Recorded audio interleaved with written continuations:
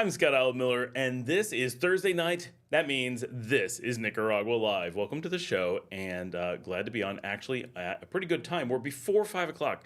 I so often struggle to get this out even before 6 o'clock. To have one before 5 is pretty awesome. I am excited about this, and we worked on the audio issues that we had last week, so we're hoping very much that we have that fixed, and hopefully that will not be a problem this week. I've got the good microphone set up. We are using OBS this week. This is mostly for my future reference when we're like, what works and what doesn't. So right now we're using OBS on the Mac M1. I have the Rode X Streamer X doing the capture. I've got the good Rode Pod mic. We've got the Fuji connected directly to that. So it's a little bit different of a setup, but I've got a different monitor set up because I'm using a different set of equipment. And at the moment, it looks very different and very cool. I like how it looks other than the little bit of a mess that I have over here. I did not have time to clean up. Normally I keep that pretty clean, and I was a little bit rushing, and if I just spend all my time cleaning, we never get to the show. So we just move forward with it. We already have some people on, so hey guys, welcome to the show. So glad everyone's here. I've not yet announced that I'm hopping on the Expats group right now, and getting people invited so they know that we have the show going on. And we've got a couple different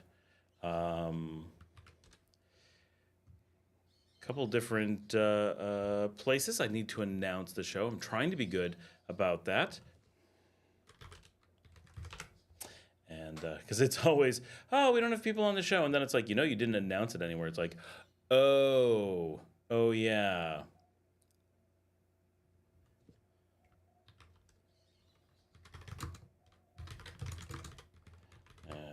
Letting people, so everyone jump in, say hi, introduce yourself, let us know who is here, and it's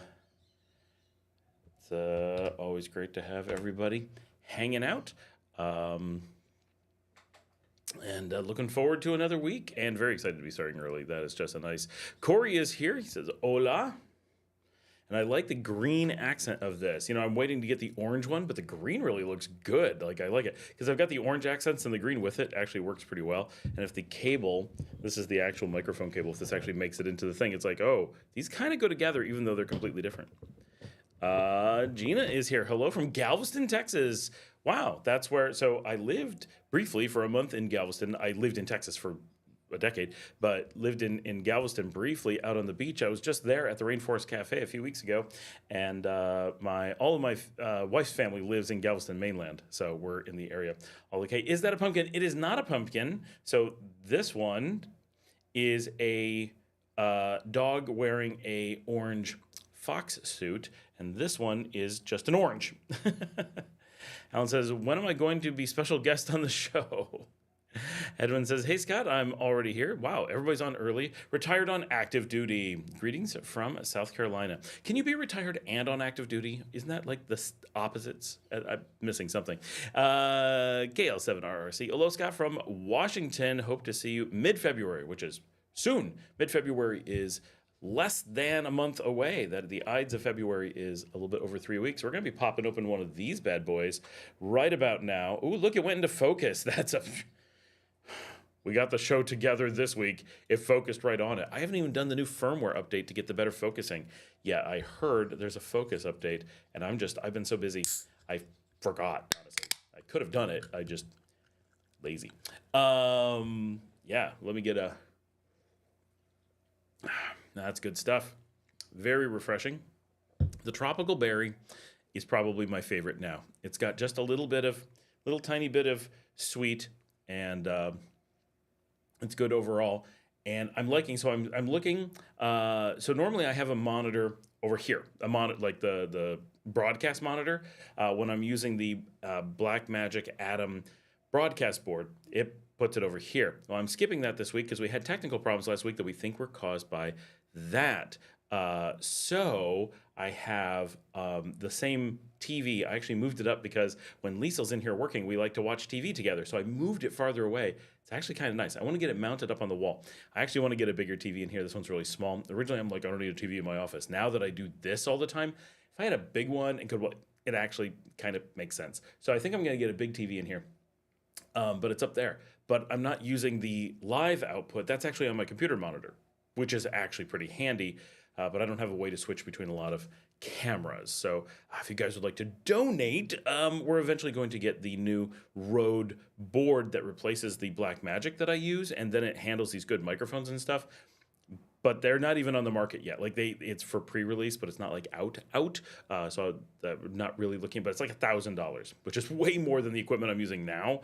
But it'll let us do better, cooler stuff with this, kind of the best of the Rode and of the Atom. But so I actually have YouTube up over there, and I'm watching, so I can see the delay. I can see the pace of the chat going on. I can see exactly what you guys are seeing and how much delay it is and everything. So that's actually pretty cool, because the stuff I have is in different pacing. It's hard to know exactly what is going on. So it's actually neat being able to really see what you guys are seeing, because it's running off a different laptop. It's a Linux laptop connected to the TV, so I can see. Okay. Retired says career officer nearing the retirement part. I see. Oh, I think I get it. Brent says the WhatsApp group chat is going to keep me occupied all day long, apparently. Thanks for starting it. Yeah, for those who have not checked it out yet, I know most of you are on there. There traditionally have been these Facebook expat groups that people use, and they get a decent amount of traffic, but there's some problems with Facebook groups. One is they're not real time, and they're not really handy, and you have to have like extra apps that you don't use in day-to-day life. Like I don't use Facebook. I don't have Facebook. So for me, right, because Facebook has a tendency to just pick and choose who gets to be on it. And there's a lot of people, a fair number, who don't have Facebook, and there's a lot of people who want to avoid Facebook and don't like it. And so to be on those groups, you have to have this one tool that not everyone has. And WhatsApp, you have to live here. It's our phone system.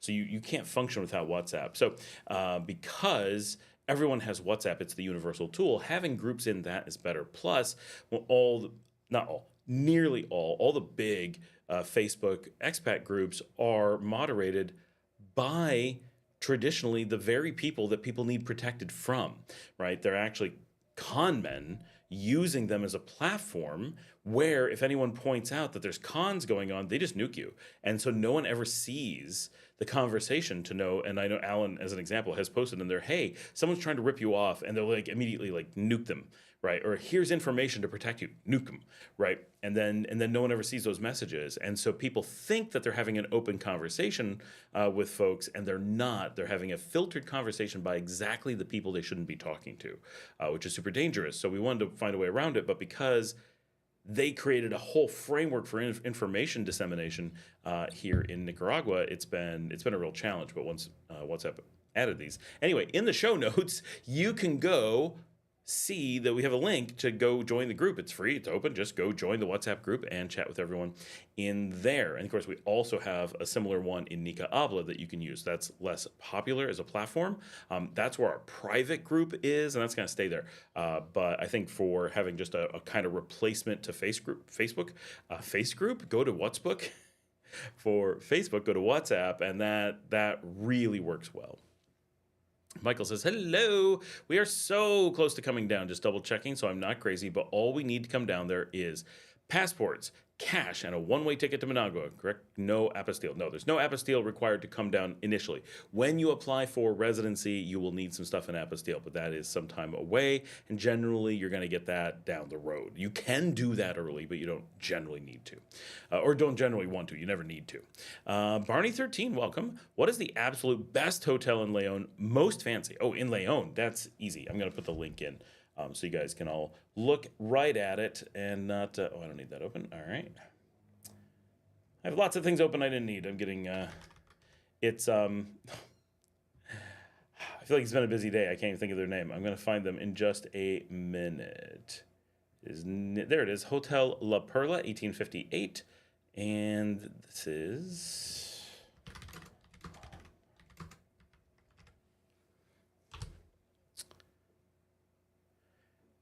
Am I saying Nicaragua is not a free speech society? No. So Facebook is from the United States, right? So, I mean, an independent private company is never a part of a free speech conversation.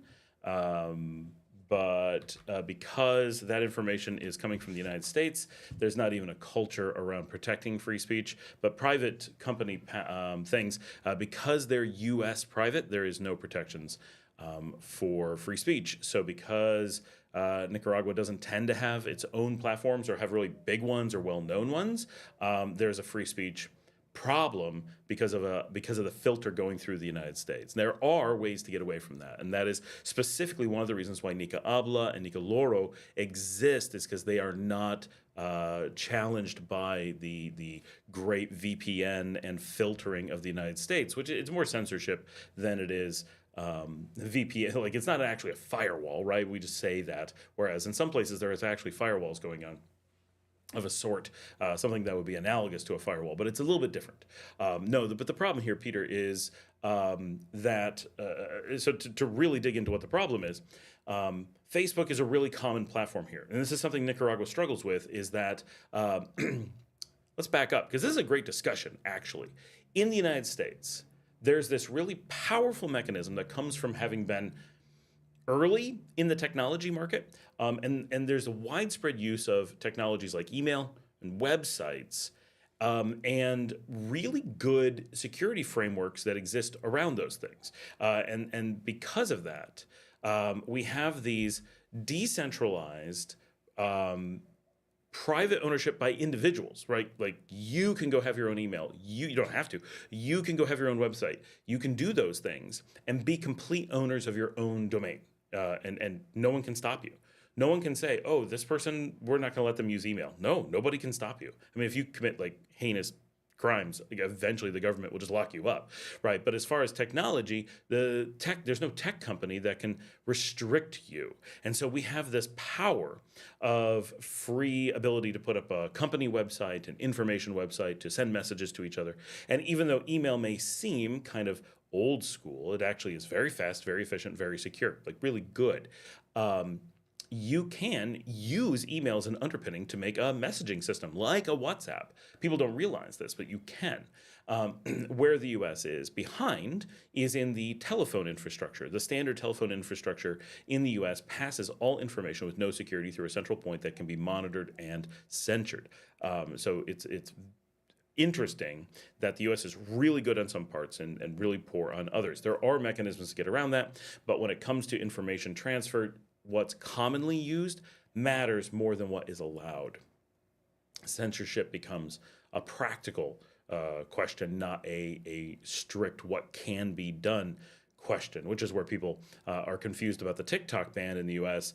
Some people think that they're going to, they still have freedom because TikTok came back, and they don't understand that there is a ban that is reducing the voice on TikTok and making the people who need to be able to get information out there silenced a little at a time, and that there's a real ban in place that's really taking away free speech and really taking away the press.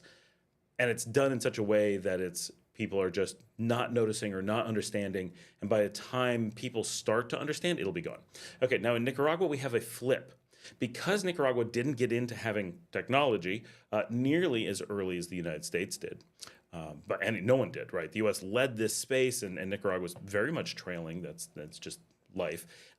Nicaraguans never got used to using email and never got used to using websites. And that may sound really surprising to Americans who are like, but how do you do any, like, I don't like to always do those things, but what? But really, they didn't start doing those things, partially because we didn't have the free carriers. We didn't have the Gmails and things like that here. And you didn't have, putting up a website is quite expensive. Especially because the infrastructure doesn't exist in country. So if you want to have your own website, you need to do something like pay to host it in the United States. Well, now you have the U.S. overseeing it, and it's slow because it's coming from another country, and you have to pay U.S. prices when you're a really low-income society. So what is really cheap for Americans is a noticeable investment for businesses in Nicaragua. And then the skills, because there's not much use for it, the skills to do so are few and far between, and so that's more expensive as well, and so the sites just aren't as good and so forth. So it's a challenge. Of course, some businesses have websites, but mostly it's for expats. So when Facebook came along, Americans broadly said, this is mostly stupid. And we already have websites, we already have email. This doesn't do a whole bunch of amazing things for anybody, right? But Nicaraguans said, oh, this is a framework that would allow us to have something like email and something like websites without paying anything. It's completely free. And so because of that, because it's completely free, Nicaraguans jumped on it, even though it doesn't have the security, it doesn't have the protections of the decentralized infrastructure that the United States has.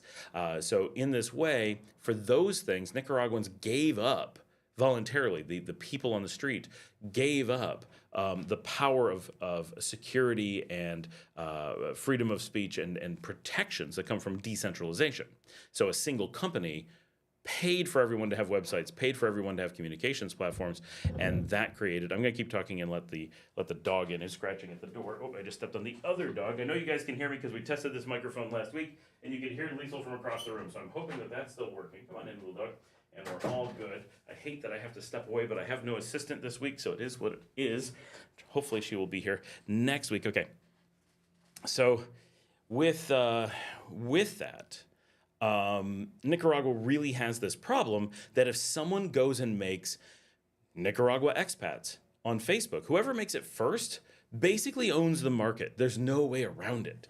And so the early people, 10, 15 years ago, when Facebook was just getting going, who wanted to do this, the people who were financially incentivized to bother doing these things, was all salespeople and con artists who were trying to control the message going to expats. And so because expats stumble on these Facebook groups and just join them and don't have any outside open communications way to get more information about them, no sidebar to fill them in, the people who control them can control anything that's said on them, and so it's really bad.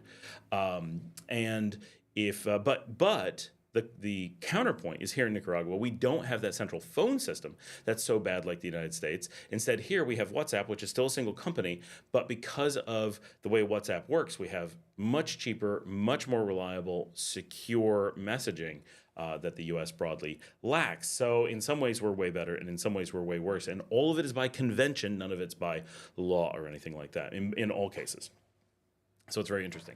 But we do have some technologies like Nika Habla here that are available to people, but they're not useful until you have the majority of people on them. That's where things like WhatsApp and Facebook really do well, is because they just have so many users. But the nice thing is that in theory, we can get people onto email and stuff very quickly and solve those problems if it's ever needed. All right. So close, blah, blah, blah. I see the notes. There's a whole bunch of ads coming in. Barney, hopefully you saw my link to the best hotel in town. And it's really not that expensive. Like, it's completely affordable. But it is a very fancy hotel. If that one is full or not what you want, check out El Convento. That would be the second best, which I have not stayed in either one. I don't have a lot of call for fancy lodging in Leon for obvious reasons, so I never use them. I do use fancy ones in Chinandega, for example, because that's just far enough away that, like, I went there for my anniversary a couple of years ago. I can say it. It's realtors. Not all of them, obviously, but saying the YouTube ads are bad for Michael. Hello, everyone. Tusk the Ripper. Hey, Scott. Good to see you. Hey, Tusk. I just caught Peter's thing. Corey says, what's the word on? It's the bird. The bird is the word. Because the bird. The bird is the word. Did I freeze? No, I didn't. All right, cool. Peter says, never mind, misunderstood. I began with DOS and AOL, CompuServe. In my opinion, the World Wide Web is far worse now. I mean, the thing about AOL and CompuServe is they were the Facebooks of the day, right? They controlled everything, and there's a lot of negative to that. I began long before those things, so they are later latecomers for me. Brent says, I stayed across the street from La Perla at the Spot Hostel. Wow, that place looked like a palace. It is kind of. I think they said it was once a residence of a government official or something. Yeah, I'm pretty sure it was. I don't really know any story of it. It also is connected with the Monte Carlo casino across the street.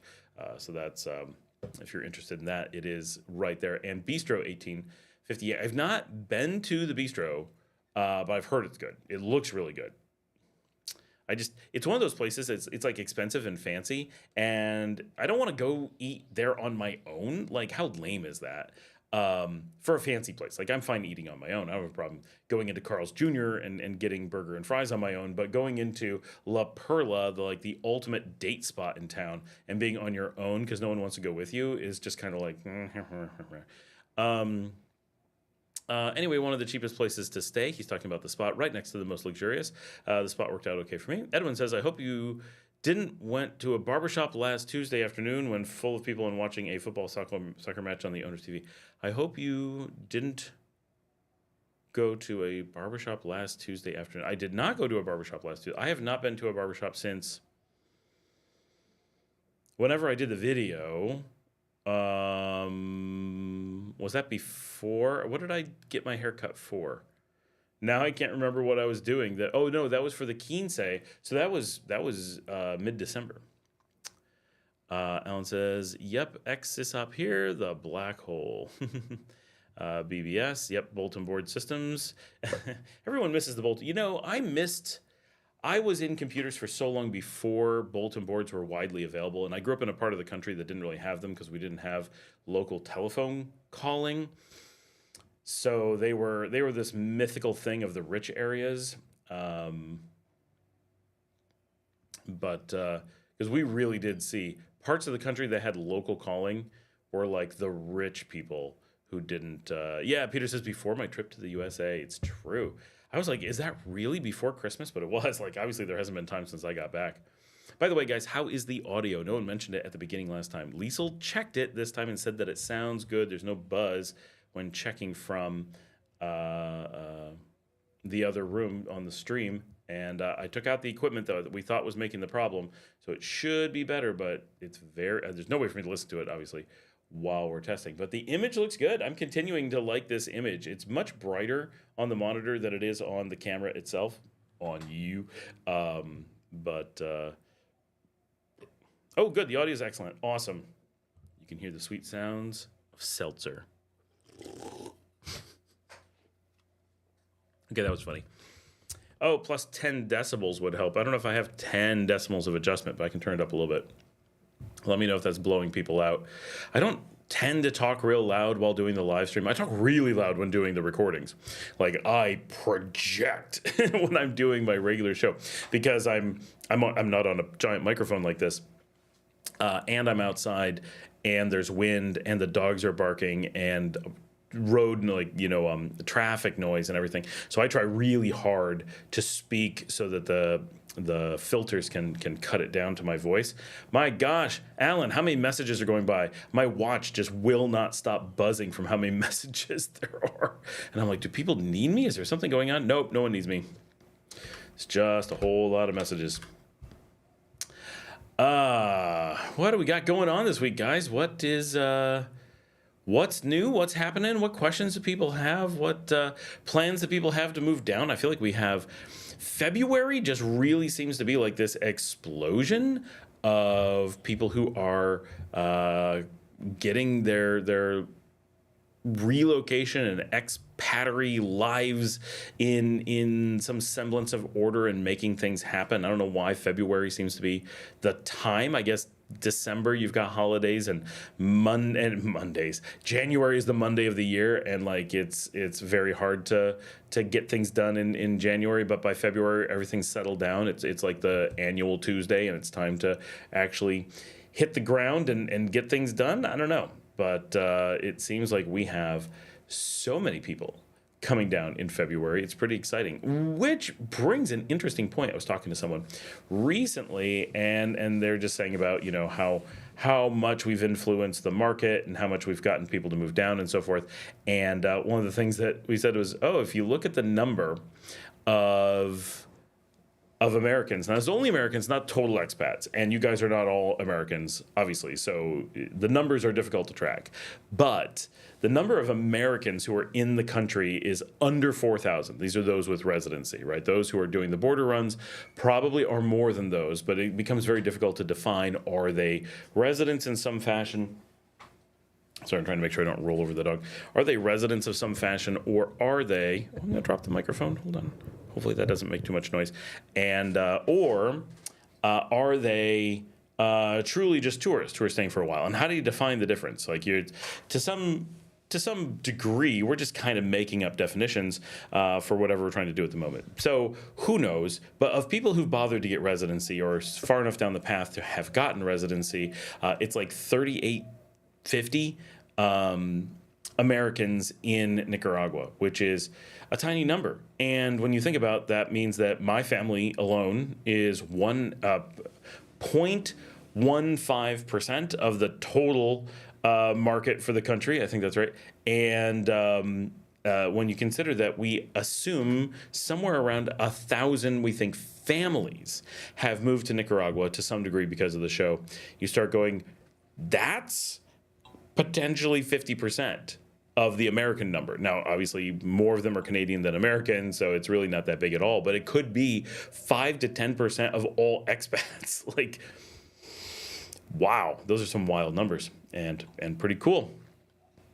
Alan says, this is where I find out. Alan is heading to Argentina soon. I mean, we talked about it. I knew it was in the potential cards.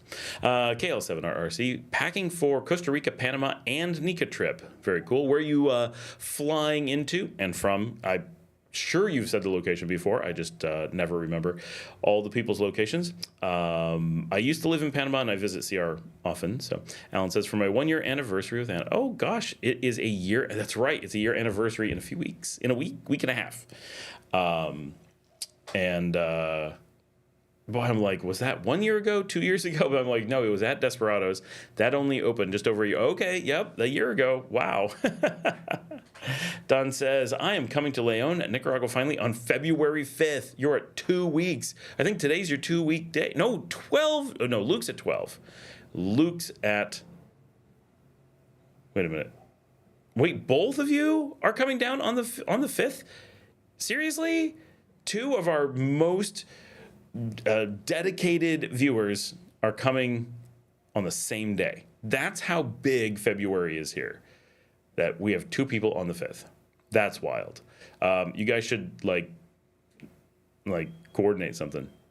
Oh yeah, see you at the airport. Now I'm flying into CR. Are you flying into Liberia, or if you're going to Panama, I assume you're flying into San Jose, which is much easier because you're right like in the city versus Liberia, and you're like, wow, here I am at an airport outside of a really small city in the middle of nowhere. It's pretty, but it's the middle of nowhere. Maybe both, Luke. Maybe both. We still have people chatting in the WhatsApp during the live stream. This is crazy. How do I respond to people? Swipe on a message. Thank you. I'm still using 2 phones here because I don't understand how eSIMs work, even though it's been explained multiple times. Get on the live stream.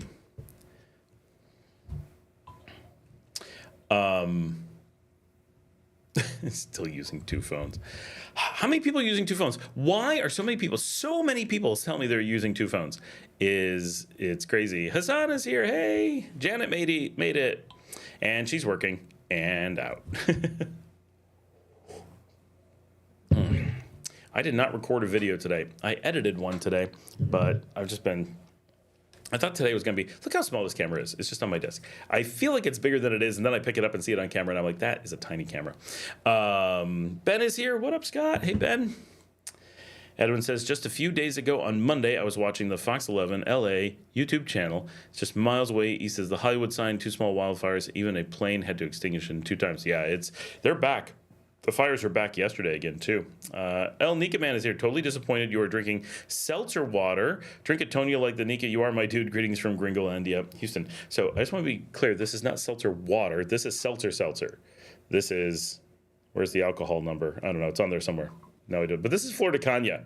Flor de Caña. This is made with rum. Water.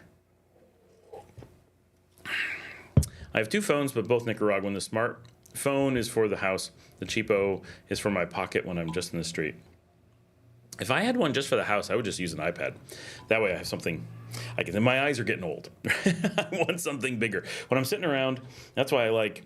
Here, I have both of mine right here. These are not both mine. I'm holding on to Marcella's phone while she's in the hospital. But I like these small ones like this because it's so easy to hold. When I'm out in the street, this is what I want. But when I'm around the house, I want something bigger. This is actually small for around the house, but this is I only have one phone. And it's bright pink so I can find it. Look, we got the orange, the green, the pink. I got colors going on here, people. Colors. I am enjoying this because I am colorblind, you see. So you have to have this high saturation rate for me to even be able to see it. So this works out pretty well. So I like this bigger one for a lot of things, but not when I'm out of the house. There's Renee. I have 2 phones too. Yes, Renee, you are why I mentioned it because I saw you in WhatsApp. Okay, we're going to get to you in a second. Edwin says, while in Florida, just had the biggest snowfall ever recorded in the 21st century. Lake Michigan is 100% frozen. Okay, that's crazy. Nika Man says, it has alcohol. I thought it was the seltzer without anything. Good choice then. Yeah, the seltzer without anything is a new thing here, and nobody drinks that. I've seen like 2 people ever drink that. Nope. Seltzer, though, is a huge thing here. We have multiple Mexican seltzers and multiple Nicaraguan seltzers.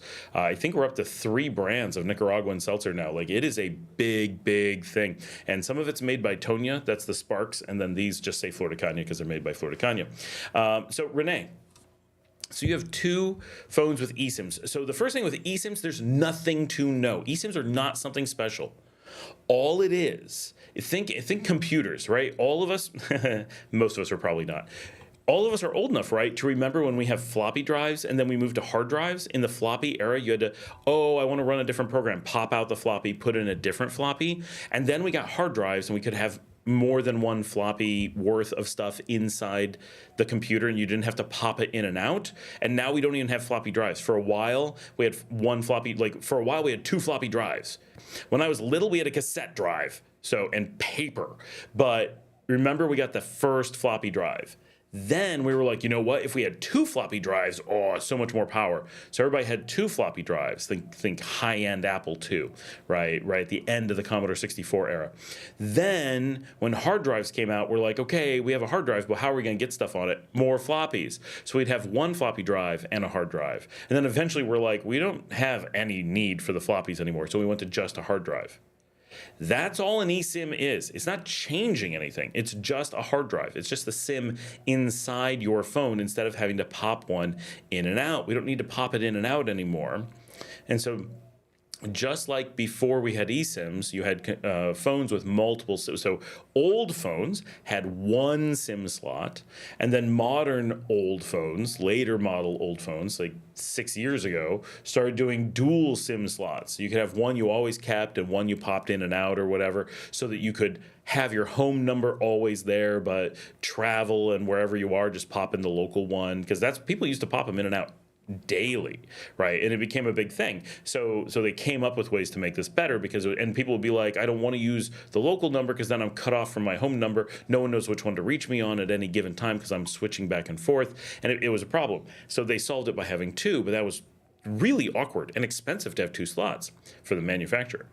Then they said, what if we just, wait a minute, why are we physically putting in SIM cards? What, is this the 90s? We don't have to do that. So they came up with a really obvious just chip that they store the SIMs on. So you can either have one that has a physical SIM slot, so this one can hold 1 physical SIM, or an eSIM that can hold like 32. And so I can pop in a physical SIM and transfer it to the eSIM. It's just like putting in a floppy and copying it over to the hard drive, basically.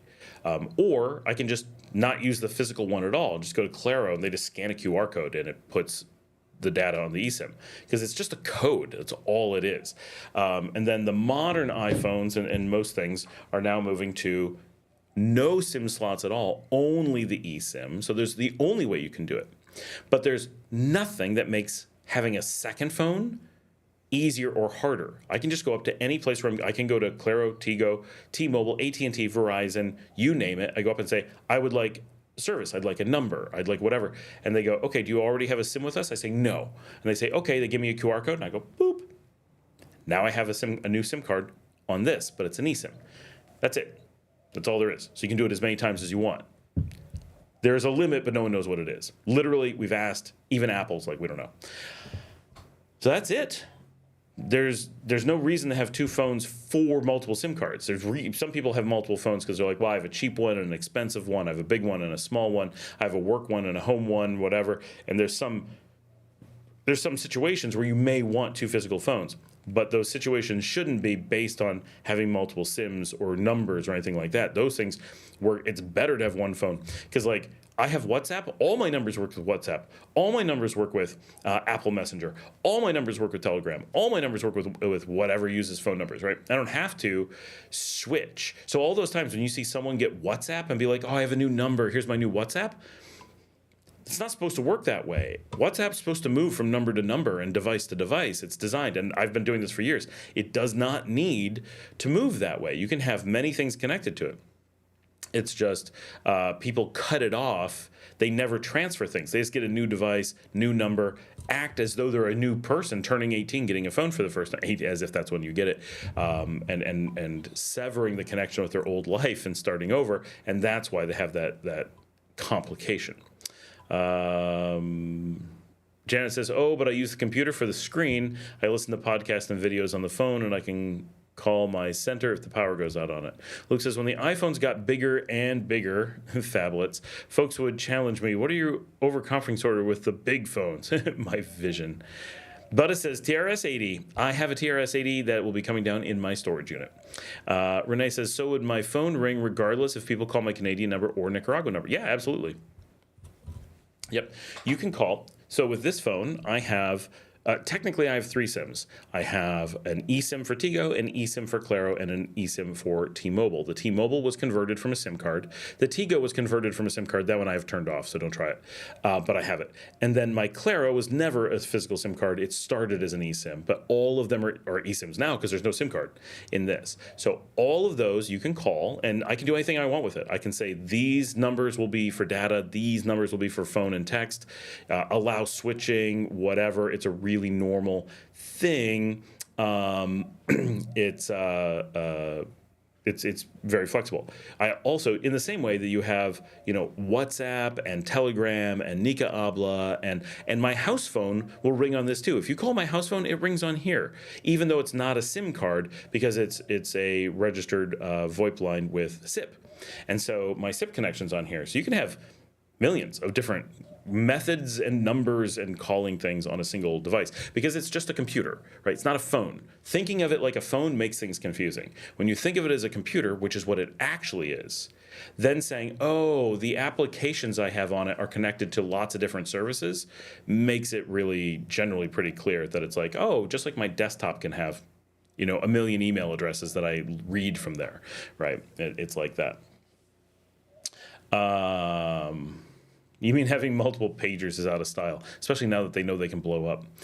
Alan says, having 2 phones would only be really an advantage if you are in a position where you in data may be discoverable in court easily, like for police officers, because they can have their phone subpoenaed and they don't want to give up their personal one during a subpoena. And Peter says, Scott, was it you that recommended T-Mobile cell phone service? It is me. Well, I mean, I do recommend it. I assume it was me. It could have been many other people because lots of people recommend it.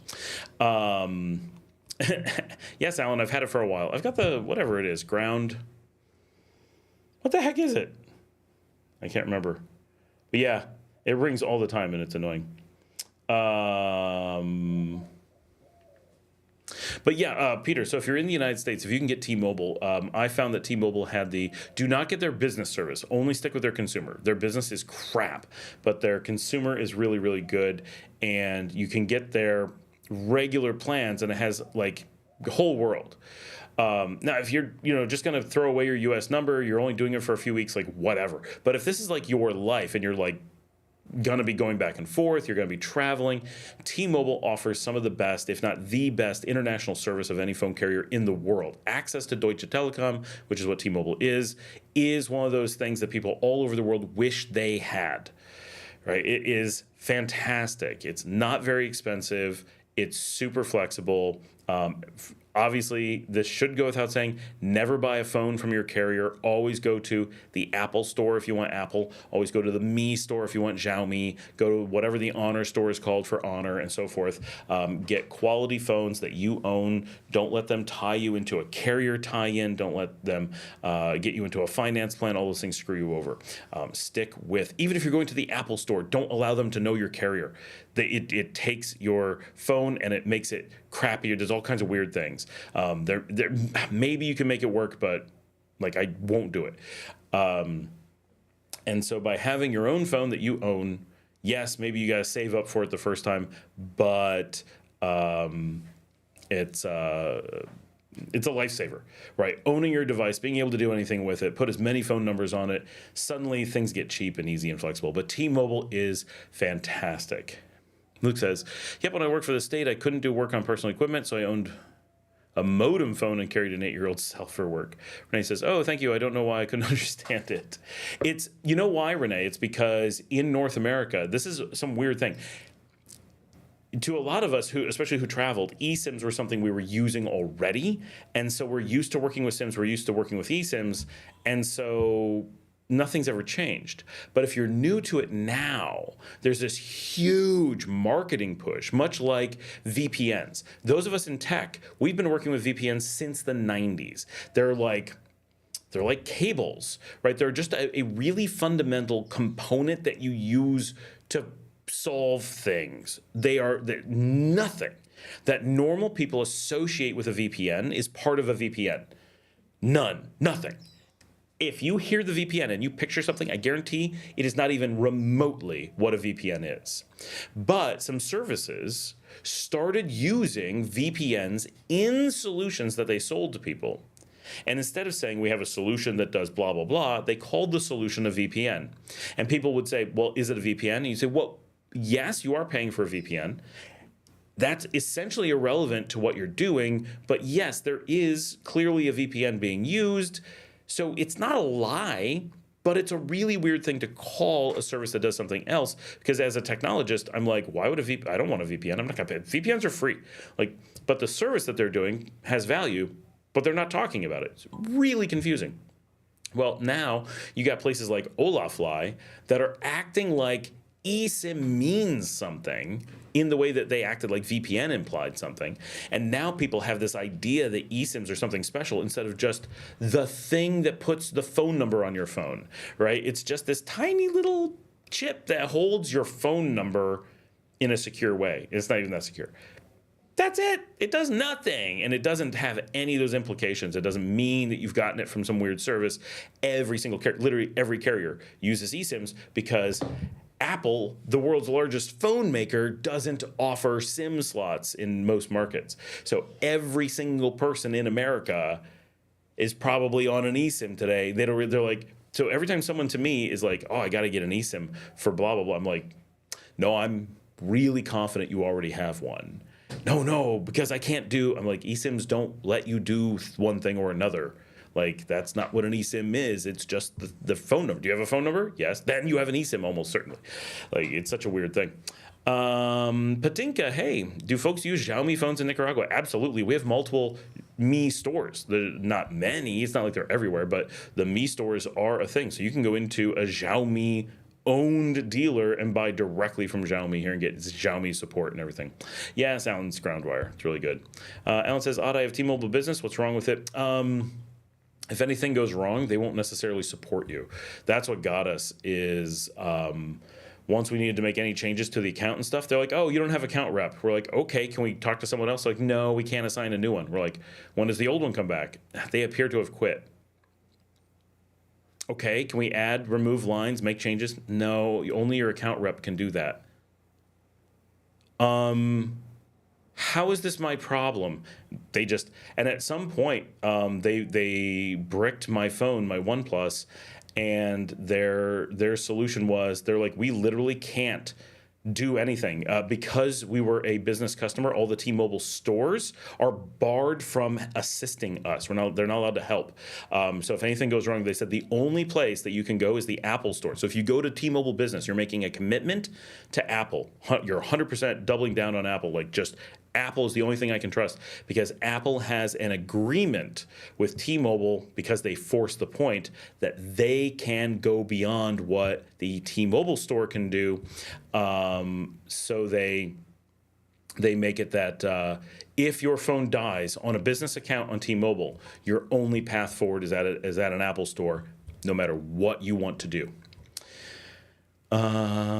Scott, international service is what I'm interested in. So that's yeah. So T-Mobile is to have, like, so you can get international service from a lot of carriers, but if you're in the U.S. and have access to T-Mobile, it's so cheap. I lived throughout the world, right? I lived in Nicaragua the first time, Panama, Spain, Italy. I traveled to 40 countries. In 40 countries, only 2 times have I ever had to deal with not having phone service with T-Mobile. One time was in Gibraltar. Like, who cares? You can see across the country. And I mean that. It's like, I don't know, 12 blocks wide. So it's so small, just put up without having cell service. Just walk to the other side. As soon as you cross back into Spain, you got cell service again. As soon as you can see the border, you got cell service again.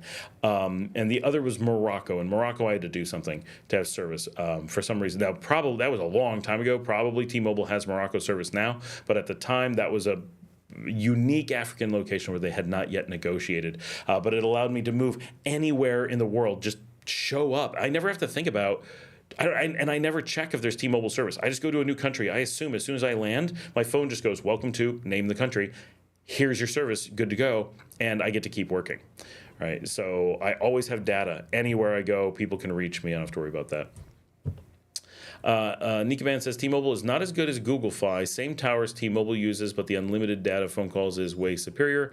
Also pretty much worldwide. I've kind of looked at the Google Fi, but Google has been so unreliable and distrustful.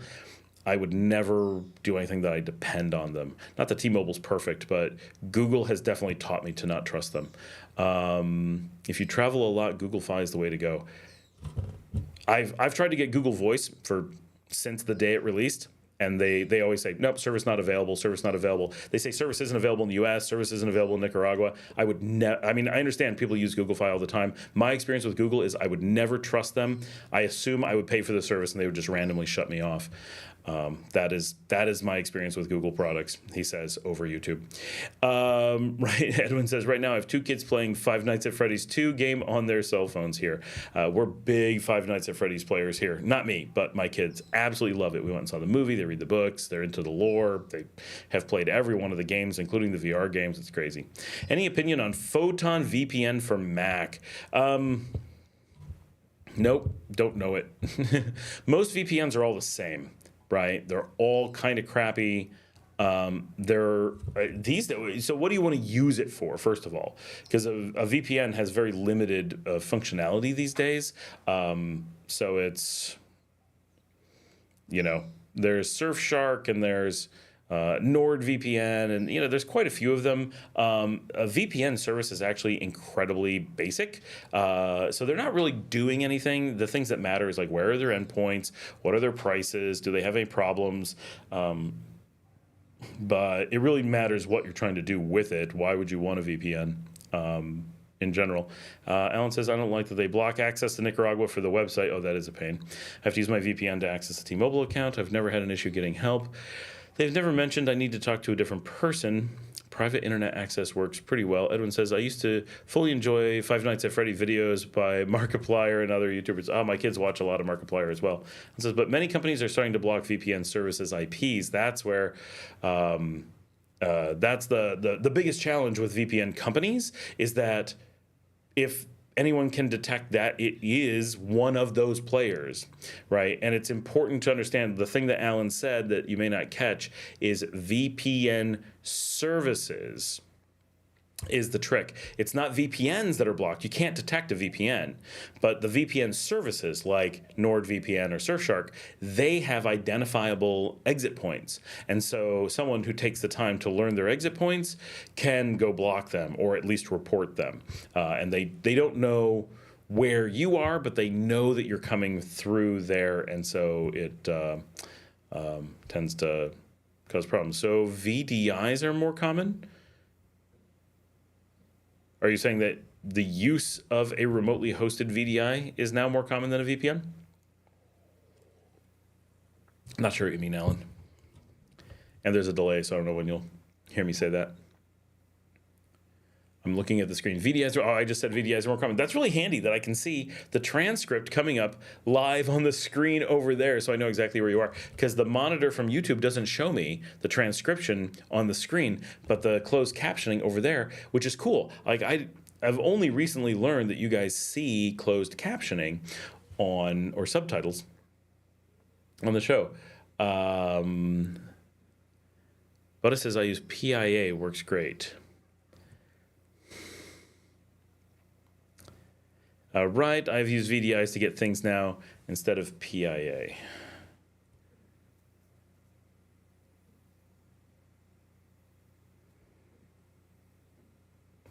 I don't know. Everybody's lost me.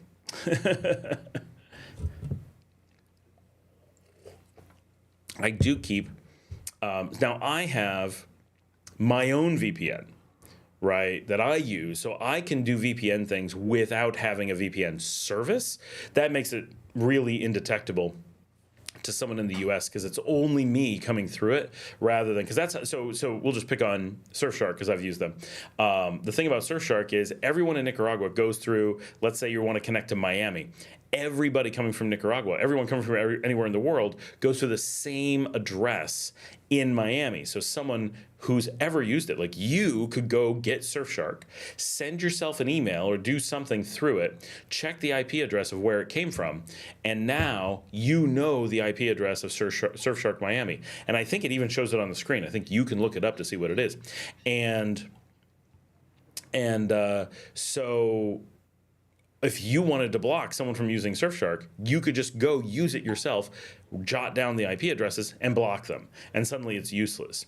But that only works because you can go sign up for it and look up what it is. If I'm using a VPN of my own, I'm the only one going across it. So you can't get access to send something through my VPN to look up what it is. So all you know is you know where I'm coming from, but you don't know that it's a VPN. You can't prove that it is. Janet says, oh, and those subtitles are just crazy in the words they put in for a lot of what you say. Very amusing. Luke says, one of my banks has been known to have issues accessing from outside the US. Okay. Plan to use a VPN for that bank's use. Backup plan is a Raspberry Pi connected to a family member's house in the US IP. Yeah, I basically do that more often because then I don't have to pay for a VPN. Honestly, that's why. But I have my own VPN system as well. I have a couple different workarounds because I do a lot of things. Nicky Man says that is called a dedicated IP, meaning you're the only one using it, but you have to pay extra for it. Right. And at that point, why bother? Well, it depends. If you can get one that goes to a lot of different places and you can bounce around. But I posted the what? That's what I think doesn't work from YouTube. Oh, yes, you can't post here, but you can. That is handy. You can do it. Private internet. Oh, PIA. PIA is actually a VPN service. I see.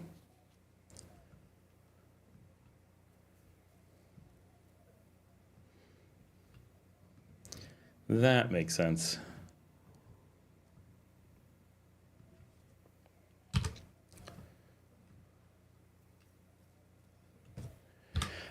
For those who do not know, and I bet Alan does not, and he'll definitely want to, and let me say,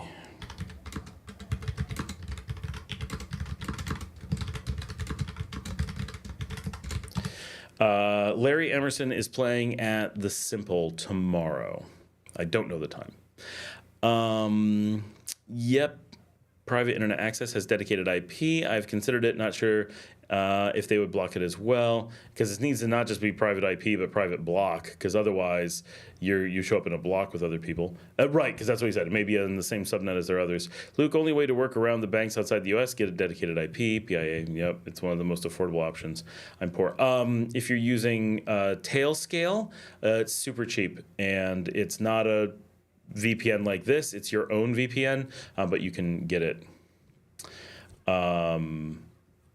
So I use Tailscale to connect to like my dad.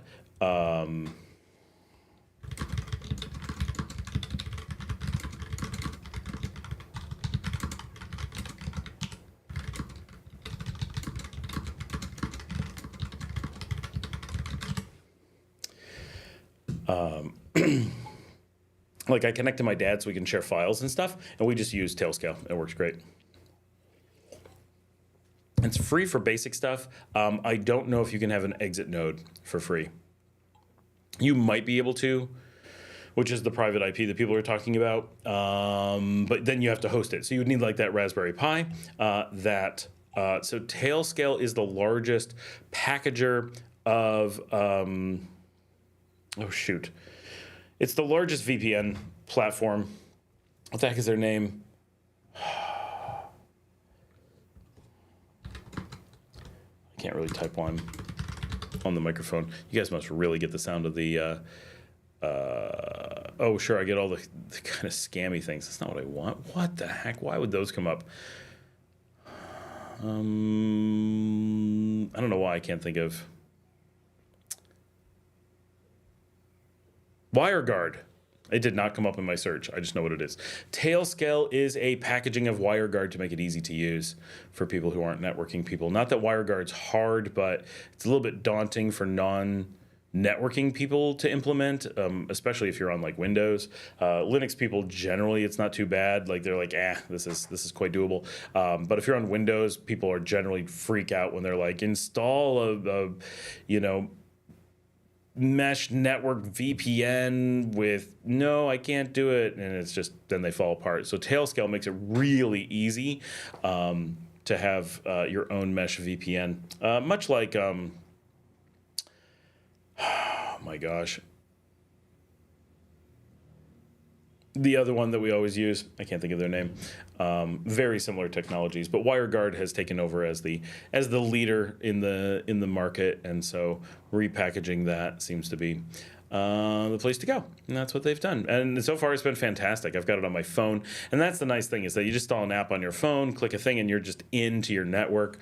So it's nice because, like, from home, I can have Jellyfin at home with WireGuard on that, and have it on my cell phone, and just be like, oh, I'm in the car, I'm waiting at the bank, I'm sitting outside in the car waiting for someone else doing something. Well, because I'm on Claro, I have really fast data. I can just bring up Jellyfin through Tailscale, and away we go.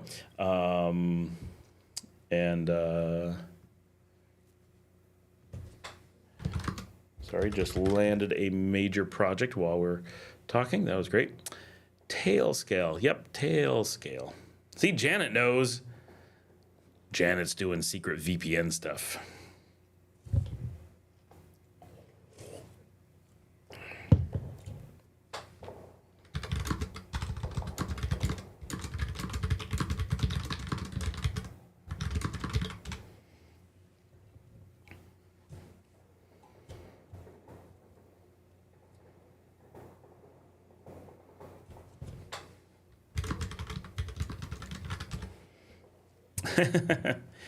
Alan, if you have any tech questions, just call Janet. She's providing tech support in town. She'll come over. We'll work for beers. Woohoo! Ben is lost. We've gone down a technical trail here. Aha! I will put this in the Expat group. So this really should be in the Leon group, but most everyone is going to be in Leon. So for those who want to. All right. Janet says, your subtitles spelled it out almost right, then I found it online. Oh, nice. See, the subtitles are not completely useless. Go subtitles. Why are you making these? Did everybody hear my dog? Gwyneth says, I was born on the east coast of Nicaragua and adopted by Americans just before I was 6 years old. Have enjoyed your program, but have you ever been to the East Coast? Never learned Spanish. I think she meant to say ever, but it came out every. Awesome. Hey, Gwyneth, welcome to the program. No, I have not been to the East Coast here. I do work. This is obviously cheating. I completely understand, and I don't mean to make this comparison, but you can see why I go there. I do work in Belize, which shares part of the coast. It's like just farther up the coast. And so a lot of the weather and lay of the land and the way the trees are like, hopefully Gwyneth understands this, but for other people, the way that the east coast of Nicaragua looks is very different than how the west coast looks, right? It's very flat, it's Caribbean, it has different wildlife, it has different trees, it has different climate, it feels different, but it doesn't feel different than Belize, right? They're basically next to each other and just one continuous coast, essentially. And so I work in Belize, so I get a lot of the feeling of that part of Nicaragua. And they also primarily speak English, mostly English Creole, with a little bit of Spanish definitely heard on a regular basis. And so it's surprisingly similar. And people I know in Belize who are from or are married to people from Bluefields are like, yeah, I can't tell them apart. Like, they're like identical. So they feel that they're very similar, whether that's true or not. So no, I have not put the time in. It's very far to get, and I always have a reason. Right now, the thing is that I was very excited to be going out there and be filming right now because I was going to be driving out because I had everything lined up to make it happen, and I don't have a driver's license due to technical incompetence of the entire state of Texas computer systems for the police department. It was down we've never gotten a notice that it came back. I'm assuming it came back silently and they didn't want to admit how long it was down, so they never sent out a notice. But it was down for a long time while we were in Texas, and I was unable to renew my driver's license. So I'm flying back hopefully in March, hopefully early March, we're going to see, and getting that done. And then I will certainly be heading out to Bluefields and points west once I can just hop in the car and go. It's very depressing because I was really set to do that. I had people lined up to go. I had programs lined up to film. I was really, really just waiting to get through December, had all my schedule lined up for it, and we got screwed. So, yeah, life of being an American. But, yeah, definitely going to go out there and Bilwi. There's a lot of cool stuff. And at some point, I'm going to head out to the Corn Islands. We'll probably fly out there because my wife can't take the boat. But there's a lot of stuff I want to film. It takes time. I know we're building up like this library of places and videos, and it's very hard because I now really can't travel around very easily at the moment because I can't drive, and my foot has horrendous, we hope, tendinitis. Something is very wrong with my left foot, and I'm on medication for it, and I'm seeing a doctor, and so I can't really walk anywhere. The combination has been very hard for a while. Brent says, congrats on the IT deal, I guess. Yep. Well, IT and financial deal up in Belize. Good stuff always happening up in Belize. And Luke says, apps for in-country use. WhatsApp, Pedidos Ya, Claro, InDrive. What am I missing? There aren't many. Nicaragua is currently struggling because Marcella runs that, and of course she's been in the hospital since last week. She was getting a blood transfusion last night. She is very sick. She was expecting to be in the hospital. No, well, not at all. She went to the hospital for a test, and they kept her, and then they were like a maximum of 5 days. Well, clearly now it's 8 days. She has no idea when she's getting out. She's getting very depressed about that. It's been very, very hard, and they're unable to start chemo with her because she's so sick that she's unable to get to the point where they can safely give her chemo.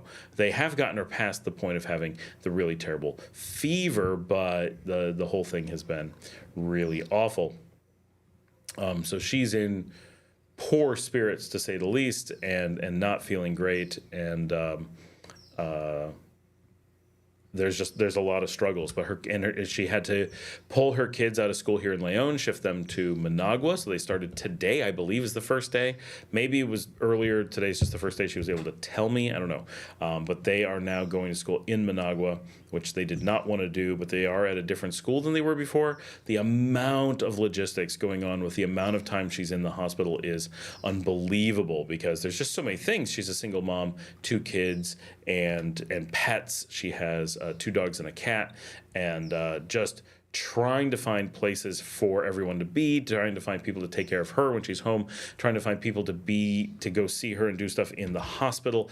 All of it is very, very hard. And we never know if she's going to be still in the hospital. No, she cannot start chemo. They cannot start chemo until she is healthy enough to withstand it. And so she keeps going to everything at this point is trying to get her to the point where they can start chemo. That is where she is. Alan says, do T-Mobile USA and Tigo in Nicaragua, then you have fallback. T-Mobile roams on Claro. It's not really roaming, but it uses Claro when it's here. Claro is the local tower supplier for T-Mobile. It's different than roaming. The important difference is when you're roaming, you're like outside of network. And when you're on T-Mobile International, it's like you're not really roaming. You're on a secondary international tier of T-Mobile service, so they don't think of you as roaming. There aren't these additional fees for normal use. If you start making phone calls, then yes, no one, but why would you do that? Don't do that.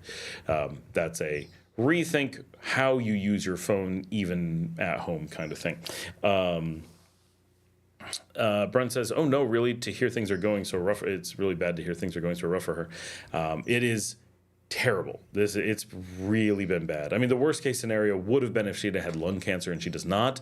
And so that is obviously gracias a Dios for that situation, but the whole thing's terrible. There's so much medicine and blood transfusions. All night yesterday, she was doing blood transfusions, and it's just there's so much, and she's been so sick, and she can't breathe, and she can't sleep, and just medicine after medicine. And one of the biggest things is the stress and the depression and the lack of information. No one is getting her a really clear, this is where you are, this is what's happening, this is what we're going to do. And so she can't really plan or look forward to anything or figure out what she's going to do. And it's very hard to go visit her because we don't know if she's going to be there tomorrow or where she's going to be or what she's going to need or what's going to need to be done.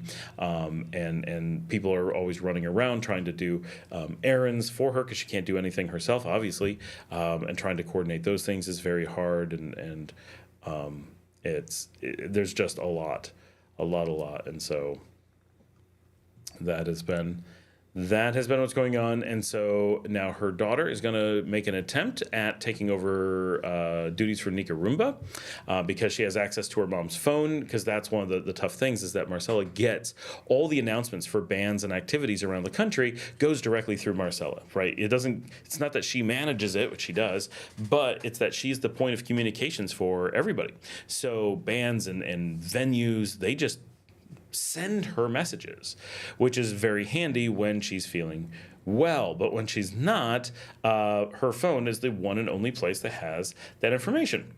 And so obviously that's not a priority, but it does mean that all of that is languishing. When she was feeling well, it was very, very vibrant. So that is a thing that she's trying to get her daughter, who is going to be 15 very soon and likes going out, and it's really a good thing for her to be doing. So it's good in that regards that it's probably a good activity for her daughter to be doing, and a thing that she can definitely handle. So good exposure, and there's silver linings, of course, but still a lot of challenges. So that is why that is like that, and that is her current situation. Still need that mission control intern. Yeah. Can't really do interns here too easily because, people need to put food on the table.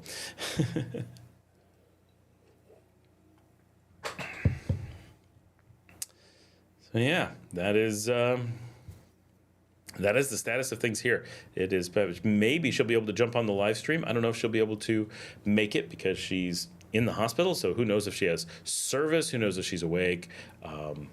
That is hard. She is in the expats group, so she sometimes sees that, but she's obviously not paying really close attention to it. It's not really easy for her to jump in and be involved, and she gets pulled away pretty quickly. So, and without warning.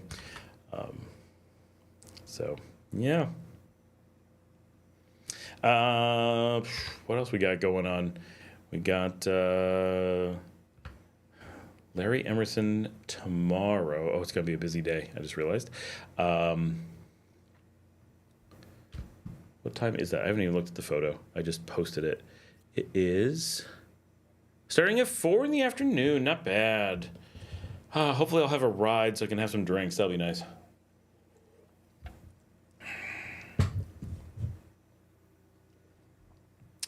What else is going on, guys? We got 30 people on. That's pretty nice. And it's early. Oh, my gosh. Okay.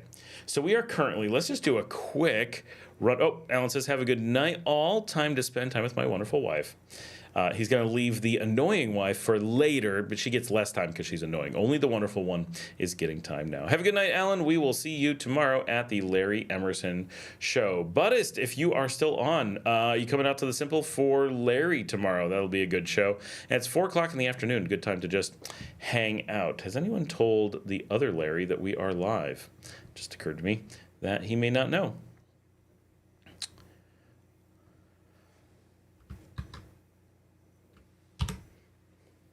But I was going to say, Luke says, another task for that intern, a calendar of events by town. Well, that's what Nicaragua is. I divorced her. Good one, Alan. Good comeback. You were ready. Locked and loaded. Where is my... Don't I have am I on the wrong screen? Total views. We are at, Janet says, I have a class right now, so be back later. Okay, Janet, see you in a little bit. We are currently at a total views of 139, which doesn't sound like a high number until you realize we're at 139 and we are normally just starting the live stream within the last 10 minutes and once in a while not for another 20. So we're kind of in the median start time right now for the show, and we've already been going for an hour and 10 minutes. Already had 139 views and had all this discussion as a lead up to the normal time frame for things. So that is pretty awesome. I am quite happy about that we're kicking things off. We need to start earlier, get more going, because there's some people that can only be on earlier, and it gives us time because we get more and more people going as the night goes on. And my dog is at my feet groaning. She's such a goof. Why are you groaning? You've had a lazy day. Maybe it's too cloudy and her arthritis is getting to her. You're 6, dog. Yeah. She's like, what? Oh, now she's moving. Why are you moving? Colin says, I think the WhatsApp group is helping to drive awareness for the live stream. Oh, that's definitely true. One of the things that we've been saying is that we need a way to announce the live stream, and I was looking for that on WhatsApp. There's like announcement groups, and I was trying to find that, and that's kind of what led me to find that the group thing was announced or came out. And so I was like, whoa, this is actually a thing we need. So we jumped on it, and yeah, I'm liking the WhatsApp group. Like, that is useful.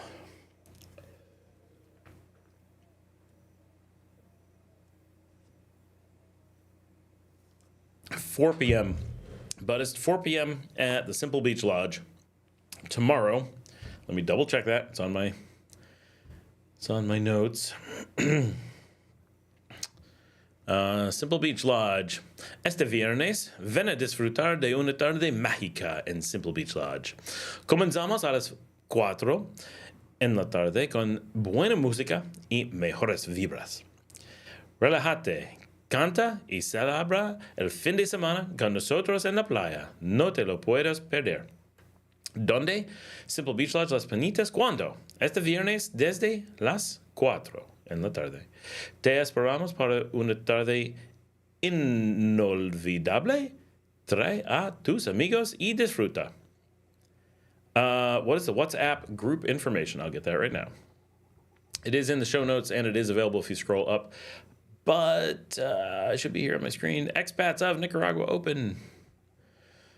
Bum, bum, bum, ba-dum, ba-dum, bum, bum. Where is my link? Copy link. There you go once again. You'll see you in there. It is quite useful. Con gusto. A las 4 estaré. Perfecto. We will see you there. Vamos a ver. Te vamos a ver. I told someone, I meant to send this link.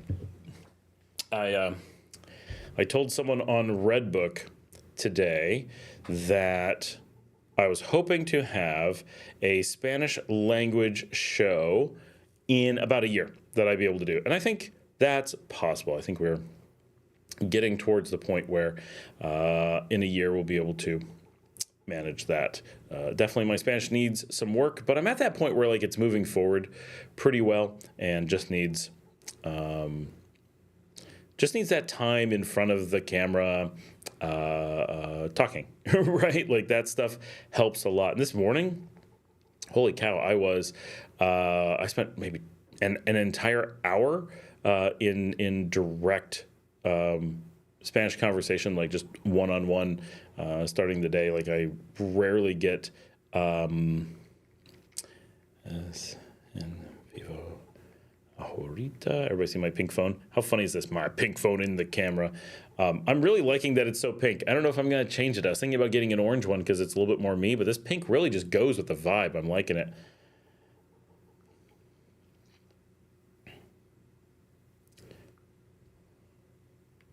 I'm starting to talk to people in Spanish in Redbook, and that's interesting because there's a lot of people in China looking for pen pals in the rest of the world, and there's, now's the time to get in and meet all these people who are like, oh my gosh, someone in Nicaragua, someone in the United States, someone in Chile, whatever, and it's really cool because suddenly there's this massive cultural exchange between the Western Hemisphere and China. And of course, China has a population larger or roughly the same as all of the Western Hemisphere.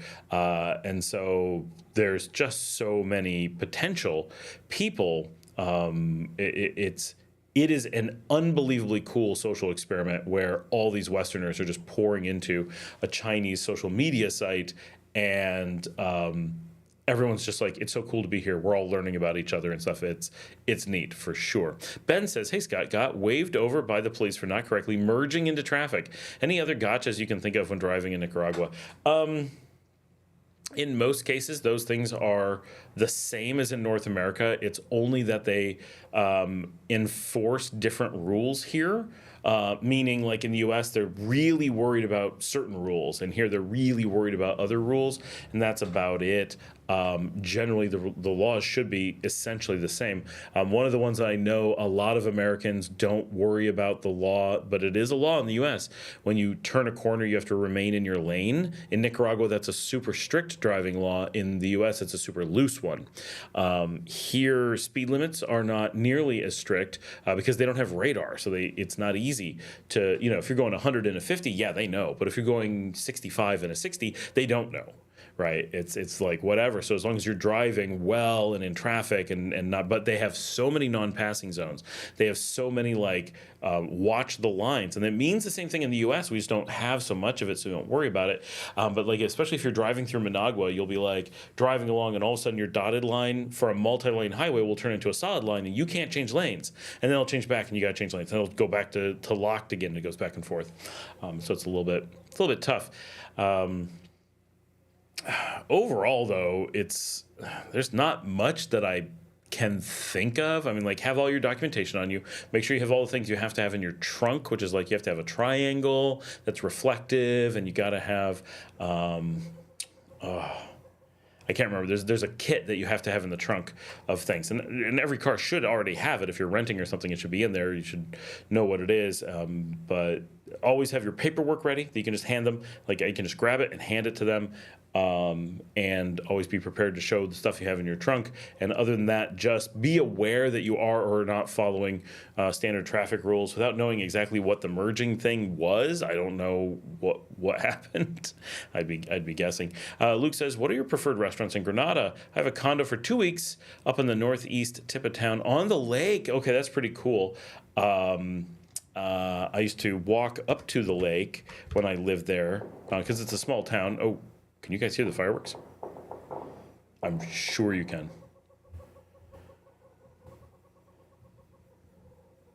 That was fast. Okay. I live in the country, just so you know.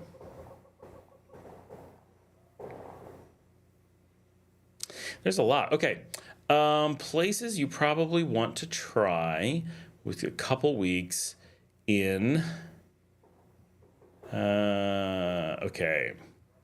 So one, if anyone wants to, if you're going to be staying there, hold on, I'm getting this location, copy link. This is the actual house I used to live in when I lived in Granada. It has its own thing, Casa de Arcos. Oh, now it's a guest house. It was a private house for a long time, and it was a rental when I was there. Here we go. This is one I really like. Now, when you are in Granada, food tends to be more about other things, whereas in Leon, everything's about Nicaraguan food. So it's a very different culinary experience. So this particular place is going to let me paste this. There we go, finally. Okay, this is the Cafe Max and More. That did not used to be its exact name. It is was a wonderful little Venezuelan place, very authentic, run by Venezuelans. And one of my best friends is Venezuelan. And I went there with Alan, who just disappeared, a number of years ago when they had just opened. And I got my Venezuelan friend on the phone, and I'm like, okay, how authentic is this? And she went through the menu and told us what to order and everything. The food was fantastic, and she's like, yeah, no, that's actual Venezuelan. You're getting real food there. This is what you're supposed to get. Oh, cool. And then this is my preferred pizza place, Pizza Vale. I talk about them all the time. I send everyone there. We have to keep them in business. I realize they've been in business for like 20 years, but I don't want to take any risks. Every time I go there, I want to be able to eat there, so please go keep them in business. But as stops are the norm, show your paperwork and you're on your way. He got waived over it, so it's a little bit different. But yeah, just stops on their own, not a big deal. Let's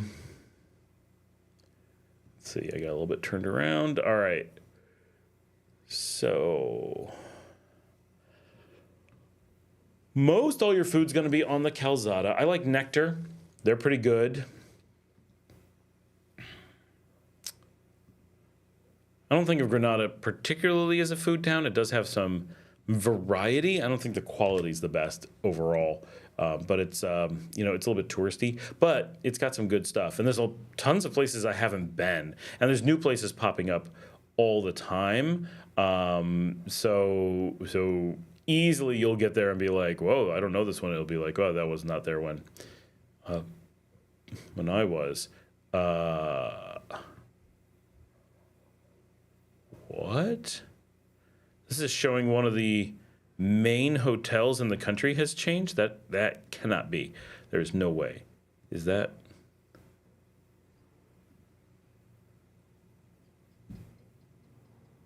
Did they change their name? This sure looks like where I've been. Yeah, the Selena is now listed as a social tel. What? Need to look into that. Who's in Granada? Someone get out there and tell me what's going on with that. Okay, other restaurants.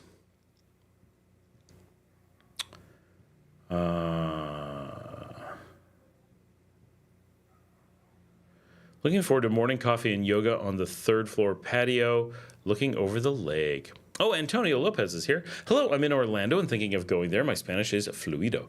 What do I need to stay 3 months over there or maybe more? Do I need a trip to come back and a place to stay or just hostels? Do I need a trip? So to stay for 3 months here, you get you come in, you just get 90 days, right? When you come through border control, like it's that easy, and you can stay another 90 days by doing extensions. So you can get a total of 6 months with a little bit of work while you're here without having to leave the country. If you want to stay even longer than that, just do a border run to Costa Rica, come right back, and you're good to stay. Again, do I need a trip to come back and a place to stay or just hostels? You can do just hostels for sure. You can do Airbnb. If you're coming for 3 months, you could pull off a short-term rental.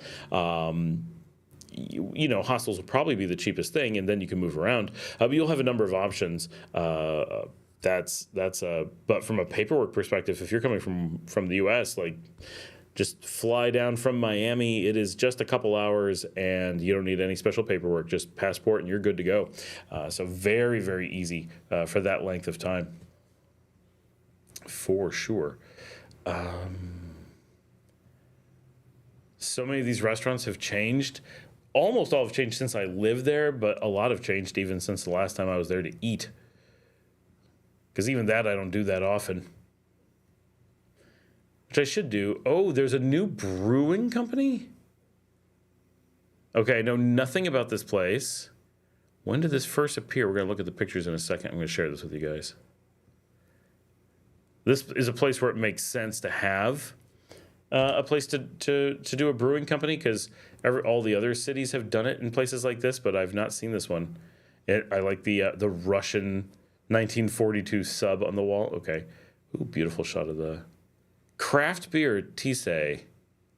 Well, that's pretty cool. At the Puerta.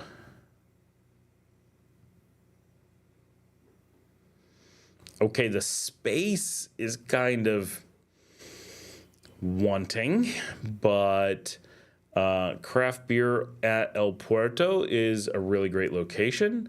That there's another craft beer place in the country, that's pretty cool.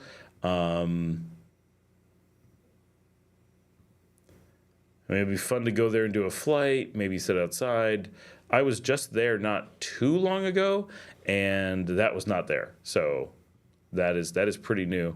One of these pictures. Yeah, these pictures are from just a few months ago. So definitely check that out. That's worth it. I missed some stuff. Got waved over. You pretty much hit it with a right turn entering to the inside lane for 10 meters before changing lanes. Yes. It's not a merge. It's that you didn't remain in your lane. That is specifically, and that is exactly the same law in the U.S. It's just that in the U.S., I've never seen it enforced, and here it's enforced all the time. Luke said, yeah, those are the restaurants I can think of. Mostly Granada's more. The Garden is really famous. The Pita Pit or whatever that can't be the right name, is really famous.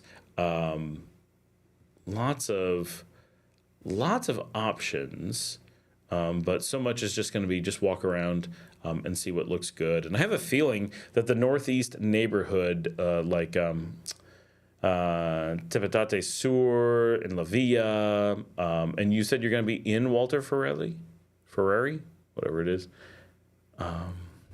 Where did you say? Oh, on the street with that name. I don't know the street with that name. I know the neighborhood. I once walked up there from downtown, and I really like the area. I remember saying, oh, this area has so much potential, and all the stuff up there was so nothing at the time, and now it looks like they've done some really cool stuff with it. Of course, it's been a decade, right? So you'd expect a lot of changes. But if you look, why don't I send you guys the link? There is a condo complex up there that I saw being built. And it was some of my inspiration for a lot of the things that I was like, oh, you know what you could do, you know what you should build, blah, blah, blah. So these condos, I walked to these condos when they were under construction.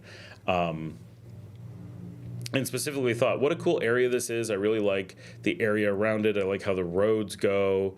It just seems so interesting and different than other areas I'd encountered. And it's a little bit on the outside of town, and it's remained on the outside of town, which is, there's a new Zona Franca in the north, next to, you're actually next to the place I just linked. Okay. Yeah, that's, I'm one of the people who has promoted that zone for a long time. Cool. Are you north of it or south of it, of the condos? Do they have a website? Of course they do not. Nothing does. Brisas del Lago is Lake Breeze. That area, of course, has been improved since I was there, but it amazes me that was the last building on the lake 10 years ago. And now you go look, and it's still the last place on the lake. There has been no changes other than completing the building. Oh, right behind it. Oh, interesting.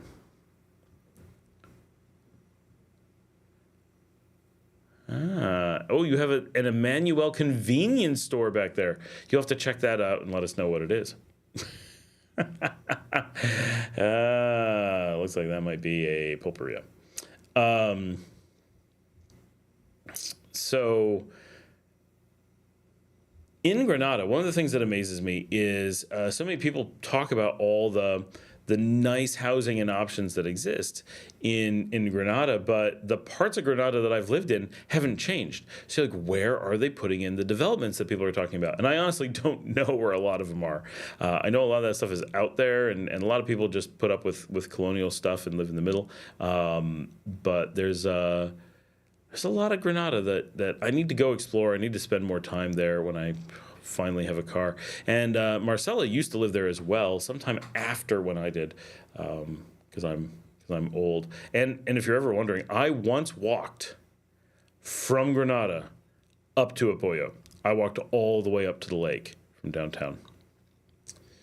I could probably recreate that walk. I think it was on Las Camelias. I went up, and then I veered off to the right and went way, way, way up and ended up in the middle of nowhere over the lake. And now, looking at it, it's like, wow, I walked really far. It's pretty crazy. Wow, thank you. I saw your videos on this, but do you recommend Granada or Leon or San Juan del Sur for short-term rentals, and do they all have hostels? So they all have hostels. That much you'll definitely find without problems. I don't know. It really, well, for short-term, Leon is the hardest. Obviously I live here and I love it. But if you're coming in for short term, it is the hardest to deal with because we just don't have very much tourist infrastructure. San Juan del Sur is good for having things, and if the thing you want to do is be in San Juan del Sur, then obviously that's great. But it's super remote. Check it on a map and really look at it, and look at other things of interest. Leon, Chinandega, Managua, Granada, Matagalpa, Esteli, and then look at San Juan del Sur, and you're like, oh, that's not close. And then remember that there's mountains and it's empty in between. And you're like, oh, just to get to Granada, which is the farthest southern point of anything interesting, it's a long way. And there's nothing in any other direction. That's the most important thing. It's not just that San Juan del Sur is so far away. It's that it's the farthest south point of the entire zone. And everything has mountains and lakes in between there and anything else. So coming from San Juan del Sur, and a lot of people do this. Like, well, I'm just going to base in San Juan del Sur and explore from there. No, you're not. You're going to get to San Juan del Sur and realize what a mistake you've made, and then you're not going to explore. San Juan del Sur is not for people who are exploring. It is for people who are avoiding exploring. Exploring is done from the central cities, and that way you can go in different directions, right? Oh, I want to go east. I want to go northwest. I want to go south, and you're central, and everything's kind of close. When you're in San Juan del Sur, you're at the farthest possible point on a long, narrow spit of land. You can't go east. You can't go west. All you can do is get to the highway and drive very slowly up a long, narrow passage to get to anything. And so, basically, every person who ever says, I'm gonna go to San Juan del Sur and explore, really regrets it. So generally, I wouldn't go there. Whereas Granada, you want to explore from Granada, there's public transportation, really easygoing places. There's easy to drive. You can walk to a lot of places. You can hitchhike to a lot of places. It's a completely different thing. Obviously, San Juan del Sur is really cool, but not for that purpose.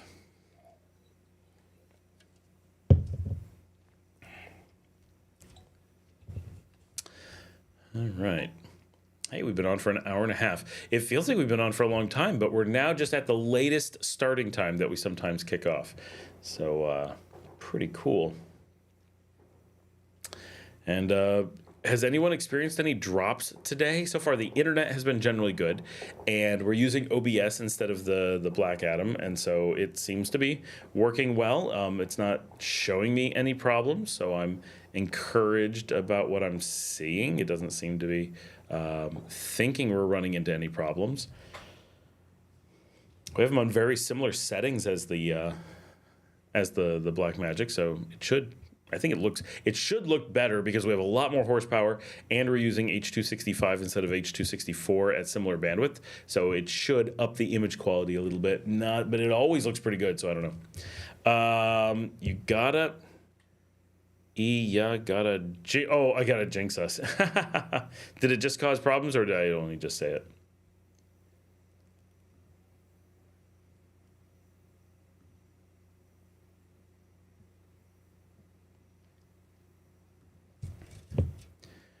You guys are quiet. I need people talking. Have I sent out the link to a sufficient number of people? Maybe we can get more people on by sending it more places. It feels like begging, getting people to get on. Please come watch me. And then they feel bad, and then they get on, and then they start talking, and they stay for a while, but so far so great. All right, cool. Well, that's encouraging that it's not an ongoing problem, because for several weeks there, it was rough.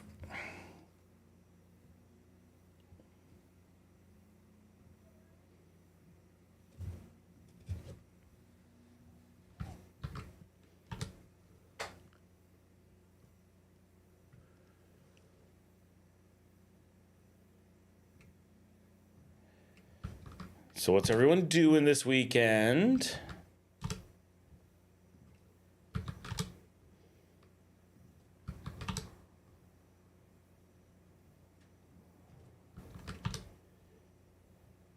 You guys got plans? Going out? Braving the snow?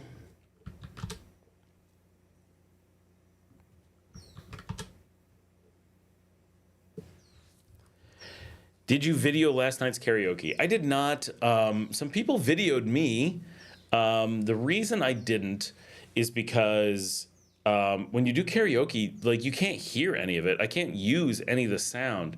So I want to get a little bit of video of it, but it misses a lot of value because none of that is playable on the internet. So it's just not a good thing for that. We did have a really good time though. My wife says we're going to do that regularly because it's very good.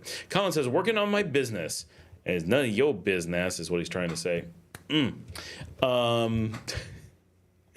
says, joined a little late, but noticed you were in early. So yeah, I'm here. But it says I'm going to the Simple Beach tomorrow. Woo, woo. Yep, party at the Simple. Anyone who can make it out, join us in Las Piñas at the Simple tomorrow. And for those who don't know about Florida Caña seltzers, you can go out and try them at the Simple. No, it was working. There we go. Yeah. Looks good. How is it filing? This is Avery S. How is it filing U.S. taxes each year while living abroad? It's exactly the same as living in the U.S. Just fill them out online, send them in. Doesn't affect anything living abroad unless you're taking the foreign earned income exclusion, which once you live abroad for a year, you certainly want to, and then you just pay way less taxes. But as far as filing them, the process is identical. Like the U.S. does not require anything in paper, does not require you to be local, does not require an address, nothing like that. Trust me, the U.S. is happy anytime you are sending them taxes or private information. So as long as you're sending that in, they just love you. And that foreign earned income exclusion is enormous at about $126,000 of income untaxable for those who live outside the United States. You've got to be making some serious scratch before you do not notice paying the taxes on that amount of money. Colin, what kind of business, if you can tell us? Give us something to talk about. My dog's here. Maybe I'll put her on the show. Come here. Come here. I'm going to put you on the show. Yeah. Oh, you're going to be famous. Yeah, here she is. This is the Mia. She's my baby. She's too big to sit here normally. Here, I'm going to move her out. There we go. There you go. Look at you. Everybody thinks you're so pretty. Yes. Yes, you're a pretty dog. You're so sweet. You're always here on the live stream, but no one ever sees you because you're always at my feet. Yeah.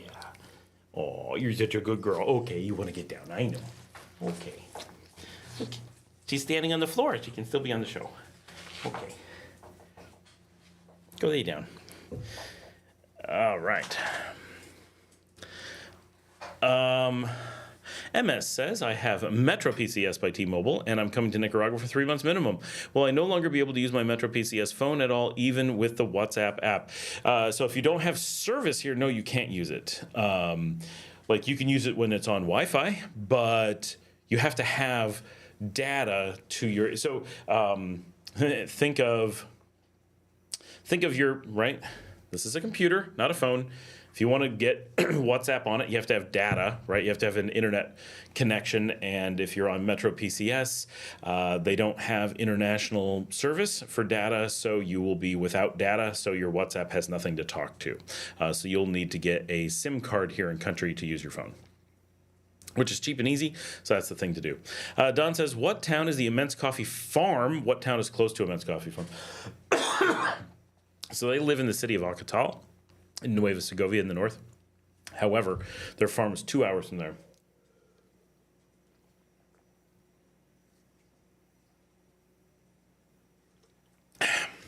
Sorry, I have a cough going on.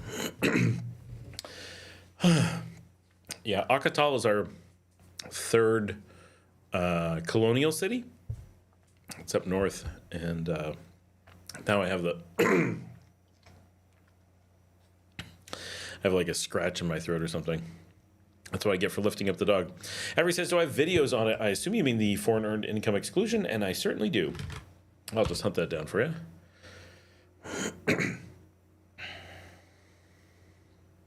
Oh, my internet's a little bit slow. Probably because I'm streaming. Oh, Elton just posted his why I quit my job and moved abroad to escape the rat race video, which is doing quite well. I had not seen that one yet.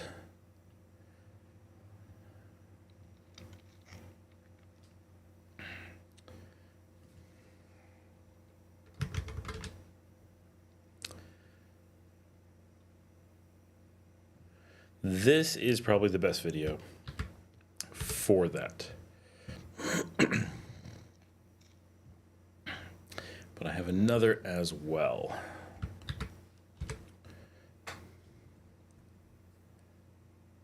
Cool.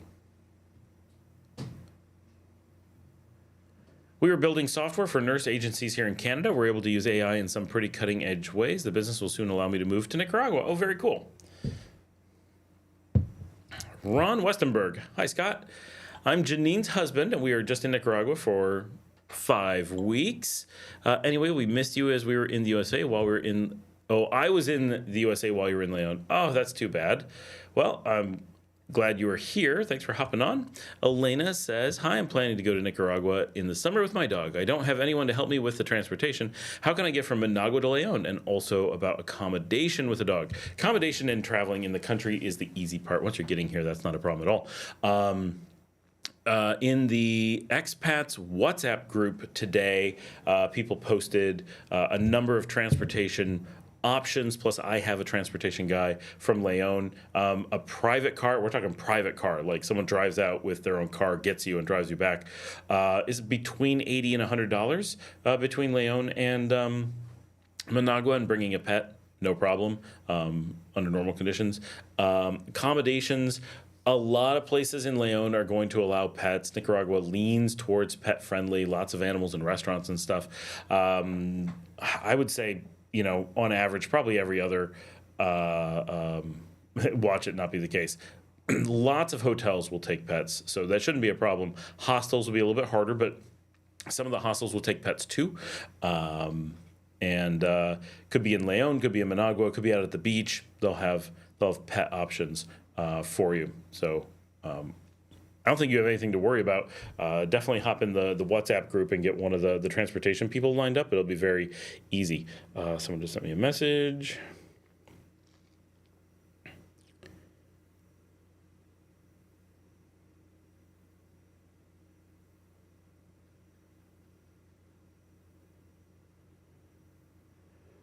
Hold on, sorry, I need to respond to someone who is doing something potentially dangerous, and I'm checking on that.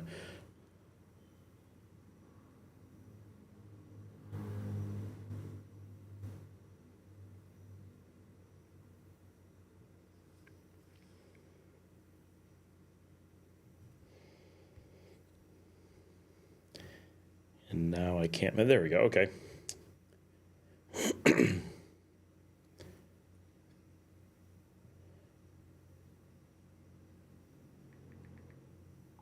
Oh, there we go.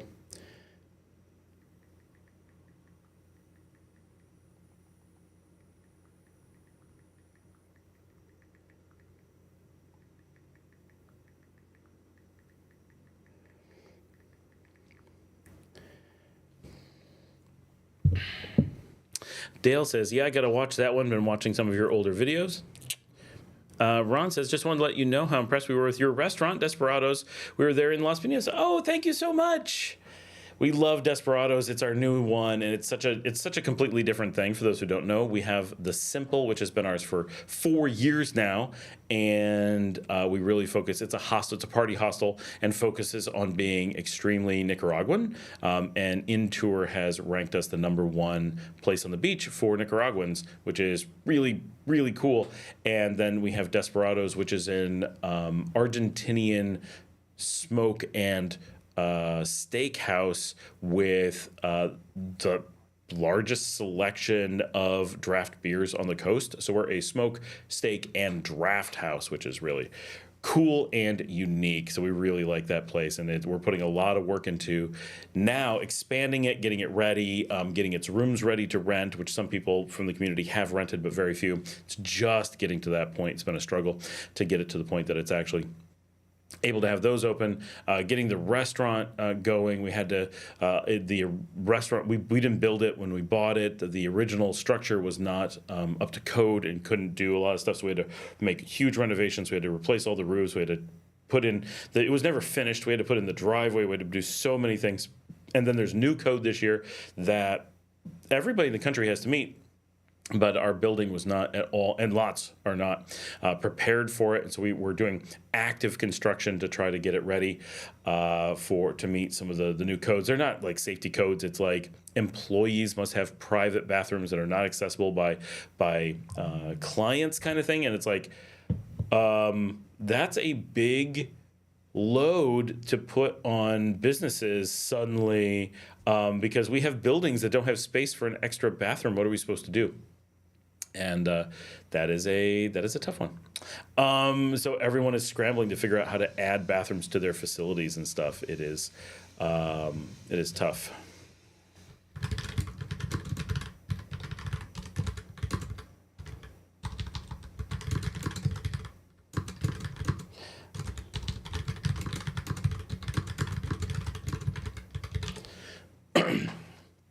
So I have someone asking some critical safety questions, and I'm just helping them figure out how to do that, do what they're doing safely.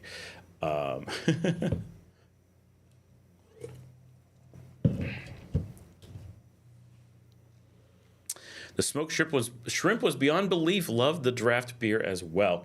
Can't take credit for the beer other than being a beer fan, and they put in the draft beer so that I could drink it. But I do love Moro Potente that we have there. It is good beer. But we just sell it. But it is good. But the smoked shrimp is ours. That's awesome.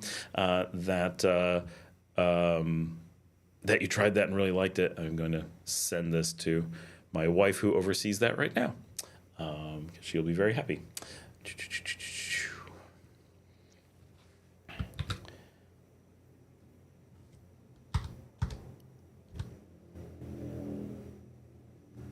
There we go. Sent it. How's your knowledge? This is from Dale. How's your knowledge of hostels around Leon? Want to stay a week or so in a few around the city to get a feel for the different areas before putting in a long-term house. So I know that a lot of people like Leyendas in Laborillo. I know of one that I've never stayed at in Guadalupe. I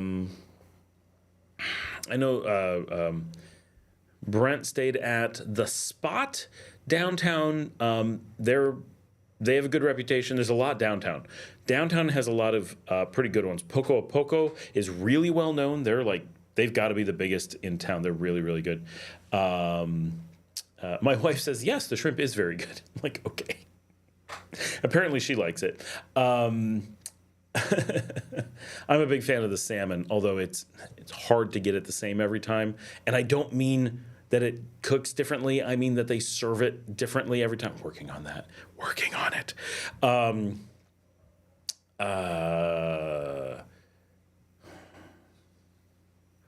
Trying to think of. Yeah, Poco Poco is best. Yeah, I would stay at Poco Poco downtown. I'd be hard pressed to think of going anywhere else, unless I wanted to party. Then I would go to Bigfoot. But Poco Poco is definitely the place I would most likely go downtown. Other parts of the city, though, I'm trying to think. I probably, if you set a spot, I might be able to come up with a hostel, but even here in Sutiava, I can't think of one. I can think of hotels in some areas. Here in Sutiava, we have a hotel in like a ritzy area of one of the poorest barrios. So weird. I'm gonna do a hostel map and see if anything stands out that I don't know about. See, it's listing all these places that I know are not hostels. They're actually pricey places. And like this place, Madness House, I don't know that that's real. Yeah. Holiday apartment rental that they list, that's in a weird neighborhood. Like, I'm sure it's cool, but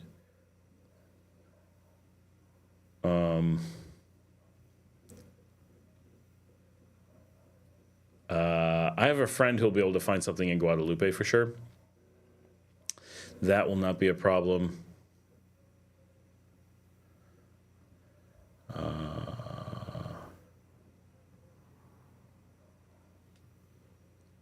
What's this? El Rio. I know people who've stayed at El Rio out east. I believe that's Calvario. That should be okay. I think that one's decent. There's a lot of areas that don't have hostels. Here's one. Oh, they call it the Hotel Leon Inn. That's not really a hostel. Wait a minute. Is that?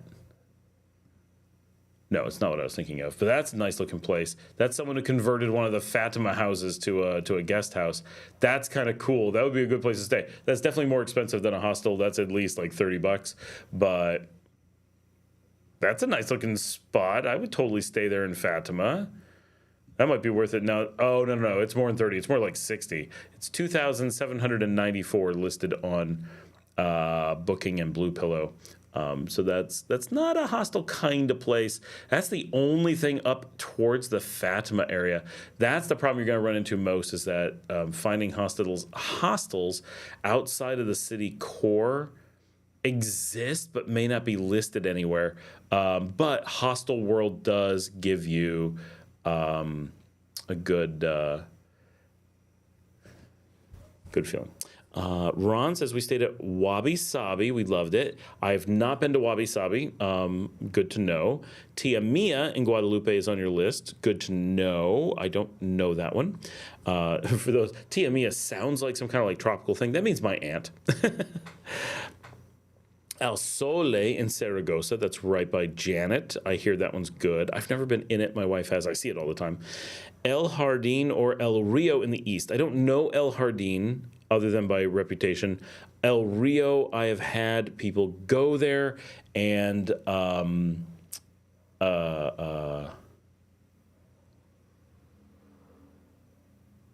really liked it. It's very cheap.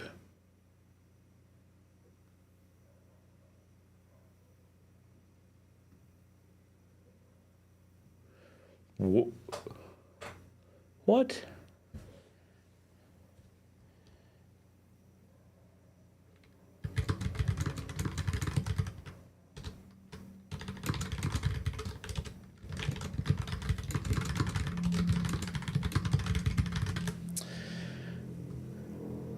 Ah, cool.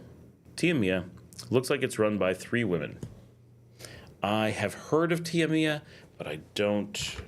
as you can imagine, I don't stay at hostels very often in my own city. If I'm going to stay at a place, I kind of want something in the middle. Hostel Tia Mia is next to the Pali Guadalupe. Oh, that's the Pali I never go to.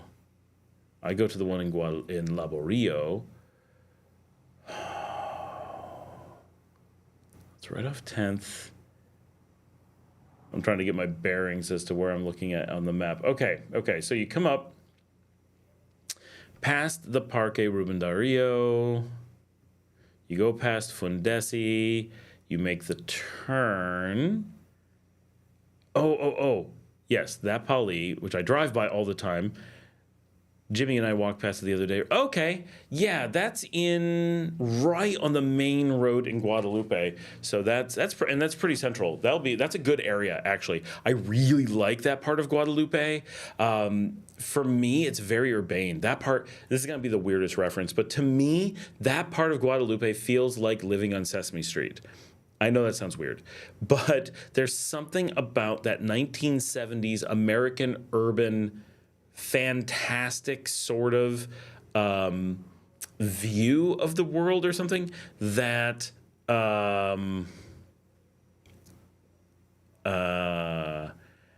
it's just, there's something about it. I like that one. Oh, here's one.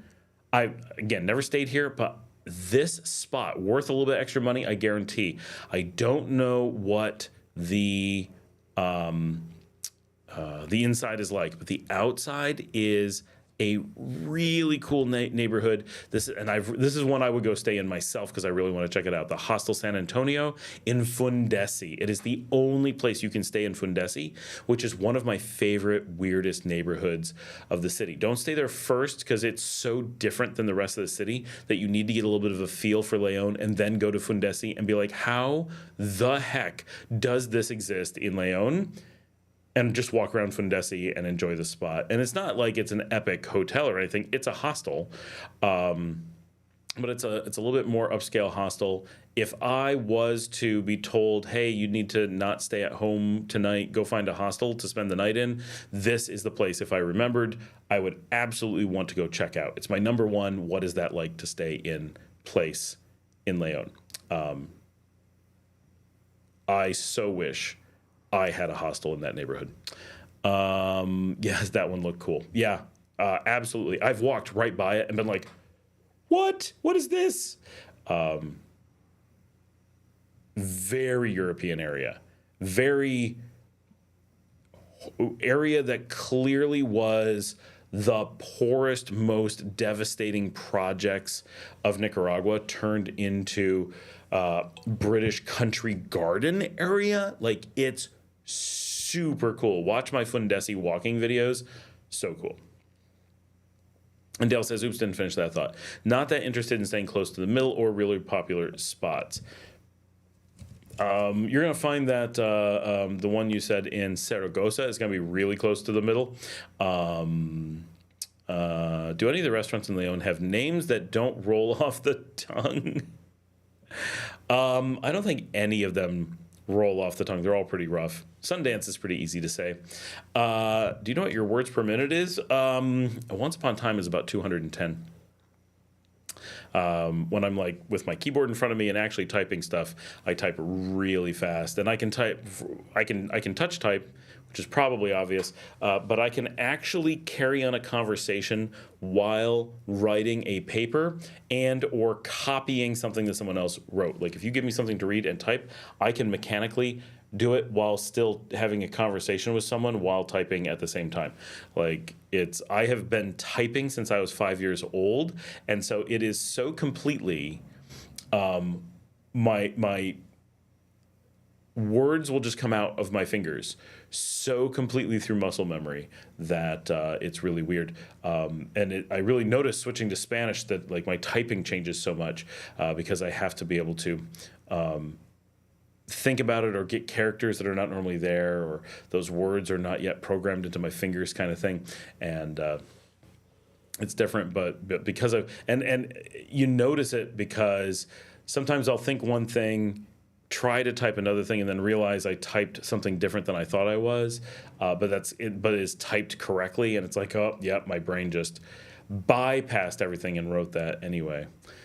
Yeah, I don't, looking at a map, I'm not seeing any places that I'm like, oh, that place will be really cool, that place will be really cool. El Sole is to the northwest, right next to, just south of La Providencia, and so that will allow you to explore those. I mean, really, all those. The distances in Leon are not that big, and so Liesel's here. Say hi. Hi. She's stopping in. She's giving food to the dogs. Everyone misses you. She gave me a grimace. But with the Tias, and I think you have enough of a spread around the city. Another one that kind of seems interesting, or I've looked at previously, is the hostel Ruinas de San Sebastián, but it's pretty close to the center, so it's not going to help you explore neighborhoods really so much. But I think you want to add that one in Fundesi. It is pretty close to Tia Mia, but it is on the edge. It's the very southern point that you could possibly get into a hostel. Because who's going to stay in a hostel past that point, right? You're into the projects and fields and stuff. So, yeah. The only barrio that you're kind of stuck without a hostel in, and this is really interesting now that I'm looking at it, I can't find one, is Sutiava, is my barrio. There is a place called the Hostel Sutiava. I'm looking at that now. But it's like right on the edge. Like it's probably fine, but it's not in the middle of Sutiava at all, and Sutiava is so big. Edwin is back. But it says the voice behind the scenes. I know, right? And she already disappeared. She just took off. Mario, do you know of any hostels in like the middle of Sutiava? Like, near Pescaditos, for example. No, there is a new one. The Twins guys who watch this live stream sometimes, they just opened a hostel next to Twins. That would be fantastic. That's where he needs to go. Brent says, hey, I hope the people that are in WhatsApp group will share info on long-term rentals in their areas where they hear about them. I'm still overly concerned about the long-term search in Brent. That's going to be okay. It's the in-between that's hard. Long-term really isn't a challenge much of anywhere. Once you're like, hey, man, I'm going to give you a year lease, people are like, oh, actual money with a contract, good to go. Right? And they don't have to do a bunch of things to make it possible. All right, hold on. We're going to find this place. I don't know exactly where it is, but I drive past it all the time. Okay, so the Ruben Dario goes in, so first comes back. It must be on first? Is that possible?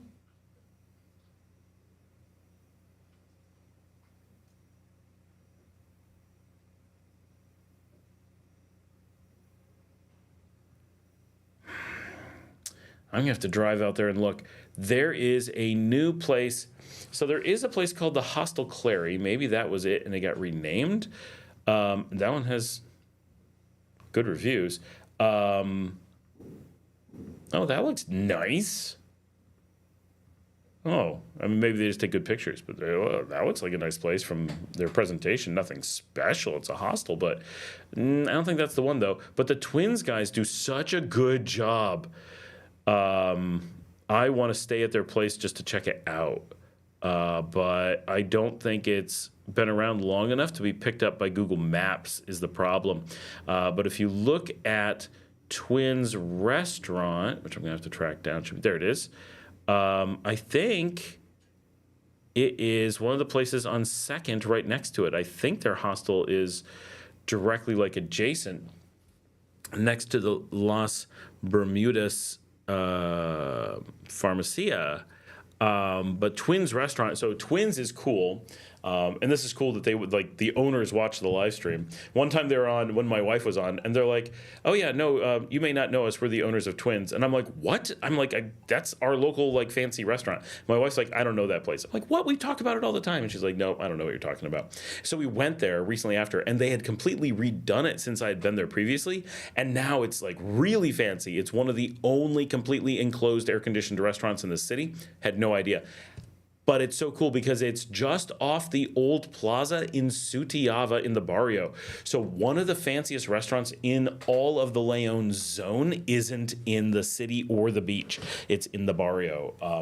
There's no other barrio that has anything like that, unless you want to consider an El Vivero is kind of like that, but they're closer to the city center. So it's pretty cool. Okay, I'm behind.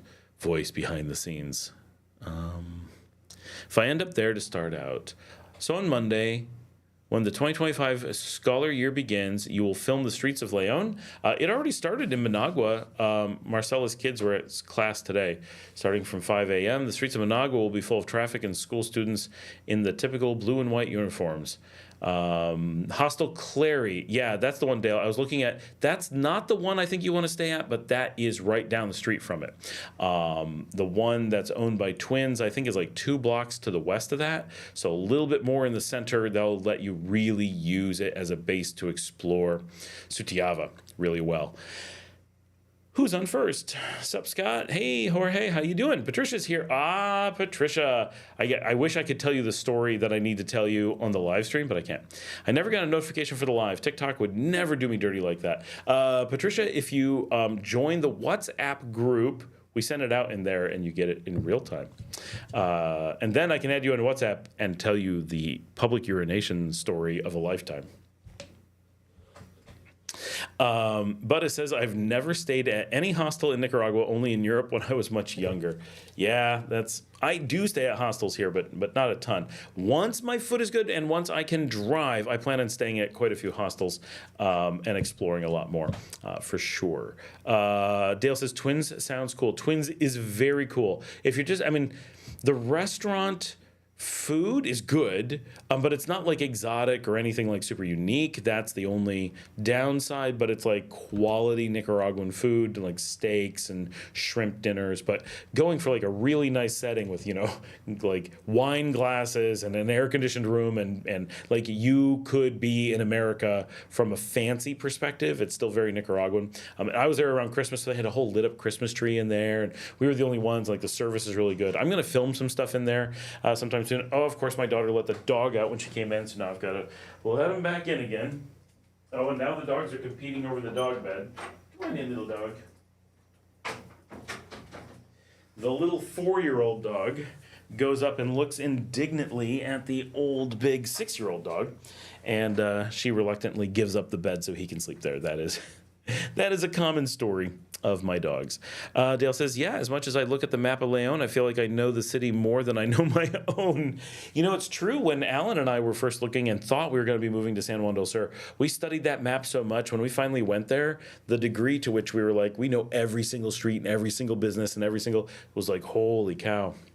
Janet says, hostels in Nicaragua are generally good to stay at, and gotta go again. All right, just checking people.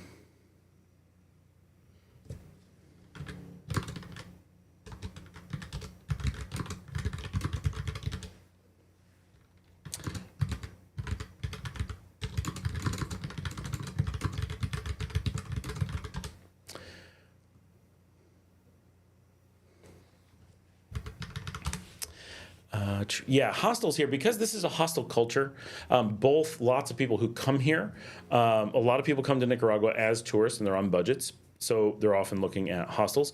And also, Nicaraguans, when they travel around the country, generally stay at hostels. So it's a thing that Nicaraguans are using for themselves additionally, which is pretty cool. So hostels here really have a different vibe than in much of the world, and it tends to work out pretty well, I think. And so you can stay in much of the country.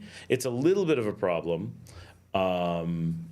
that there's not like a really good listing service.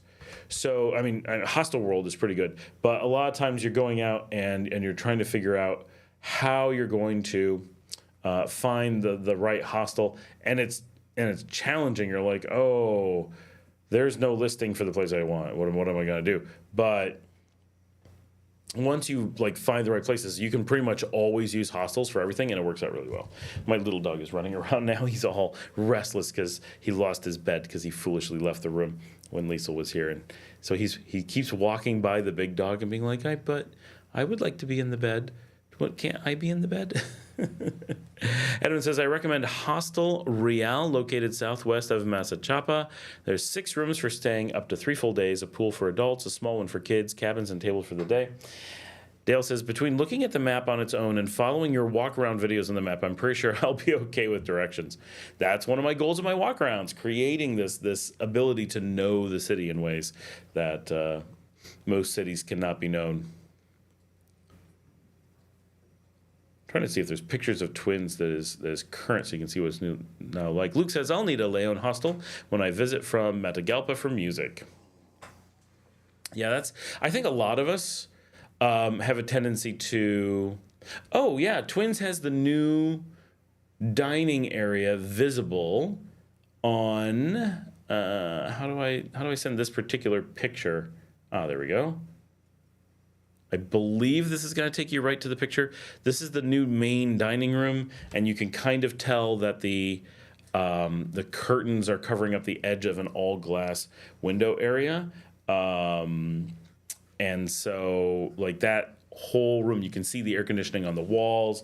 You can tell that their reception, I don't know if that's just reception for the restaurant or if they've attached the hostel to it and you can check in there and then go, because that's a new thing that people are starting to do here. Gecko's does that, but not with a hostel. But they own, so for those who are not familiar, it's really common with the structures of the old colonial city to have really long, narrow lots. So you have a tiny frontage on the road, and then it goes really deep. Well, if you're on a block and you have a mid one that goes to the middle of the block, somewhere there along your side, there's something that connects to the block down below or up above. So a lot of times people will buy them and they'll connect like this. And they'll have one business that goes out here and one business that goes out here. And so Gecko's is such a busy restaurant that they did that, and they bought several buildings. So there's this huge maze of restaurants, but it's all one thing. You get in and you just end up in all these different places. It's kind of wild. They needed it because they're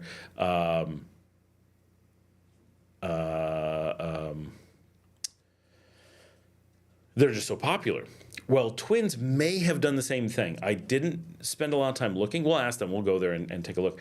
And it may be that the restaurant and the hostel combined in that way, and that would explain why they have reception the way that they do.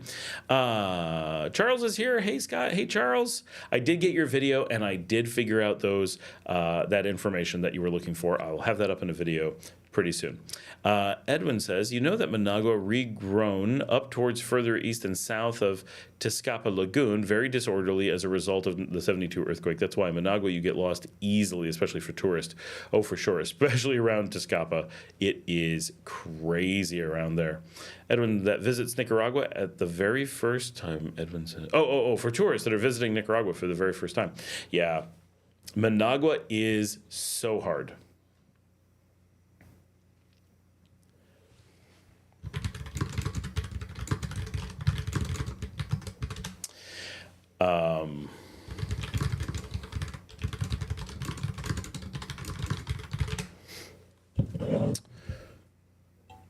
Yeah, nothing crazier than the west side of Managua with, well, the east side too with Las Colinas. Like it's more expat-y, but oh, the little dog just climbed up in the other office chair. He gave up on the bed on the floor, but he does use the office chair that Lisa normally uses when she's in here. Oh, he's so cute. He's just a little tiny Boston Terrier. Luke says, shout out for the Waze app. The place I'm staying in Matagalpa list Calle Santa Ana. Waze lists the name as the road.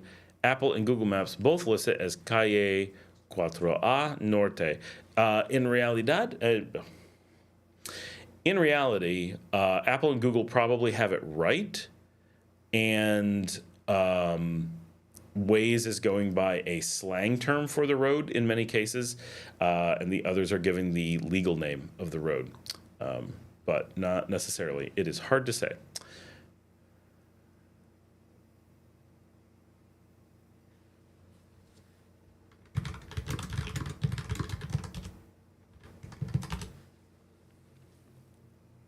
Edwin says, cities like Granada, Chinandega, Rivas, Esteli, and Leon don't have such problems.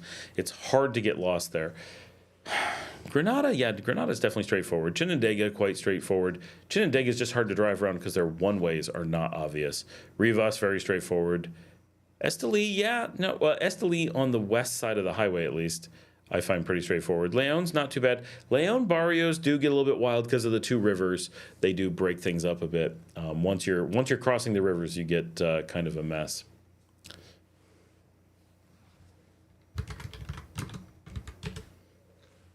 All right, we discovered, and by discovered I mean someone sent me a picture of a new restaurant that has an American flag on it, called Dos Culturas. It's an American Nicaraguan diner with an American-style menu, but with a picture of a Nicaraguan girl winking on it. And so I'm going to attempt to locate this place so I can share it on here. And this might be a new American diner in Nagarote, which is one of my favorite places in, one of my favorite places in the world is a diner. But one of my favorite cities in Nicaragua is Nagarote, and so finding an American diner in Nagarote would be really cool. So we are looking for that. It is called Dos Culturas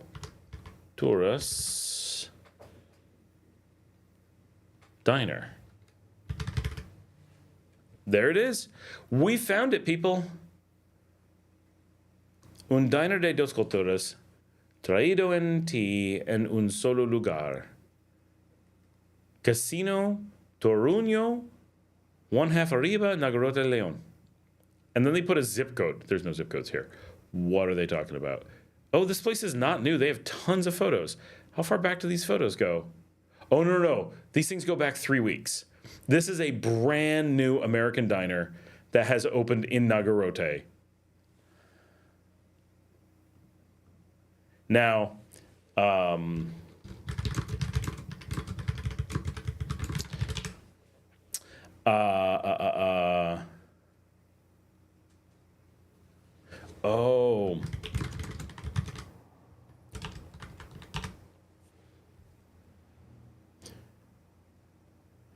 Hold on.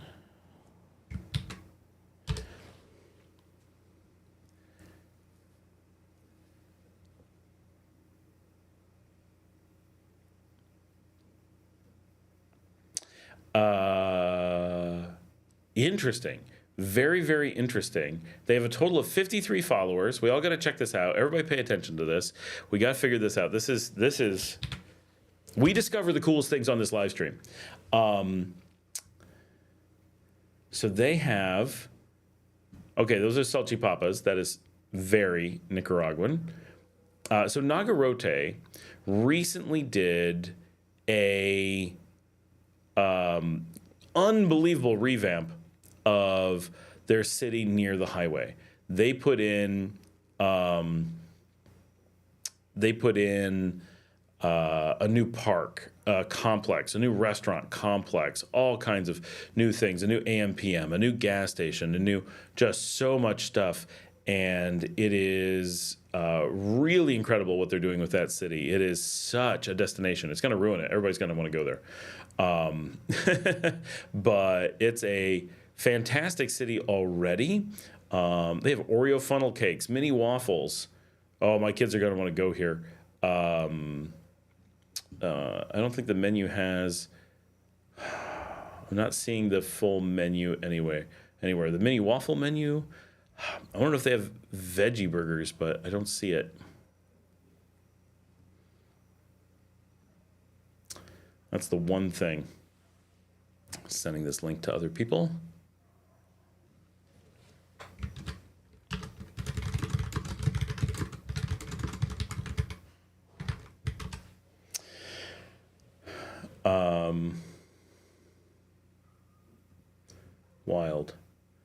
Wild. Who would have guessed in such a weird place? Shout out for the Waze app. Don't forget about his hills. Edwin says Matagalpa is getting a bit more bigger every 5 years and full of businesses, convenience stores, also stores from the Chinese, and new 6-story building, cathedral and basketball court. And that 6-story building took a long time. They were building that when I was first here 10 years ago. Don't forget about the hills, but not such like cities like in Colombia, Peru, Venezuela, and Ecuador that have neighborhoods up in the hills in Cerros. There is a little bit of the neighborhoods in the hills in Matagalpa. Alan, who just left, his wife grew up in one of the hilltop neighborhoods, and like you burn out your transmission just trying to get up to her neighborhood. It's nuts. But it says Nagarote, super clean, some of the nicest people. Dale says, I love the addresses in Nicaragua. 1 block south of this landmark, 20 yards west. Well, yeah, it sucks. But it's La Ciudad del Casillo is well known to be very clean and not a single bag, bottle, drink, cans, or plastic plates on the streets. The city of the Casillo. That looks like a decent spot. It does look like a decent spot. And they have donuts. Those might be American donuts even. And what is this thing? Is this... No, it's tres leches. I mean, I like tres leches. I really thought it might be a thing of potato salad, though. I was like, potato salad. I suppose tres leches will do. But they really need to post their menu.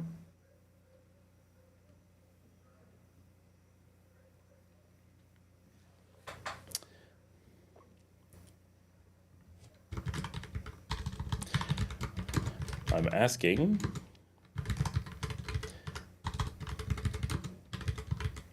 if they have vegetarian.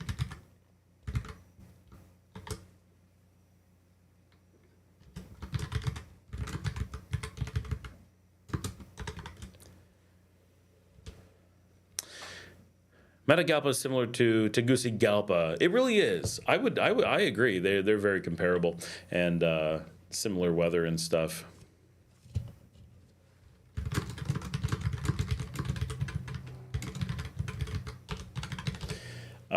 I just sent a note to them to ask about the veggie burgers, and I asked someone who's running into them to ask if they have veggie burgers. I'm going to make sure that they get asked a million times if they have veggie burgers so that they are encouraged to have them. But Nagarote is close enough. If I want a veggie burger, I would drive there.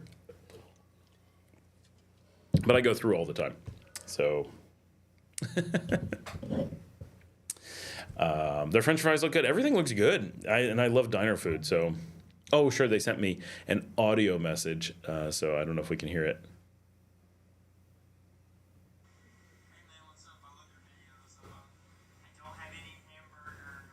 Wait. I'm going to play it on the show. I don't know if he knows he's on the show.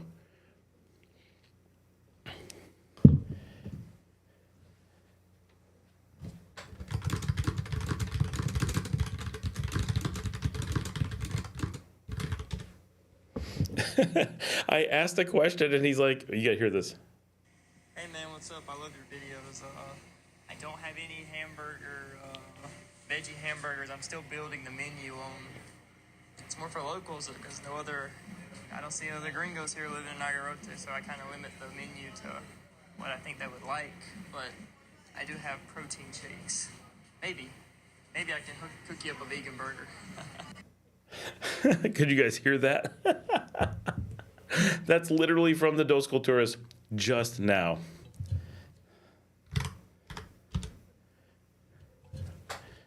I'm talking to someone who's meeting him with some supplies right now.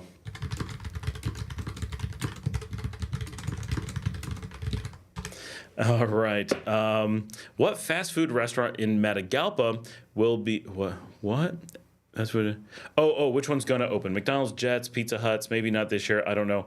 I don't see McDonald's heading up there. Maybe. Burger King. No, they already failed in Leon and left. Jets. Have you been to Jets, Edwin? Their cheese sticks are good. The rest of their menu. That is the worst pizza I've had in Nicaragua. It was epically bad. Pizza Hut. Maybe. I don't know. It is, but it's a big buildings. Even Tegucigalpa does have much bigger skyscrapers.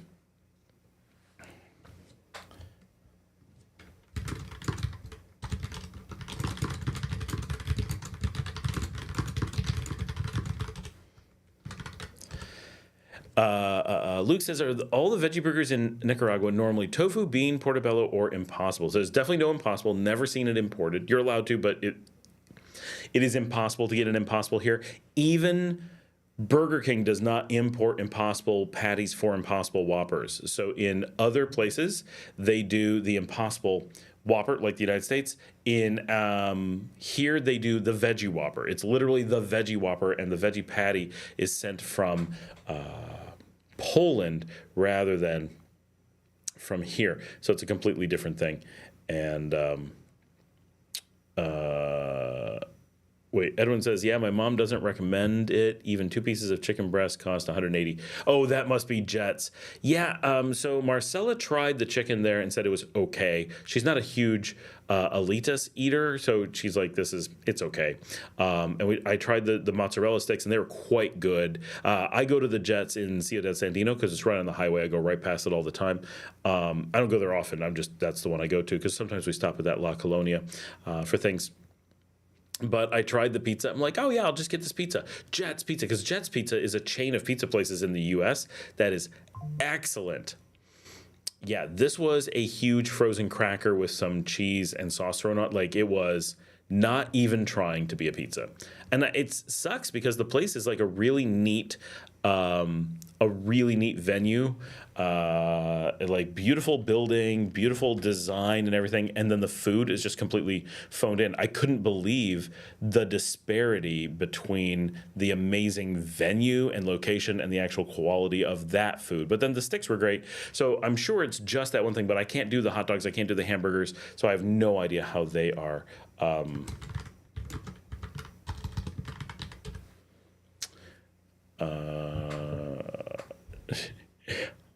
We're gonna see what this. Oh, really? That's awesome. I appreciate it. I don't have any veggie burgers. I do have funnel cake. I believe I'm the only person that does funnel. He's the only person who does funnel cake. I don't know if that's true. That's plausible.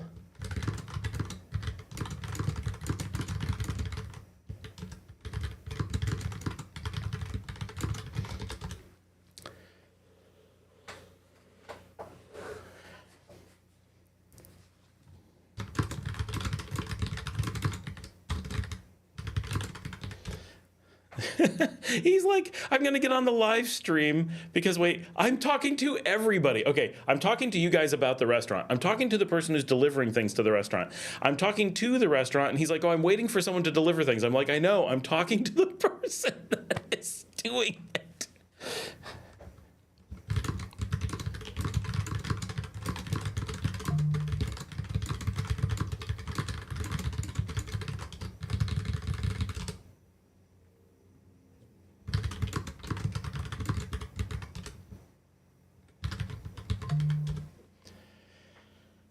All right. Oh my gosh, this is so hilarious. This country is so small, right? So tiny. All right. Speaking of terrible pizza, there are 2 pizza places around Central Park in Matagalpa that use frozen pizza from the grocery store. Okay, just to be clear, my children love some frozen pizza from the pizza store. Some frozen groceries from the pizza store, some frozen pizza from the grocery store. But yeah, no, that's terrible. However, I've never had frozen pizza from any grocery store ever that was as bad as that pizza that I had.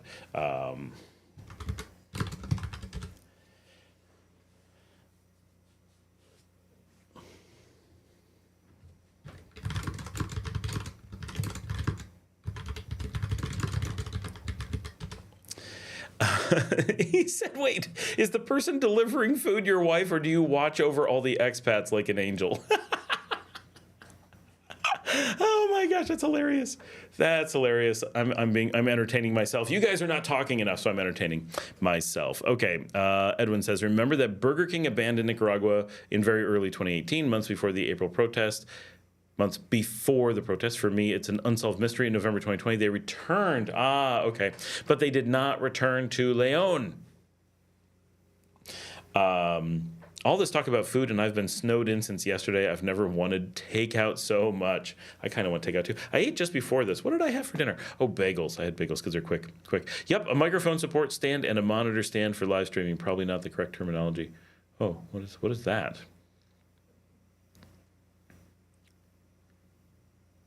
I do need those things. I don't know what the reference was. Oh, those are the things for him. Oh.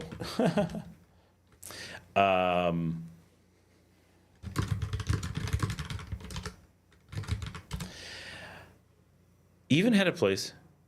This is Edwin. Even had a place in Carretera Norte, aside just meters away west of Old Parmalat, today La Perfecta factory. Even had. Oh, Burger King had a place there. Oh, wow. And they used to have one. Edwin, do you remember? Did they have one at Plaza Inter? Because they keep coming up on the map, and they've clearly not been there for a really long time.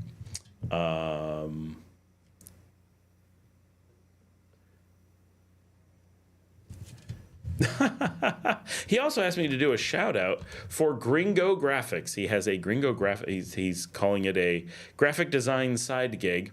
He does a thing called Gringo Graphics. Interesting. So if you need like banners printed in Nagarote, he's your guy. Oh, we got the menu. Oh, it's a bunch of separate pictures. His menu is not done yet, he said. So, but pretty cool that we've got diner food showing up in the area, and we'll definitely be going to Nagarote. I need to do filming in Nagarote anyway because I was told that they wanted me to go do it, and the mayor was going to send me around.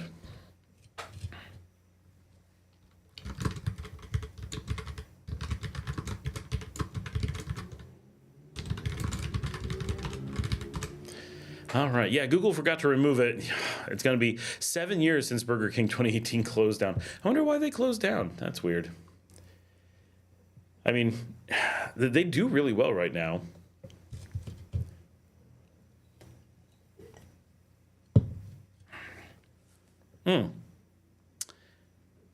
Why Burger King will return to Leon if they have failed? They're not going to return to Leon. That's the thing. They're just not.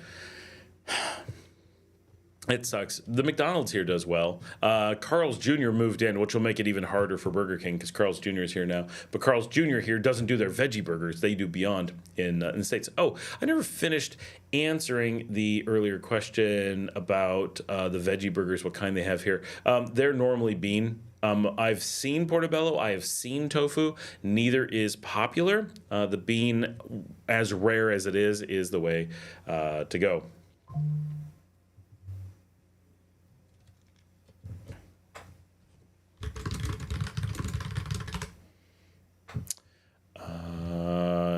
We lost some people, probably because I'm going on about a restaurant and the interesting juxtaposition of all the people from different places. You really need your driver's license. Oh my gosh, I know. Or someone who just wants to drive places. Jimmy's like, let's go places. I'm like, great, I got a car. Can you drive? He's like, no. I'm like, ah.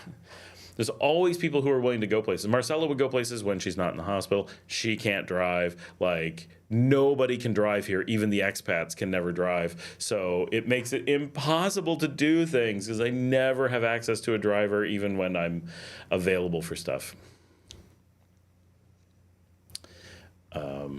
So yeah, there's that. We're up to 220 views. We've been on for 2.5 hours. It is only 7:18. I'm still on my first Florida Kindness Seltzer. I need to speed that up a little bit. Can you get portobello mushrooms at stores? You have to be able to. I can't remember specifically seeing them, but I feel like I have. But I know, I mean, people sell them, like burgers with them I have. I do not know why Jimmy can't drive. He just said he can't.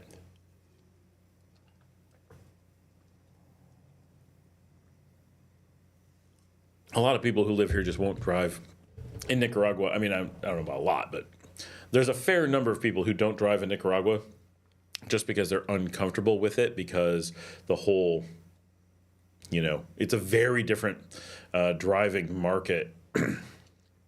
So a lot of people just avoid it because it's scary or nerve-wracking or dangerous, or they don't want to just put up with it. And a lot of people are very nervous for...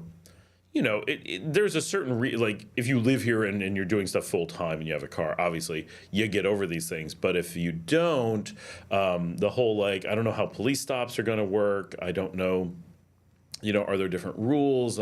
There is very different customs, and there's so many dogs on the road and so many cats on the road and so many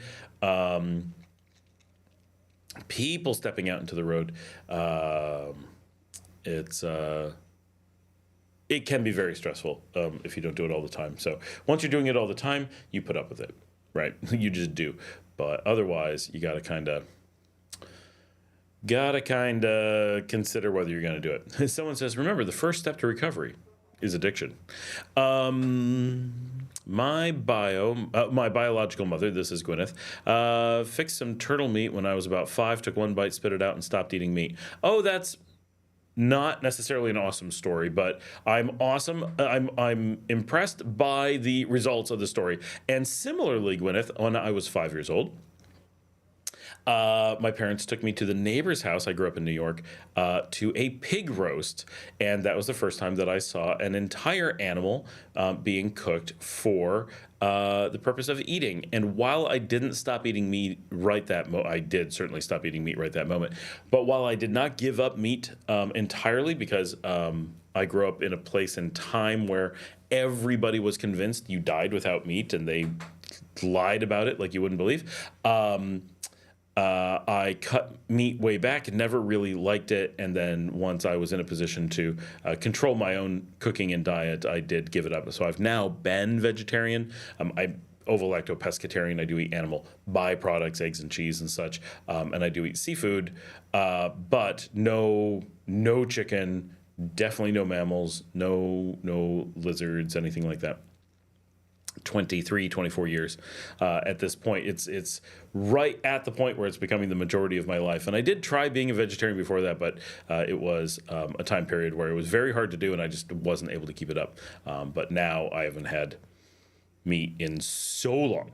My last bite of meat was andouille sausage in New Orleans a very, very, very long time ago.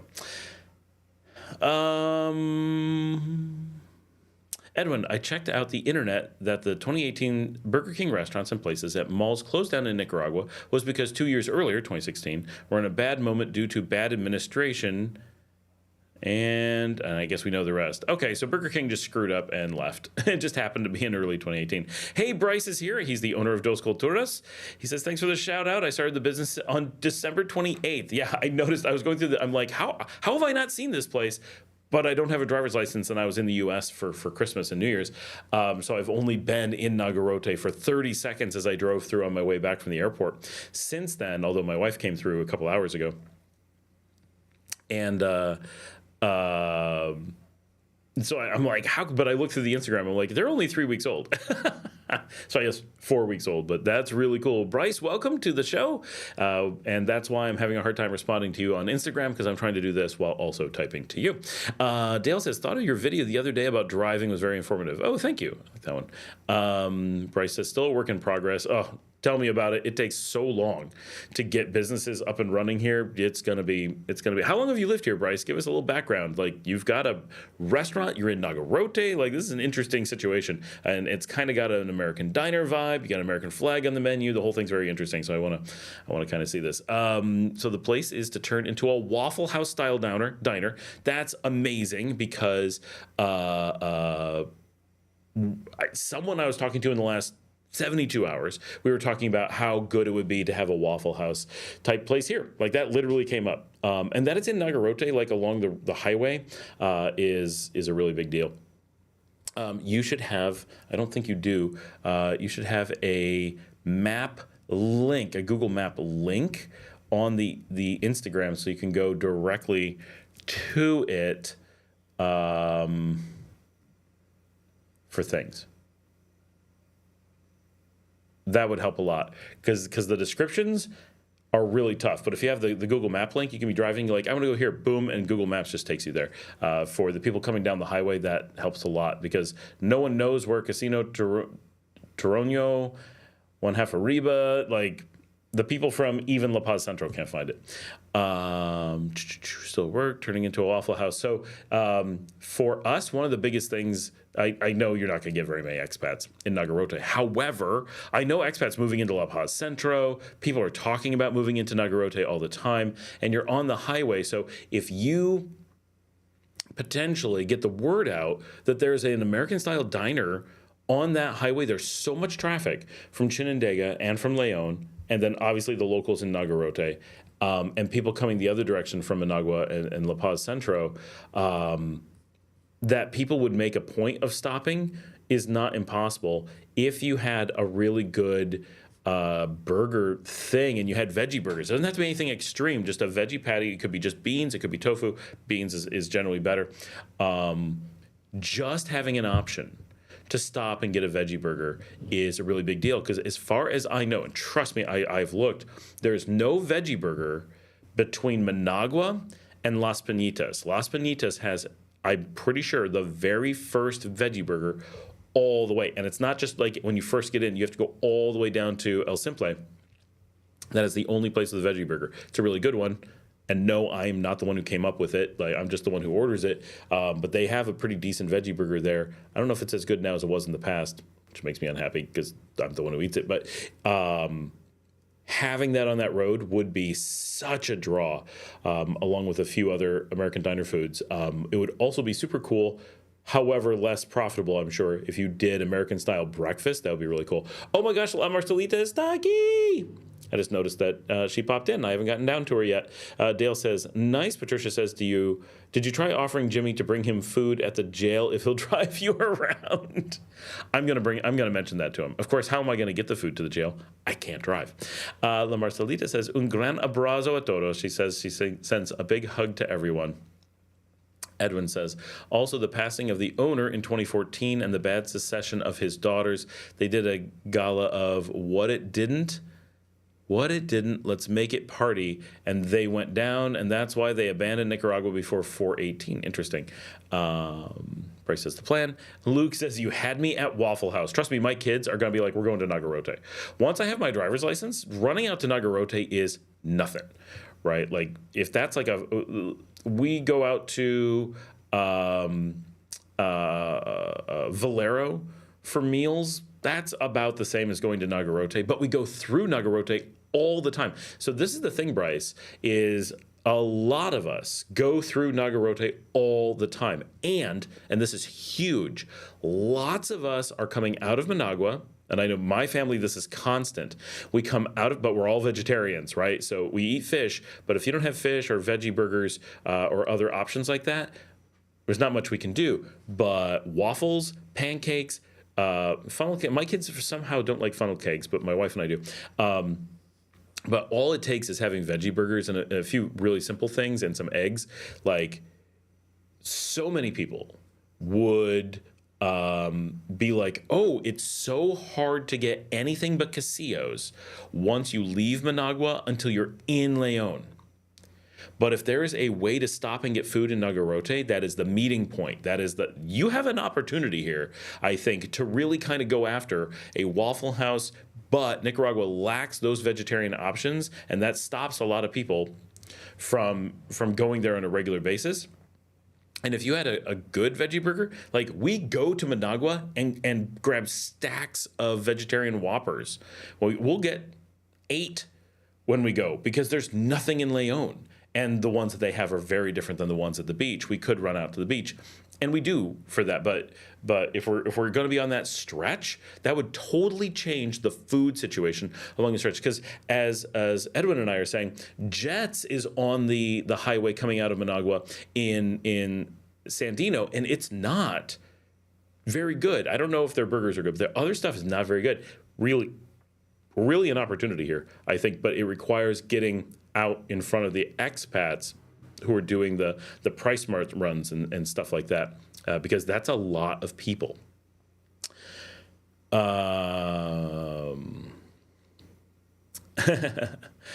Hold on, I scrolled down. Jimmy, Marcelita, the plan, having a Waffle House. Sorry if I took too long. It says I can't get wrong in the fact. Also, YouTube does not allow more than 200 letters.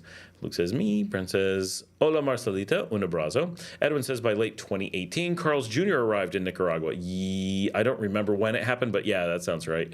At the Gallerias. Bryce says 1 year and 3 months, lived in Granada 3 months, and moved to Nagarote shortly after. Very cool. I did a little bit of time in Granada and then moved to Leon. Like, it's a great place to start, but not necessarily to end up Marcelita says, gracias, Brent. Edwin says, I forgot that Burger King had a restaurant outside of Gallerias. Laughed my ass off. Today, it's an AM/PM store. Oh, they had one outside of... They have one inside the Gallerias now, if I'm not mistaken. They have one in Metro Centro, and they have one just outside Metro Centro. That's the one I normally go to. Patricia says, I think there's no veggie burgers because you're the only one who wants one. Does El Simple sell a lot of veggie burgers? I don't think it sells a lot, but it has generally high throughput and it gets a lot of expats. So it does actually move them because there's tons of expats that stay there during the day and then Nicaraguans that go there at night. So it was really funny. I was at Tacos en Cantiki last night, and there was a girl sitting at our table, and she's like, hey, I'm Poppy. And we're like, oh, what do you do? She's like, I work at El Simple. And we're like, oh. And she's like, I've been there for, 3 months. And we're like, it was very funny. I'm like, well, that's interesting. Hugo Lopez is here. Las Penitas Buenísimos Recuerdos de mi Alencia. Gracias. Oh, hey, Hugo. That's awesome. So you grew up? Or you visited, I assume, not lived on when you were young? That's super cool. Price says, yes, Luke. Funny enough, a lot of people here don't even know what a biscuit or hash brown is. Oh, did I miss where we asked about? Oh, Price, biscuits and gravy on the horizon. My wife does biscuits and gravy here in Leon, and it's something we miss from the States for sure. But easy to do at home for the most part. They do hash browns at Desayunazo. So yeah, Bryce, are you aware there is a diner in Leon? Desayunazo is a colonial structure. It's middle of Leon, but they do a huge diner-style menu. Now, it doesn't give you a Waffle House feel, and they don't have veggie burgers. They do a large range of things, but they've got a pretty good setup going on. Their food is excellent. Service is excellent. Hugo says, desde Playa Jaco, Costa Rica. Oh, living down there now. Awesome. Hey, Hugo. Dale says, hola, Marcelita. Feel better soon. Bryce says, it took them a while to try out the funnel cake. I bet it takes them a while. But it looks really good in the pictures. I like kind of a plain funnel cake. I'm not a big chocolate sauce person, but I will try the funnel cake for sure. My kids love the frappes and the milkshakes. I saw you had a lot of pictures of that stuff, so they'll be quite excited about those kinds of things for sure. I'm going to send them a picture of that shortly. Marcelita says, Hugo Lopez, llegué a Las Peñitas hace 3 años y me enamoré. Patricia says, since you have she first came to Las Peñitas 3 years ago, and she loves it. She fell in love with it. Patricia says, since you have your residency, can you get a Nicaraguan driver's license? So that's a little bit tricky. The way that you get it, yes, I absolutely can. All I have to do is present my American one. Brent says, am I really going to be okay without buying a car there in Leon? I could work it out, no biggie, but I'd rather not. Yeah, I mean, I was here for a long time without a car. The reason that the only times I really need a car is work stuff. Like today, our car went to PriceSmart because we had to get supplies for the restaurant, and our house does just a lot of food, right? Because we have a lot of people. And I swear I heard... Oh, the dog's just moving on a chair. And when I want to go places to do filming, right? So, for example, La Marcelita and I want to go to Bluefields and film in Bluefields, but we need a car for that. So most of you would not be going and doing filming like us. You don't need to bring all the things that we do. You're not randomly taking people places all the time, and you're... much more able to just hop a bus and go. I'm very comfortable taking the bus. That's not a problem. And that's the hardest thing for Bryce being in the middle, is that the buses, a lot of people just zip past Nagarote on the bus. You can't get off. Well, you could, but then you can't pick the bus up again to stop at the restaurant. But for those times that we have a car, we do. But if I wasn't doing those things, like if we were going to Bluefields and I wasn't filming, taking the bus out would be much easier. But I want to be able to film from the road. I want to be able to stop anywhere and film anytime. A lot of those things make it much more important to have the car. And I have a lot of camera gear that I want to be able to store in the trunk and lock up. I don't necessarily want it sitting out. I don't want to have to watch it every moment. And that makes that makes things on the bus more difficult, right? So, I can do the bus. I like the bus. If I was constantly traveling around the country, not being me, being you, and I was going to other places pretty far all the time, I might start being like, you know what, a car would be nice. But even then, sometimes it's like, it depends on where you want to go. You want to go to remote places, the car might be nice. But you want to go to just big cities, it may not be. Even constantly traveling, once you get to know the buses, it may be better. So you definitely do not need to worry about it for a while. And see, do you have a pattern that you fall into that you're like, you know what? I wish I was driving. You'll be okay without it. Maybe you decide to look for a deal or slowly make that decision. But I wouldn't. I definitely wouldn't worry about it ahead of time.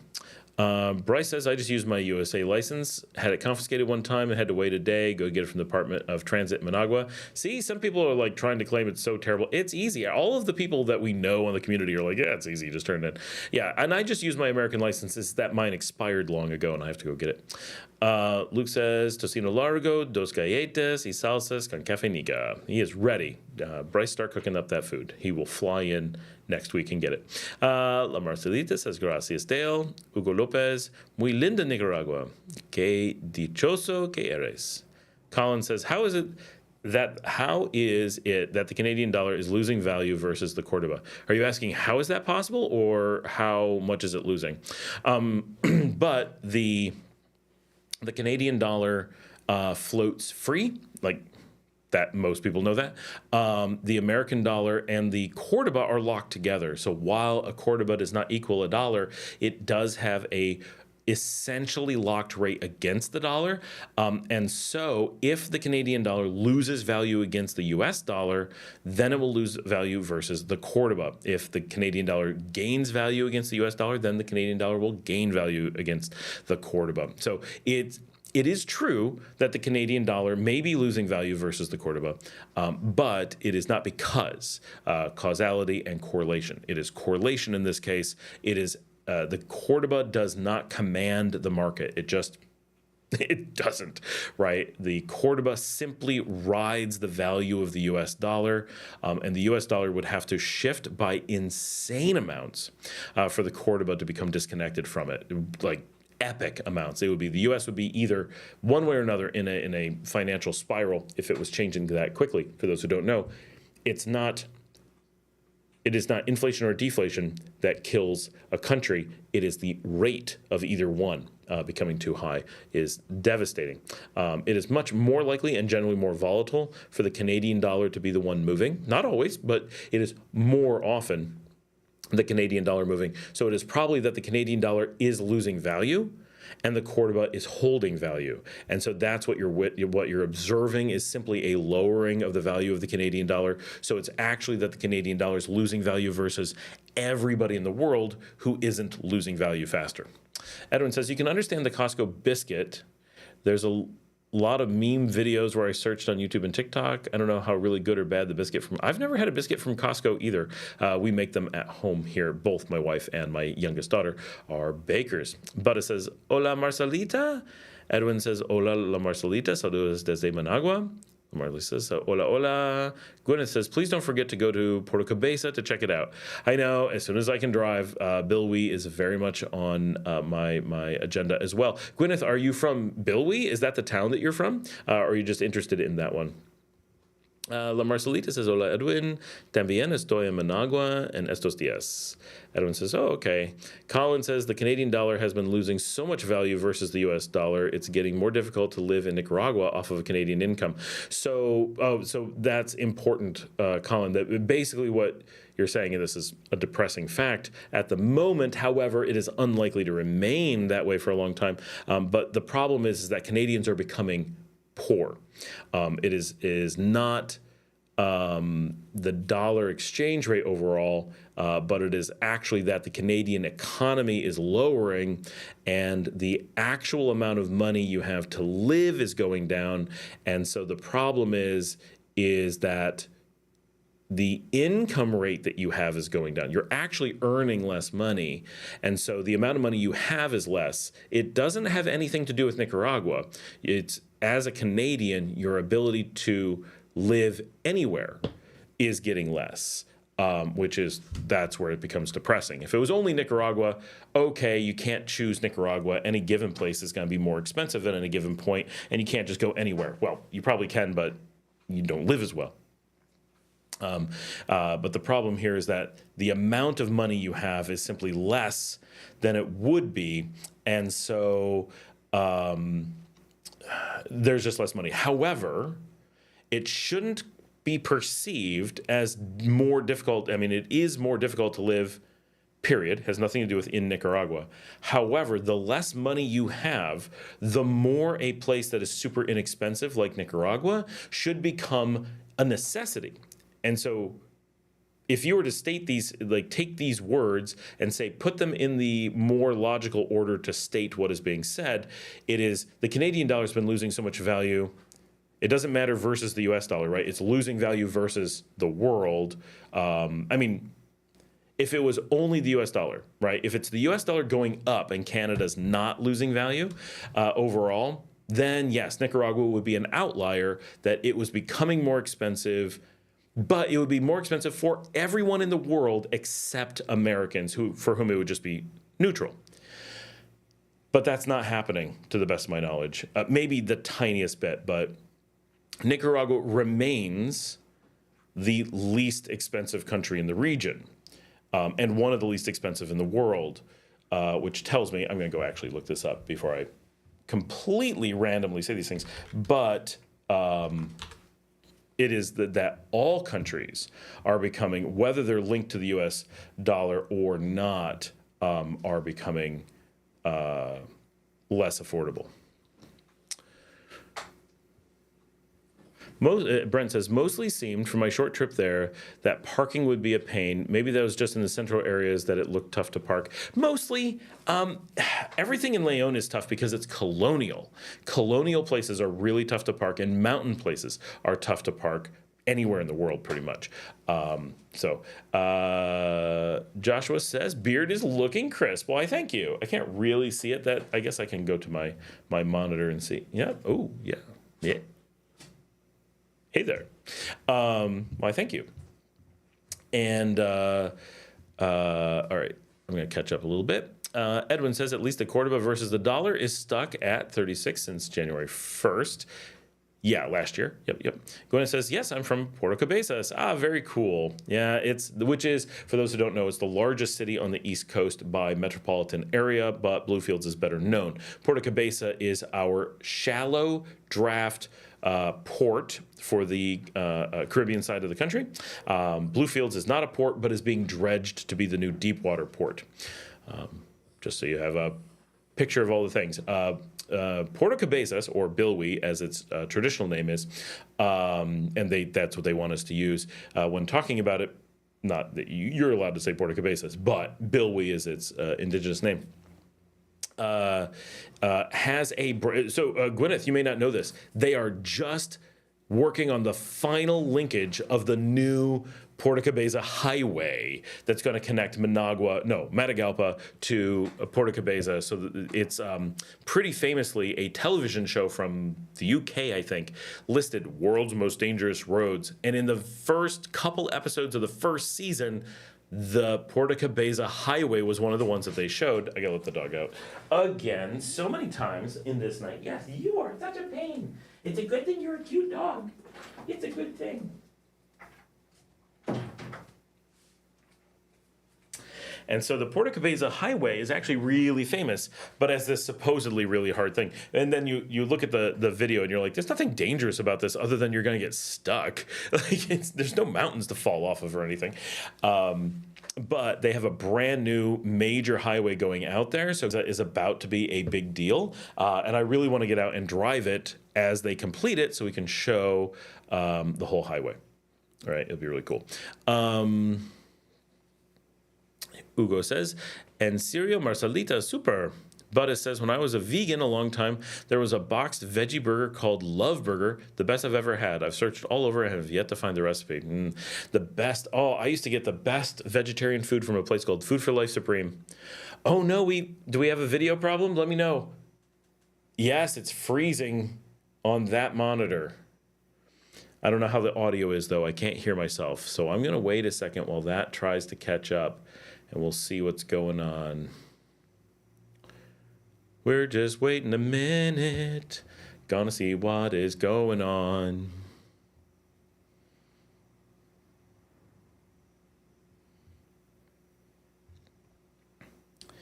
The Canadian dollar is currently worth 69.5 cents US. Checking out the charts. Doom, doom, doom, doom, doom.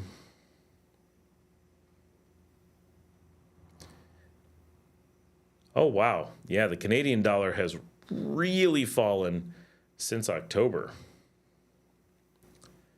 Things aren't going well in Canada. Although, when I was a child, my entire childhood, it was 65 cents to the dollar. So to me, that seems like a kind of normal conversion rate. I'm going to check out the same thing. How's it doing versus the euro? It's still coming down hard versus the euro, but it's not quite as dramatic. Let's see, British pound. No, it rebounded versus the pound.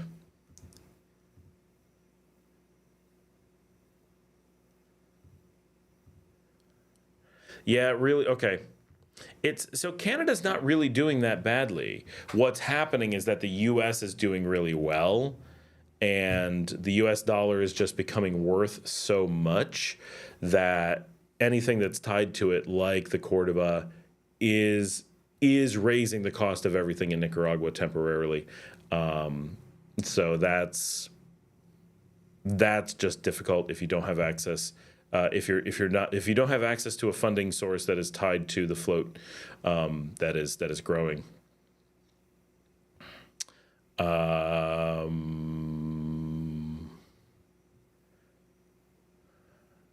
Edwin says, but still the prices of products at pulperias and grocery stores don't stop increasing.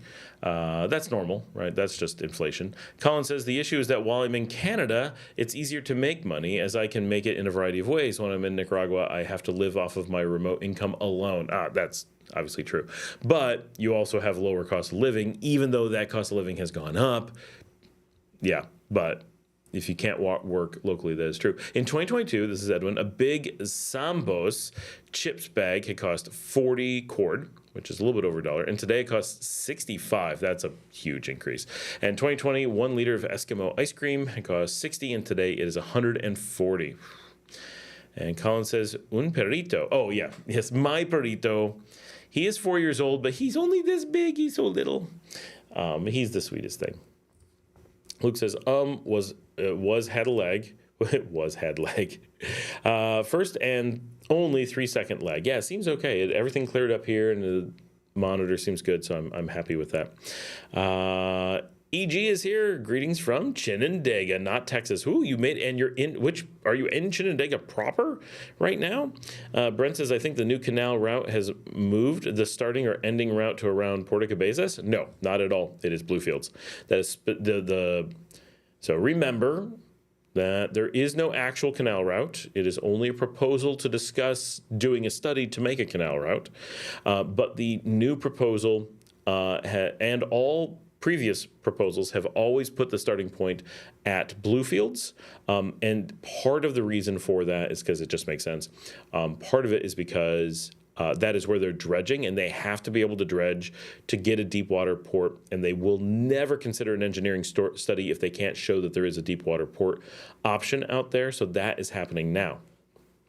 So Bluefields is a much more likely shipping point than Cabeza. Cabeza is only popular because it has the shallow port now, but once Bluefields has the deep water, then everything's going to go through there, and then they'll push for someone to talk about the canal once they can show that it's there. But Cabeza is actually being cut off by the canal rather than a center of anything. the canal's not happening, right? So this is in this theoretical world, what would happen to Puerto Cabeza. Dale says, spoke too soon. Couple more momentary lags. Oh, no. Edwin says it's lagging badly. Is it still? I think it's all okay now. I don't know.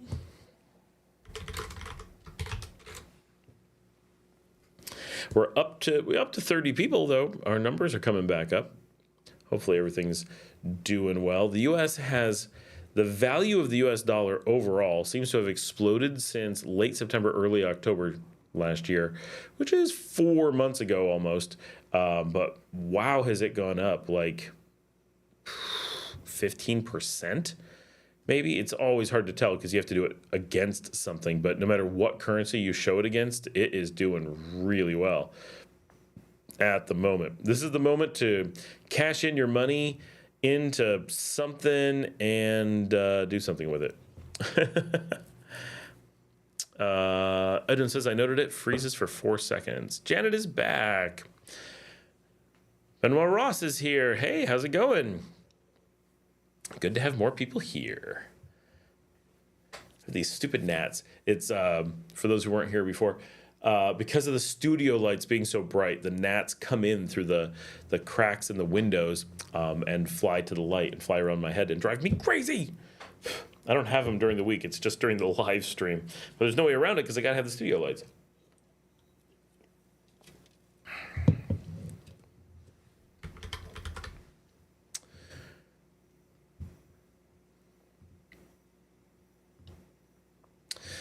All right.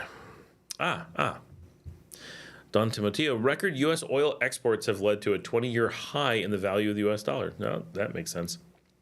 Oh, people messaging me.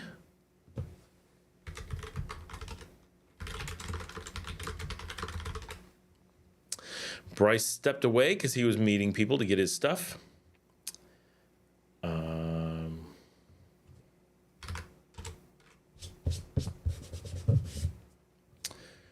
What time is it? Not even 8 o'clock. This is crazy.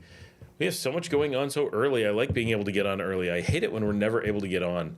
It's so frustrating because I run around the house trying to get everything ready, and it's just impossible to get onto the show. So my daughter and I are planning on making a peanut butter noodle soup kind of thing later on tonight. Just a little point of interest there. Colin says, I think it has more to do with the high interest rates. It could be. Jazz Blues Florida was discussing the Canal Caribbean ports today, and the question came up of why there are not rail lines from Bluefields to Managua, which would naturally follow proposed canal route. Why no rails? Okay. So there's a lot of reasons for this, but the primary reason is this thing called America. So the U.S. hates railroads in other countries because they make other countries able to compete with the U.S. in a lot of ways. So they do what they can to try to discourage them. Here they managed to get a government where they pushed really hard and got them to tear up every rail line in the country and destroy everything so that there was no way to put them back. So in the past, going back to the mid-20th century, there were rail lines between Corinto, the deep water port on the west, and Managua, and from Granada and Rivas into Managua, came through Leon. It didn't really come through Leon. It came through the outskirts of Leon. What it actually did, and a lot of people don't realize this, is it went through and then went to the port of Momotumbo where it went to the lake, and they would ship across the lake and then pick it back up in Managua and take it from there because they found that it was cheaper to go across the lake by boat than it was to put rail lines around it, which kind of makes sense for shipping. It does not make sense for passengers, probably. So the thing you have to kind of look at with Nicaragua is that, one, at the time that they were putting in rail lines, Bluefields was impossibly far away, and I don't know how plausible it was to put a deep water port out there, because the thing that makes it seem logical to have a port out there is that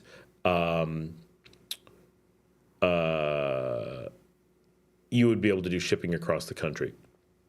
Nicaragua is much wider than you would anticipate, and so unless you are able to put a deep water port in Bluefields or in Puerto Cabeza, there's nothing to justify putting a rail line out there because there was not even a road going out there until just 2-3 years ago. The road connecting Bluefields is new. That was accessible only by airplane over the jungle. So It's a tiny community of minimal economic impact, far, far away from Nicaragua proper, with extremely little back and forth transit, traffic, or cultural disseminants, right? These are two unique zones that really kind of operate autonomously, which makes sense because it's an autonomous zone. Now there's starting to be this desire for and keep in mind that during all this time the Panama Canal was able to operate above capacity, and you couldn't create so many things you wanted to ship back and forth that the canal couldn't handle it. So we're talking 80 years ago, right? So the distance that would need to be covered by a railroad to get to a non-port city or a minimal port city on the Caribbean coast of Nicaragua was astronomical, and it had nothing along the way, right? There was no towns. There's like houses here and there, but there was realistically nothing that you would go through. You would leave Huigalpa and go out and then somehow have to get over the mountains, right? There are mountains in the way.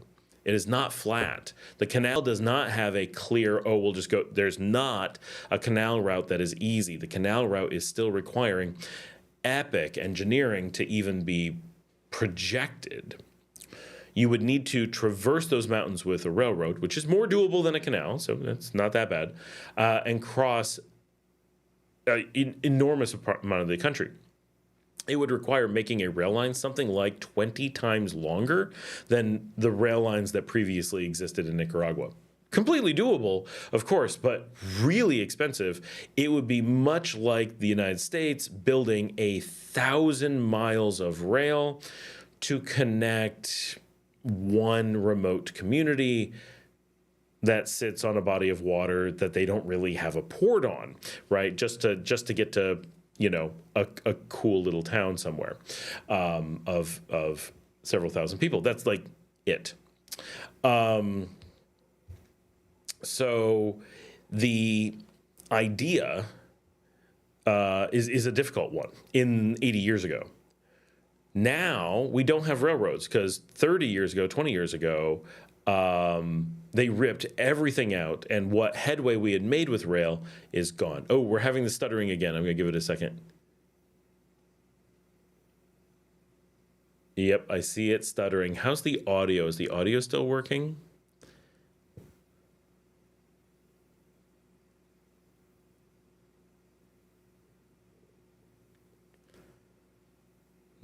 I'm still seeing jitters. I'm still seeing complaints.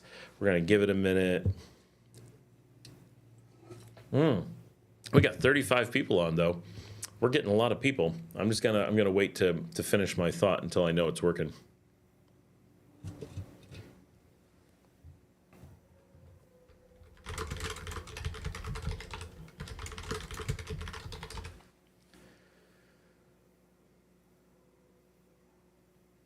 Audio is right on. Okay. So today, right, we have this slightly different scenario. We are creating a deep water port at Bluefields, and we have built. We, in this case, was not actually Nicaragua. The United States, since 1972, built Nueva Guinea out in the jungle, which is a fair-sized community. So a railroad would actually have a spot to go through midway. The overall population of the country is double or more than it was back then. We have solid population growth. Bluefield included is a decent-sized place now, much larger. The Panama Canal is no longer able to maintain capacity, even with its growth, which happened. Managua, yes, as a hub has grown. Nicaragua overall has changed its position in the world, and is now aligned with countries that are not easily able to get access to the things that they want. In the 20th century, Nicaragua was an occupied territory, right? It was not a free country, and so during that time, the interest of Nicaragua, nor the interest of what would be its allies, were not considered, right? It didn't have a say in those things. So that's why it didn't do it in the past. Today, they are seriously looking at that, but they're starting from scratch. They're not starting from having a bunch of railroads that make sense for sure, and can we extend it to the coast? They can't do that. They have to start from complete scratch, which is not completely a bad thing. It certainly has its negatives, but it may end up being a good thing. We will see. But we already have money committed from Belt and Roads that is going to build a small commuter rail from Granada to Managua. And it's kind of a test case to see how that's going to work. And is that going to be just for tourists to go between the main tourist city, one of the big tourist hubs in Masaya, and Managua with the airport. We're also upgrading the airport, and the port of Bluefields is being upgraded as we speak. Then, they're doing an engineering study to see if it makes sense to replace the old Corinto to Managua line. This connects the Pacific Ocean deepwater port into the capital, which gives us a ton of logistics if it works, and hopefully a passenger line that allows Corinto, Chinandega, El Viejo, León, Nagarote, La Paz Centro, Matare, Ciudad Sandino, and Managua connect together, where they can also connect to Masaya and Granada. This would give a huge amount of power to the country and completely revitalize Western Nicaragua and the tourist hub center around the capital region. That alone would be amazing, but that requires an engineering study. Many of the old train locations are still there, but the tracks are not. Some bridges are still there. Some of the level ground is still there. However, remember I said they used to go through the lake. That's definitely not something they're going to do now. They need to go through Nagarote, La Paz Centro. So they need to see if they can, without too much disruption, go through all those places. And can they make it valuable? Can they make it make sense? Is it going to work? There's a lot of ifs, because they didn't do that before. So they need to figure that out. I think that part is really smart. Almost certainly it's going to be really, really good. And I'm way out of order, but I just saw Jazz Blues, Florida, very different than Bluefields. Blues like music, not Bluefields like the port. Says, I'm in Las Colinas, I'll be on the tourist rail for sure. And that's exactly true. And that is one of the reasons why my daughters are very interested when they're older in getting an apartment in that area. Las Colinas, less likely, more likely Los Altos de Santo Domingo, really close to each other, because they don't want to live out in the country. They like the big city life. They do want to maybe move away from us, but not far. And neither of them ever wants to drive. They have no interest whatsoever in driving. And so if they could live in Los Altos, which is right there, which probably would have either, so it depends on the side of the highway on the Masaya Road that they end up on, either Las Colinas or Los Altos, I think are likely to have a station. If they live near that station, they could get an apartment there, be able to order food, be able to take taxis everywhere in the city. But when they want to come home to León, they can just hop a train. Or when I want to go hang out with them in the city, just hop a train. And we're all train people. They grew up living on trains. They were, my youngest was just 13 months old when we backpacked Europe and were on trains all the time. They have taken sleeper trains everywhere, all kinds of crazy things. So they would do that so happily. So we got to get to the point where we do all that with trains. And then if all of that works and they're able to do the engineering studies and they're able to put in the trains and we're able to manage the trains and the trains are a success, then the engineering study is practically guaranteed, but not promised, that they will consider a Managua to Huigalpa to Nueva Guinea to Bluefields line that would give Nicaragua in the Mexican marketing term, a dry canal connecting one port to the other and allow us to use a Caribbean port for shipping in and out of the country. All of that would be fantastic. I think that would be amazing for the country. And if they put good passenger rail along all of that, I think it would make so much tourism around the country, so much awesome stuff. And then if they extend it south to like Rivas into San Jorge and allow people to take the train all the way to Ometepe, like they could pretty easily connect the majority of the non-mountain parts of the country into an amazing rail network that allowed for shipping and passengers. It would be mind-blowing. But there's a very clear reason why it wasn't done in the past, and it takes time to do now. This is a massive financial investment with a lot of engineering that's never been done before. It's been done in other countries. Here, there's new studies that need to be done. and they need to justify it. But that is underway. So that, I think, has a ton of potential. But railroads do not get fun international attention. So in order to promote the idea of the railroads, they got to be talking about a canal.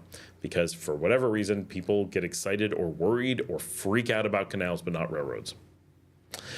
All right. So that's why no rails, but that's why we're getting them. Brent says, use yellow lights to help with the bugs. That would look wild. Yeah, I don't know. Edwin says, did your daughters watch The Amazing Digital Circus when first came out in September 2023, broke the internet, and now have 4 episodes? I've never even heard of it. I don't know what that is.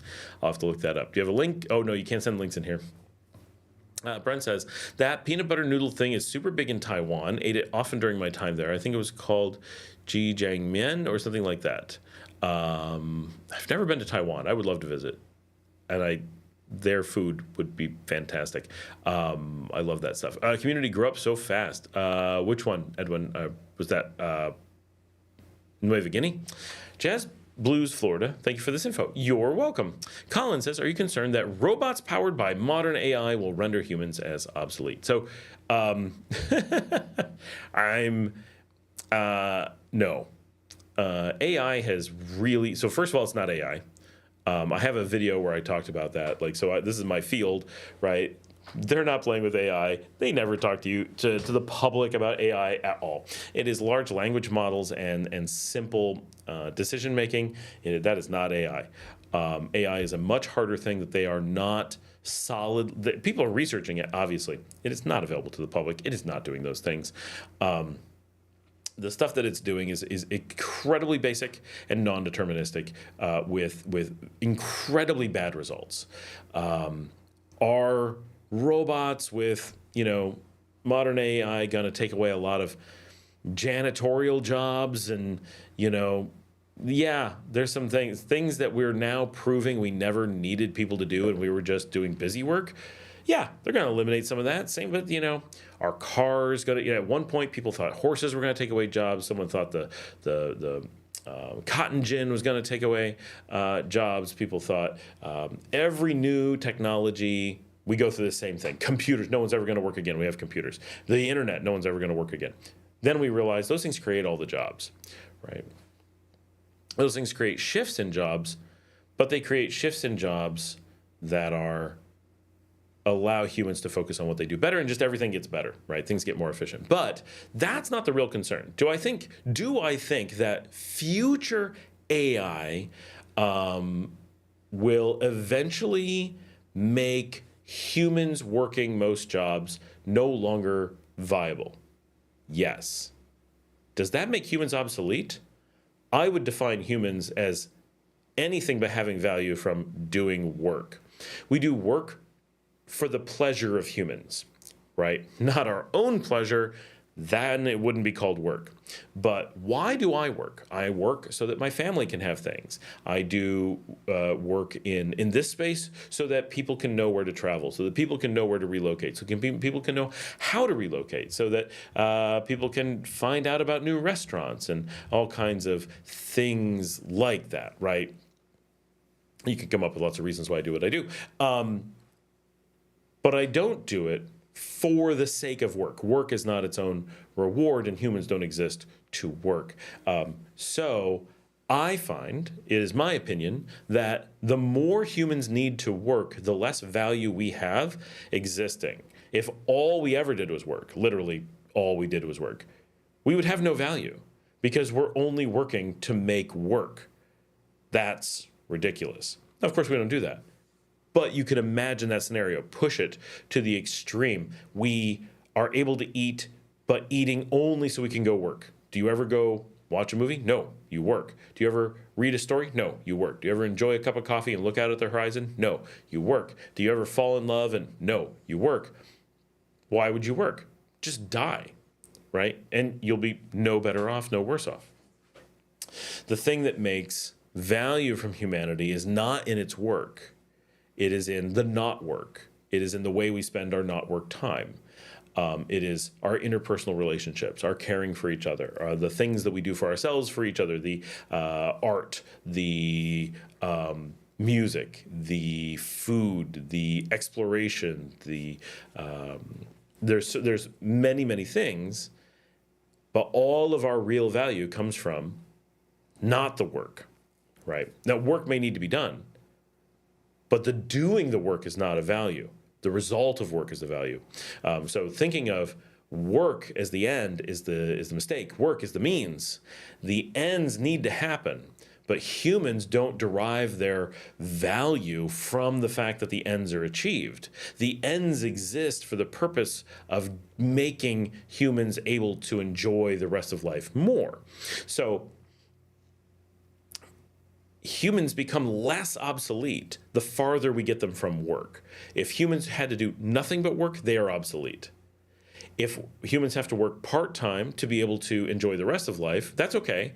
But the more we can take away the need to work, the greater humans can both focus on the things which may be work and may not be work that are of more value that other AI can't do, that robots can't do, or even better, make us not have to try to do those things at all and allow us to focus completely on things that are actually valuable to us ourselves rather than only on what we can do for others that we have to do because they can't be done by someone else. So I think I look at it as very much the opposite. I'm not saying that there aren't things we have to worry about with AI, such as corrupt governments allowing AI and not handling it well and ending up in a situation where there's huge income disparity and AI has destroyed the world. Yeah, it could happen. But conceptually, is it possible for AI to make humans obsolete? No. It is only possible for AI to make humans less obsolete.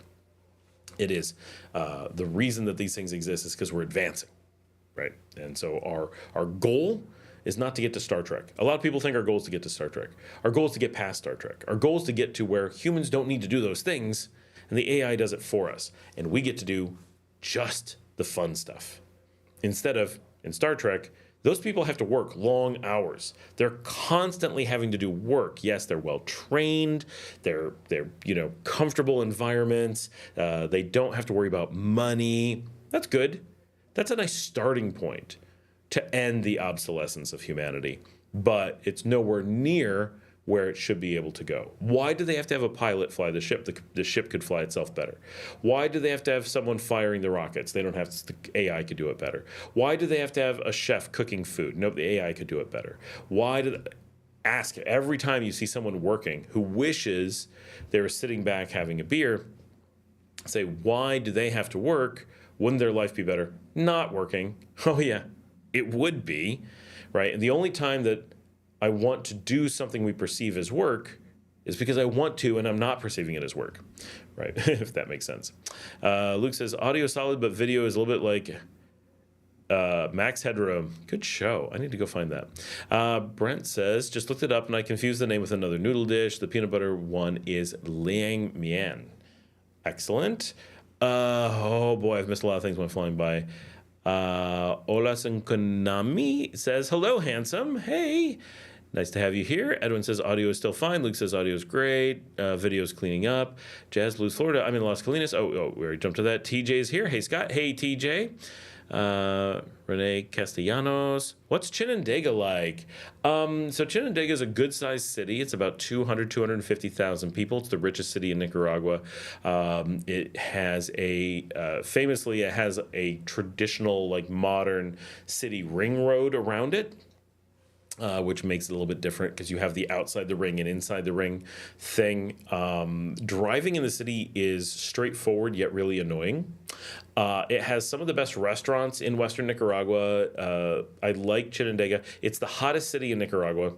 And you notice people from Managua and Granada, they're like, oh, you're going to Leon? You know it's hot. People in Leon go, you're going to Chinandega? You know it's hot. And it really is. But it's a pretty city. Very few expats. It's kind of a flat, surprising, reasonably modern, all Nicaraguan city, if that helps. Not popular at all with expats, partially because of the temps. partially because there's just nothing there catering to the expats in any way whatsoever. But it is a completely decent city. Victoria Mary says, hello, how you doing? Living abroad with Eric is here. Natalie says your new cameras rock. Oh, thank you, Natalie. It's mostly, I mean, the new camera is nice, but this is the Fuji XS20. Is she referring to just the episodes, or does she mean this? This, I changed the lens. This is on the 16 millimeter on the XS20, and I have it set to a film emulation of old-fashioned negative film rather than the Reala Ace that I normally use. And I changed the lights around and stuff because I was jumping on early and I wanted to be quick. Victoria says, how are you all doing today? Oh, how am I doing today? I am doing well. Thanks, Victoria. We got on early, so I'm very much enjoying that. With the show is doing a lot more. TJ says, it's strange that I didn't get a notification when you went live. Oh, that is weird. Or maybe it was too early and you weren't watching. Jazz Blues Florida says, thank you. Very informative and a good base knowledge. Well, you're welcome. Thank you. TJ says, I just got through eating Chinese food, and it was not very good. Probably the worst I've ever eaten. Oh, that's terrible. Where did that come from? I do find there is a lot of bad Chinese food. I really hope with all the new Chinese stores and Chinese empresarios, investors that are coming into the country, I really hope that they get more good Chinese restaurants open, because overall there are very few. Even some really nice fancy ones in Managua. I go there and I'm like, you know, shrimp in mayonnaise? Is this really something they eat in China? I don't imagine the Chinese eating this. I know that real Chinese food is quite different than American Chinese food. And American Chinese food is becoming a thing in China because it's really American Chinese fusion. And it's actually good. It's not authentic, but it's its own thing. Just like Tex-Mex is authentic Tex-Mex, but it's not Mexican. American Chinese is authentic of its own thing. It's neither American nor Chinese. But I don't think authentic Chinese is like shrimp and mayonnaise. Maybe. If anyone knows, I definitely want to know, but it seems wrong. So I've not been impressed with the Chinese, nor what little bit of American Chinese seems to be available here. There's some that's good, but it is not as common as you would think. And for the amount that people freak out that there's so many Chinese coming here, one, I never see any, and two, they sure aren't opening any restaurants. Where are they eating, I want to know. Are they all just like, oh, finally Nicaraguan food? Inquiring minds want to know. I mean, I'm sure a lot of them are. I'm sure a lot of them are like, we can make this at home. I want something different. That's reasonable, but supposedly there's so many people moving into the country, supposedly, that it should be impacting people wanting to go out and get better food. And you would think, with a population of any size, that somebody would be a good cook and be like, you know what, I'm just going to open a restaurant. And then have it solved that they have the one restaurant that's really good. There's an opportunity here for sure. Luke says, signing off, audio, y'all. Have a good night, Luke. Colin says, if humans aren't working in the future, then how are we earning money to pay for the movies? So there's no need for humans to work and make money, right? That's the thing, right? We're already past that point. Money is already, it's a useful tool. I'm not saying that it doesn't have a utility, but we are quite a bit past the point where humans need money for things. Right? If we're at a point where humans don't need to work, well, what do you think? The robots don't need to get paid. We're not competing with robots for money, right? We're not competing with AI for money. So how do you describe this, right? In the Star Trek universe, right? They don't have money. Everything's provided for to everyone because now we have to own things as a society. Right? We own the robots, we own the AI, we own the output of them as a society. And these things can be divvied out to people in some kind of way. And you can call that money, and that's fine. But we can tax the robots, right? Because they're producing something. So we make things as a society, and we just give it to our people. Because that's what everything exists for, right? There's this, I'm guessing, well, you're coming from Canada, so it should be closer to this. In America, they work really hard to make us forget this, that they forget why we work. People forget why we do all these things. Why do people have all this stuff going on? And the reason is, at the end of the day, right, governments have one function: to take care of the people who live under them. That's it. The moment they do anything else, they're corrupt, at least in that aspect of doing something else. That is the only reason governments exist. If it wasn't for that, we wouldn't have them. No one would put up with them. They exist only at the will of the people. And two, work is only to create the means of acquiring things that we need. But if we get to a point where people don't need to work to make everything, then everything can be turned over to the government. The government works for the people. And instantly, no one needs to work, yet can have food, books, movies, transportation, trips, everything we have now. In whatever amount of abundance we can produce. And the world can produce an awful lot of stuff, but we can do so with oversight. So we can make decisions as a society and say things like, we can produce a lot of plastic bags, but should we? Well, we should look into that and decide what we're going to produce that's best for everybody, rather than saying, well, we're going to produce stuff and we're going to produce a bunch of waste, and then we're just going to, future generations will deal with it, or we're going to ship it somewhere and someone in a different place is going to deal with it, right? We can do that as a society, and the only thing that determines how much we can produce is efficiency, if that makes sense.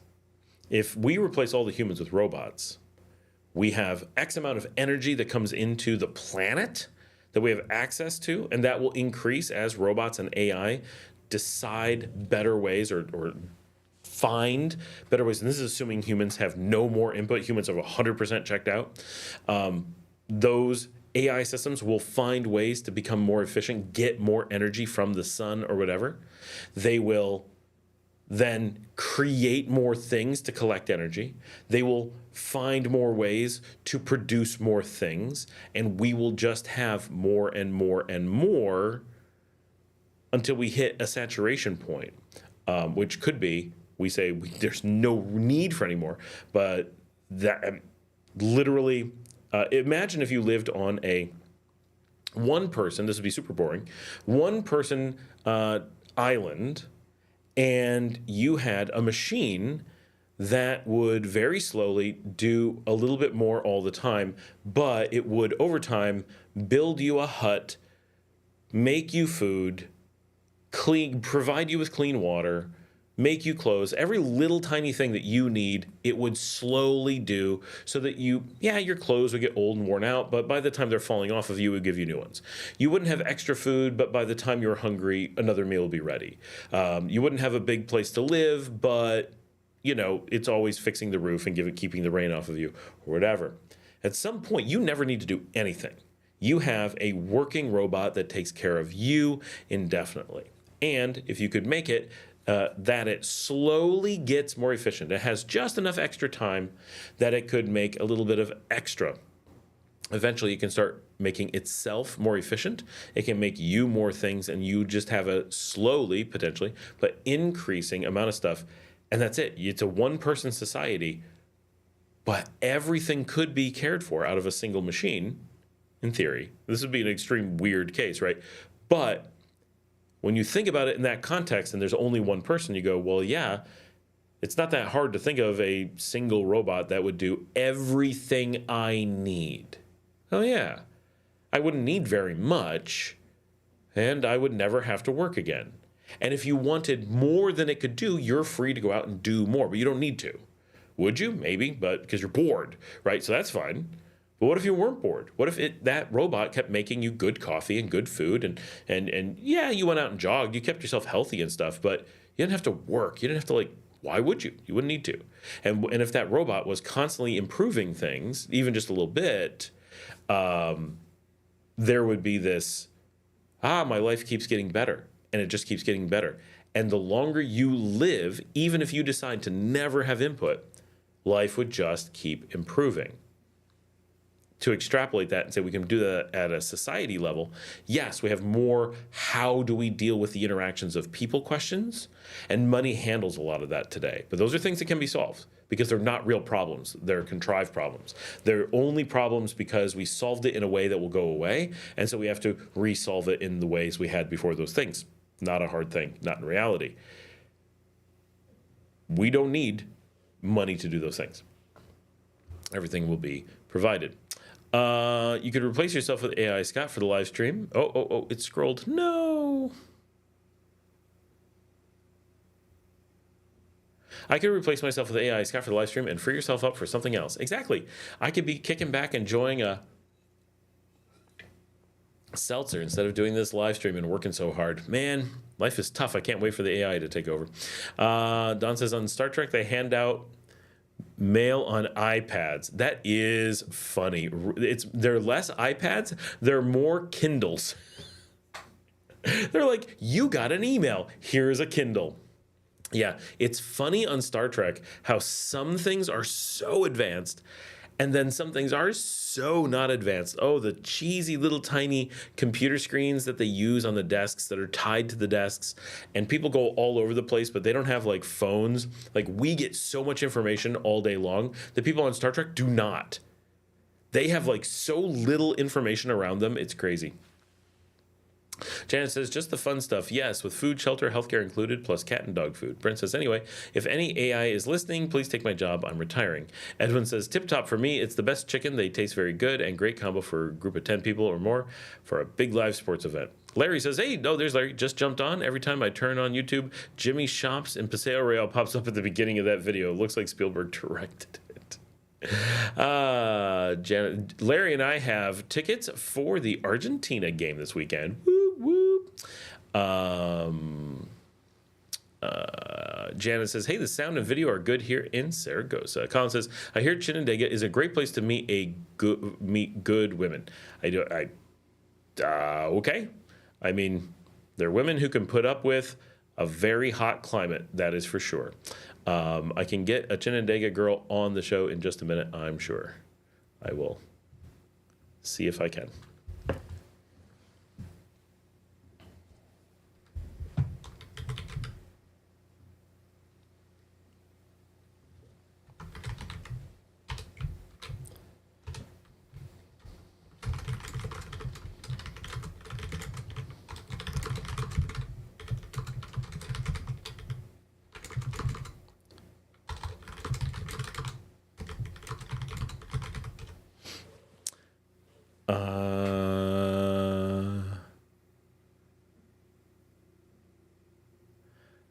How's Jimmy doing?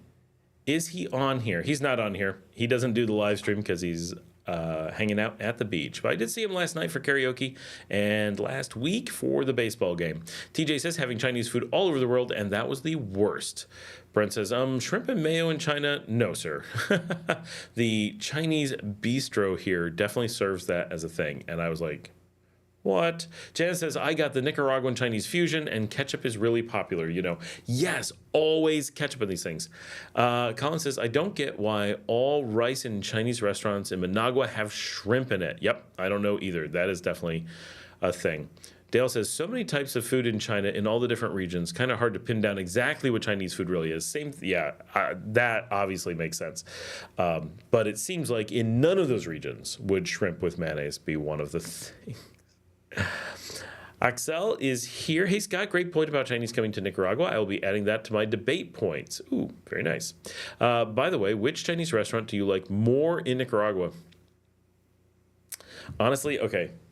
So far, I have not had that much Chinese food in Nicaragua. I have not had good luck in Leon. My favorite Asian fusion that has Chinese is Dragonfly in Chinandega. But that's not like a Chinese restaurant. I really liked, or I had a good experience with, but I had very limited food there. So hold on, I'm looking for the restaurant. See if I can find it. Doing a zoom in on a map. This is just asking for trouble. Oh, I'm almost to the place. I think that's right down the street from here.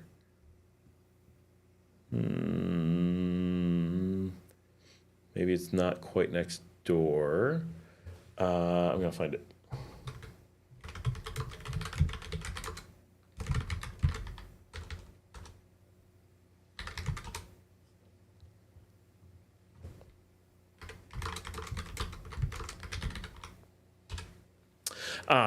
The girl in Chinandega confirms that yes, there are good women in Chinandega. That is a place to meet them. So we have direct confirmation. The place I'm trying to find. There was a good place in Matagalpa, but I don't know where it is now. Sorry, I don't know that one. I thought the food at the one in Salvador Allende was good. Has anyone been there? It's definitely not knocking my socks off, but I thought it was decent. See if I can find it. It's right about...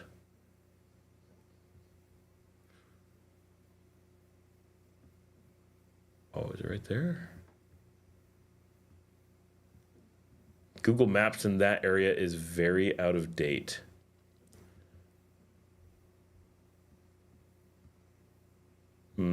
It may not be on Google Maps. Wow, that satellite image is really old. Unless it's... am I off a little bit?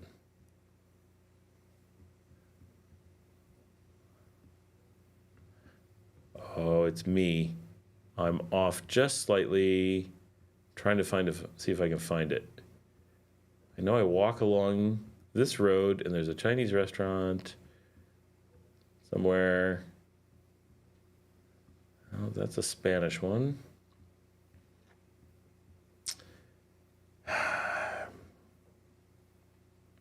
Nope, can't find it. If I was walking there, I'd find it without a problem.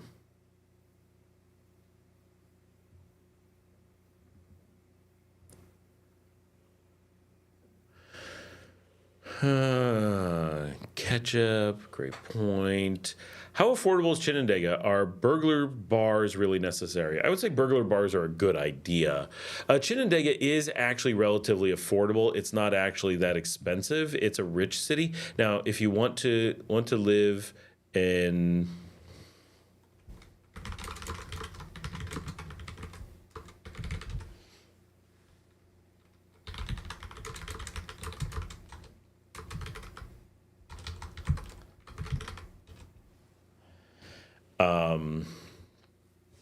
if you want to live in Chinandega, in the baller neighborhoods, I think they're quite expensive for Nicaragua. Like, still affordable, but they have some really nice neighborhoods towards the edges of the city.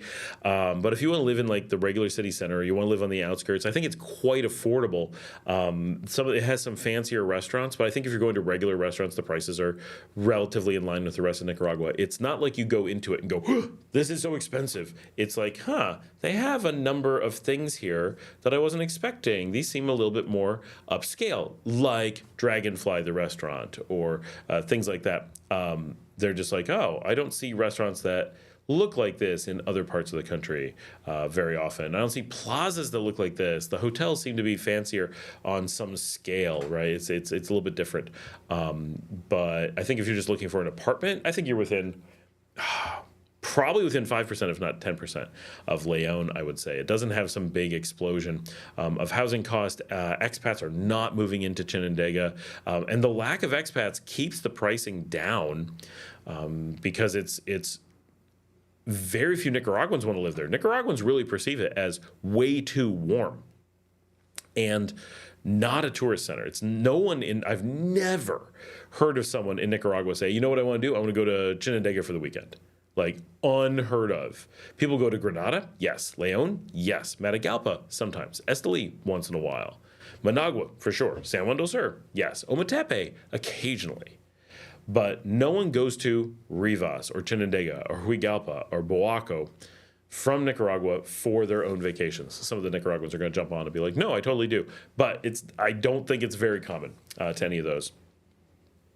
So because of that, the people who live there and have the nice places are pretty typically Nicaraguans from Chinandega Trinidadians, and they're just people who have grown up and live there.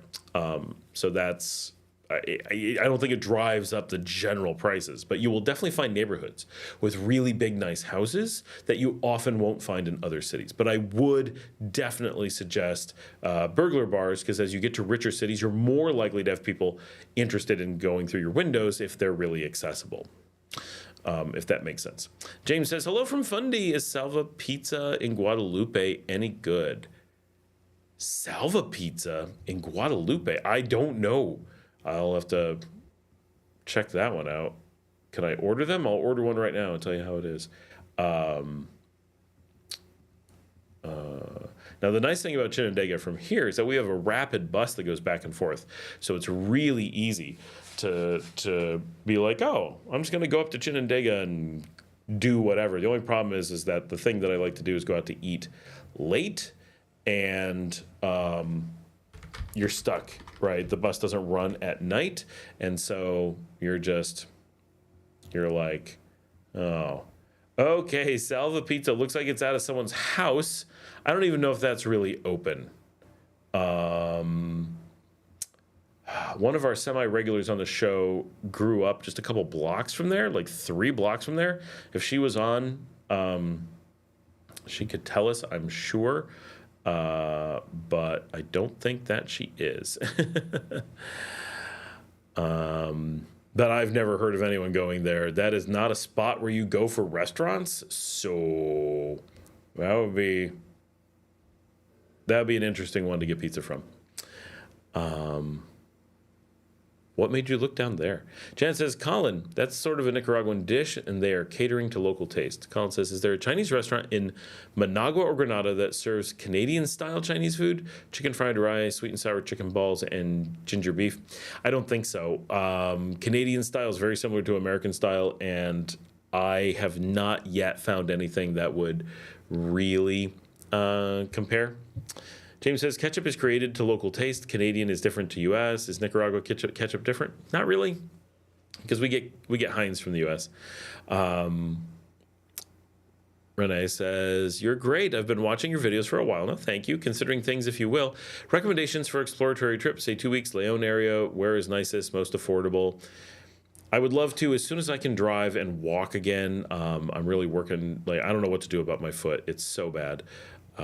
But the driving, hopefully in March, which is just 2 months away, and really, hopefully it's early March. It's just hopefully just like 6-7 weeks away. I'll be able to get my license renewed and be able to drive again. But thank you. TJ says, if there's any good Chinese food in Granada, I haven't found it. Same thing for Leon.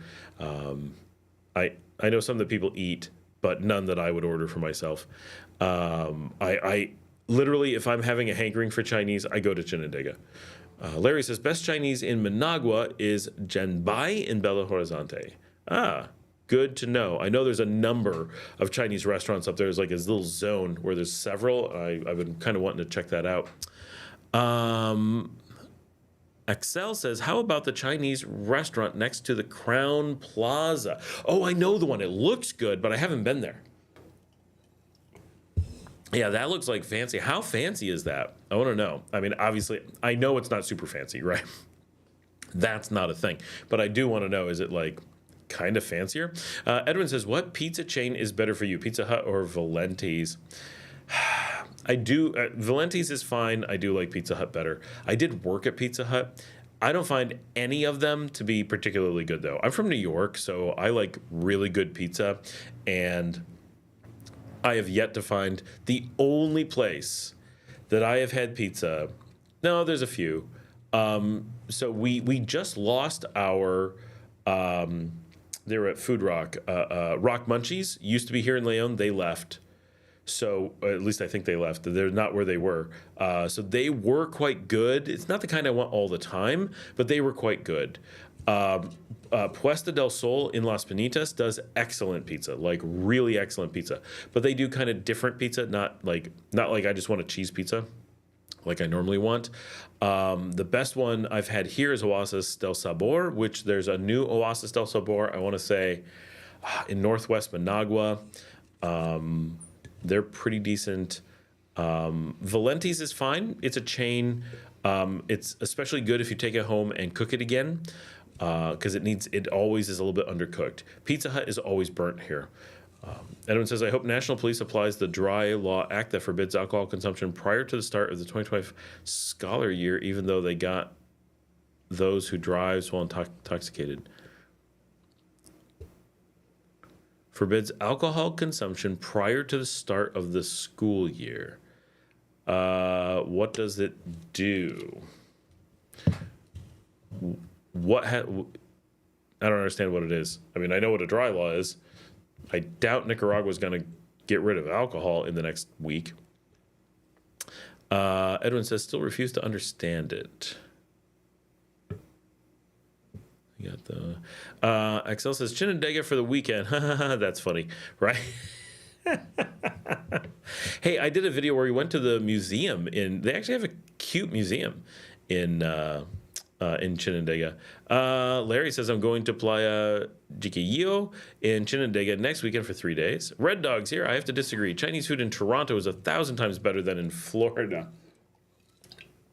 Yeah, we can't compare Toronto to Florida. Come on. Colin says, Pan de Vida in Granada is not bad. I don't know. I have to say, I went to Granada, and my friend from Granada is like, oh, you got to go to this place. It's so good. It's so good. It's good. It's good. I'm like, I have places I want to go. Like, there's good food in Granada. He pushed and pushed and pushed, and it was not good.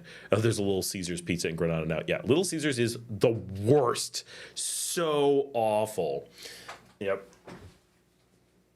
None of that stuff would pass muster in the United States at all. Come on, little dog. He's still trying to convince the big dog to give him the bed. Yeah, all of those things fall. So Pan de Vida, Little Caesars, they fall into the I just wouldn't eat pizza category. They're not so bad that like, oh, there's nothing else to do. This is where we are. Okay, it's fine. But I've tried them, and they're not worth having pizza if that's what you have to eat. Oh my gosh, the dog again. This is why I need my daughter here as an assistant, because this dog is addicted to going in and out. He has to come in and make sure that we aren't eating food or doing something exciting. He like does a round of the office, and then he goes back to the door most of the time.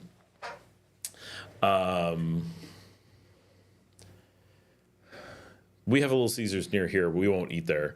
The person who has the franchise here won't support that stuff. The Little Caesars that serves at the baseball stadium here, if you think Little Caesars is bad in North America, here they actually just do the bread and throw ketchup on it.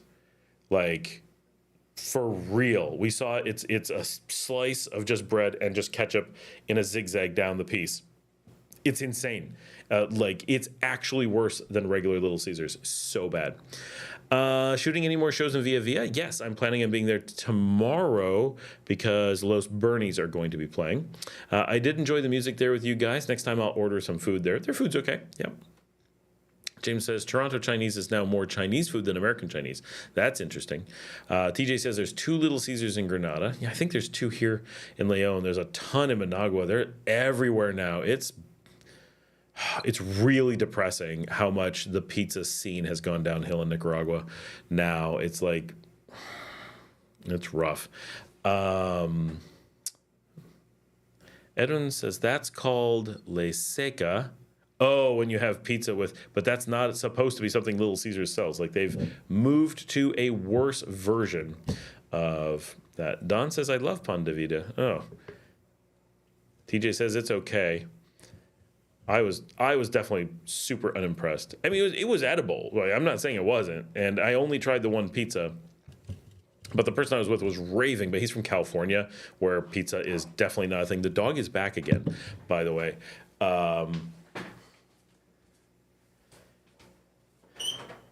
But even from California, you expect a certain level of knowledge of pizza.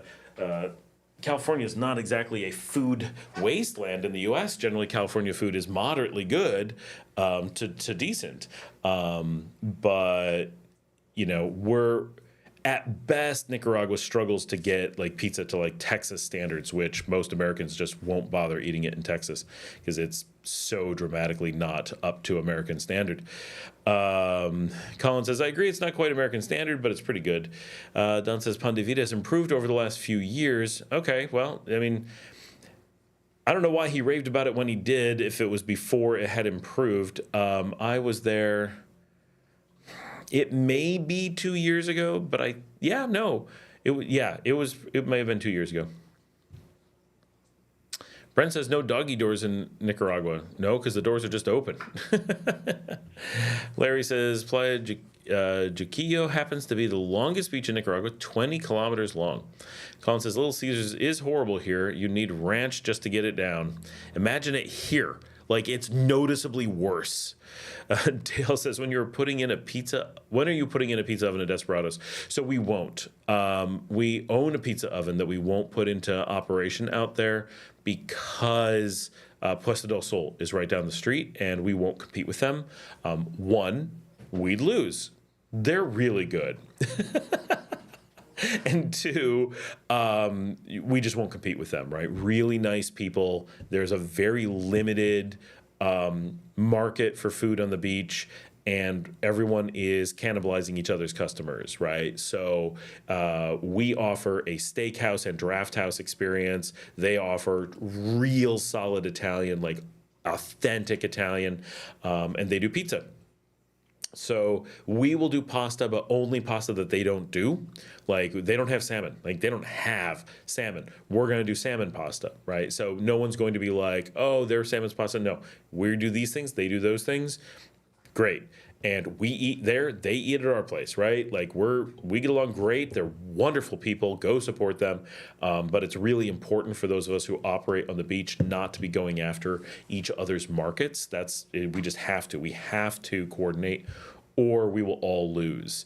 Now, if we were to do it, we've kicked around the idea of putting in a pizza oven for 1 day a week because they're closed 1 day a week, and doing a totally different pizza that doesn't really compete with their pizza 1 day a week for the people on the beach who want authentic New York style-ish pizza as best as we can do on just like Monday nights, or I think that's the night they're closed. And because no one else does pizza, no one else does.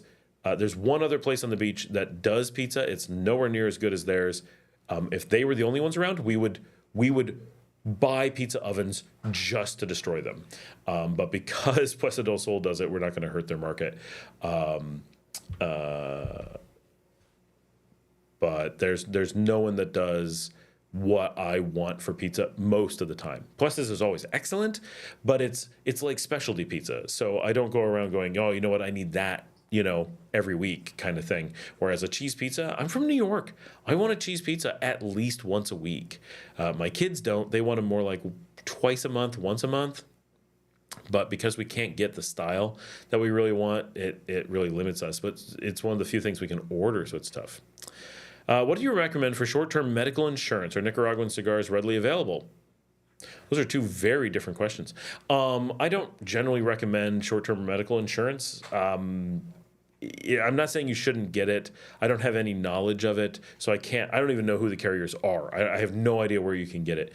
You don't need insurance in Nicaragua. Remember, healthcare here is free, and the cost of insurance is likely a major component of what it would cost to pay for private insurance. So it's not that you shouldn't have insurance. Like, trips are more dangerous than the rest of life.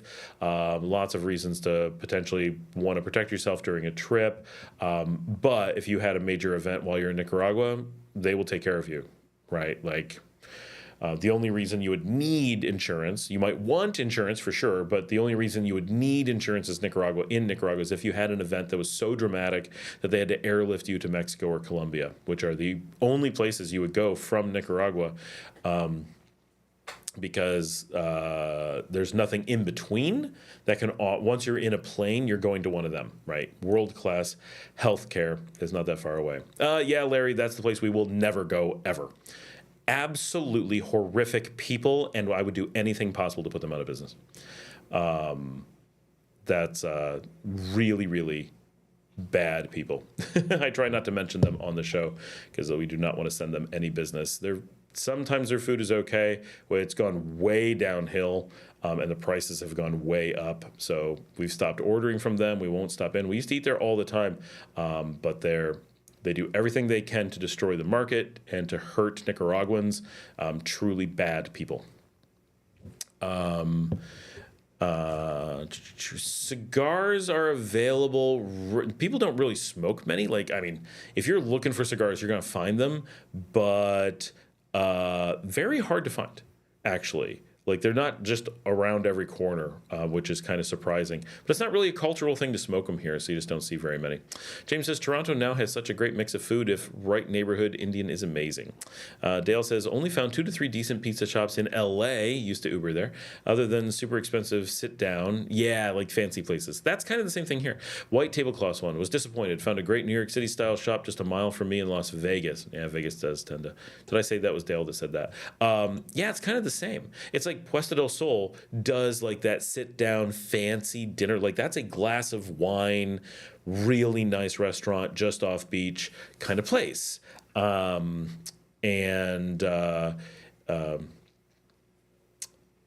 they do these amazing different pizzas. But what I want is my hometown, and a lot of these places, right? Like it doesn't have to be that really specific one.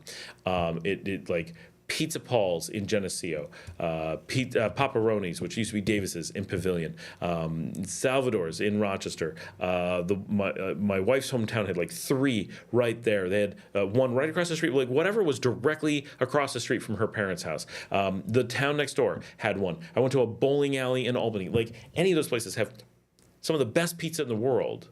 Any of those, just one, anywhere in the country, everyone would go there. Nobody can pull off a halfway decent pizza. Like the gap between what's available and a normal upstate or northeast U.S.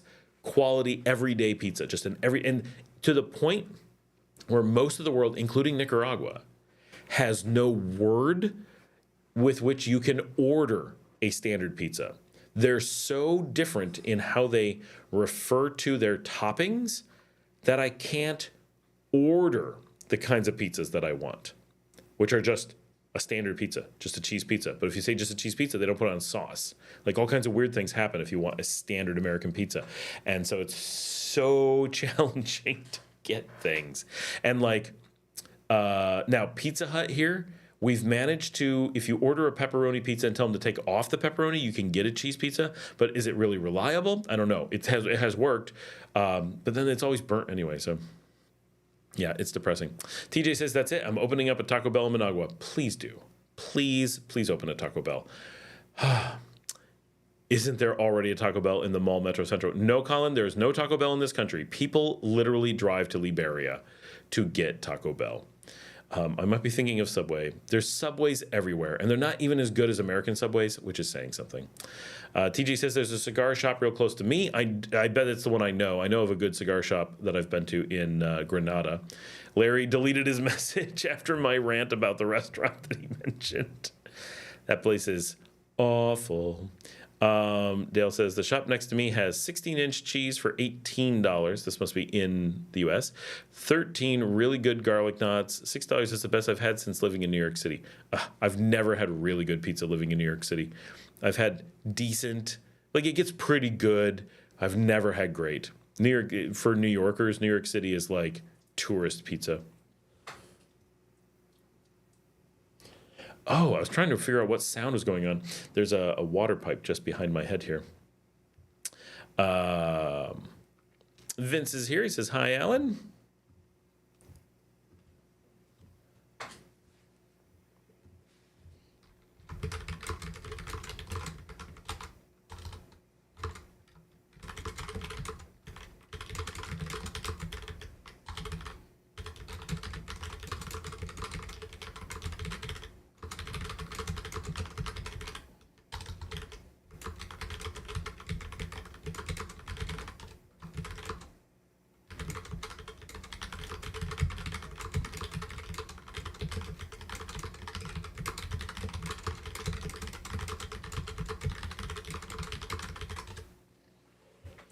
Larry says some Italian expat should be making pizzas from their house.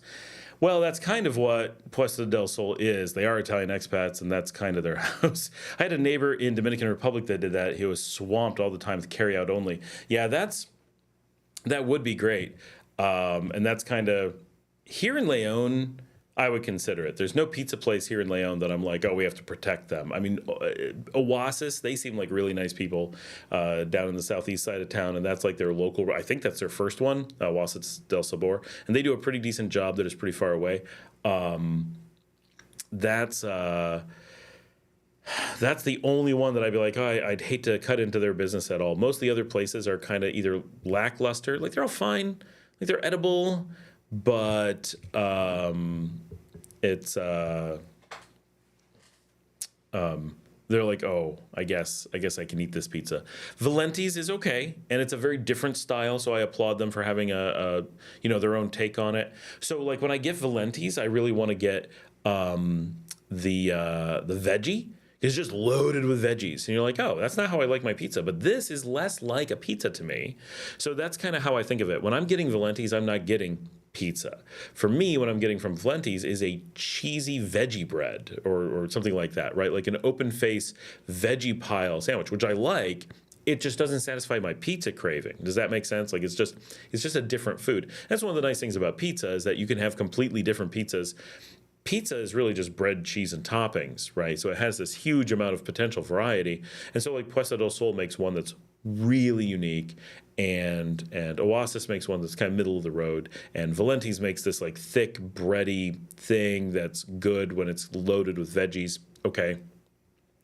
So you can have it as a form factor for different types of pizza. Like that's cool. But it's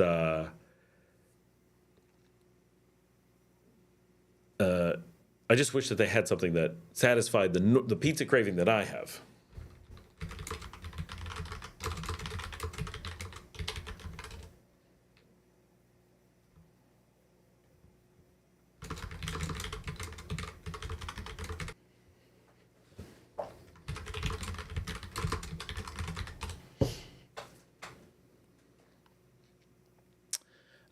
DJ says it would probably take at least $500,000 to open up a Taco Bell. Yeah, and if you see the ones that they open up in Costa Rica, they don't do it halfway. They really do it. Dale says Giovanni in the South Bronx had great pizza, but yeah, a lot of the pizza in New York City was subpar. It's just lucky to live next to Giovanni's. Yeah, there's definitely good stuff out there. It's a huge city, right? But if you're in like main areas, just trying to like the random stuff in most neighborhoods, it tends to be a little bit less. Whereas if you're in like upstate, obviously you can get bad ones too. But when you go upstate, you get like one per town, so people can't travel.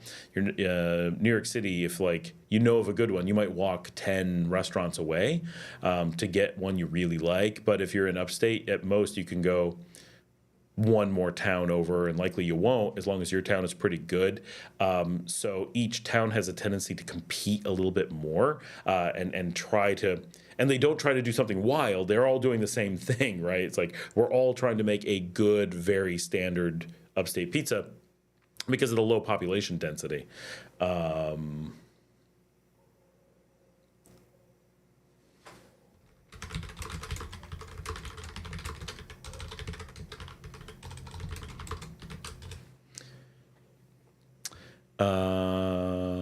Don't know when I was in the country. Renee says, don't know. When in country, Ray-Bans, watch, etc. Don't bring, look poor. No, you don't have to look poor. I wouldn't walk around with like jewelry per se, but I wouldn't do that anywhere. Like I just don't want to be carrying money on me. But things like Ray-Bans and stuff, no, that doesn't matter.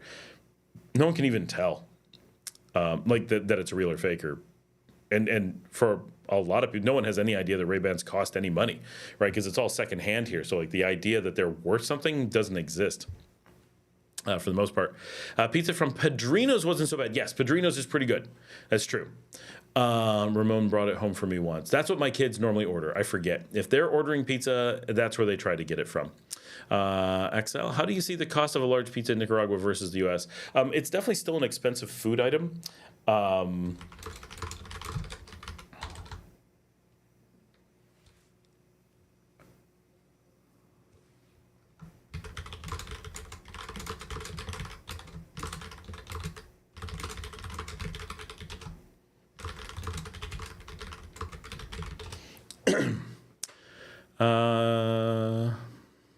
So, I mean, we can look it up, right?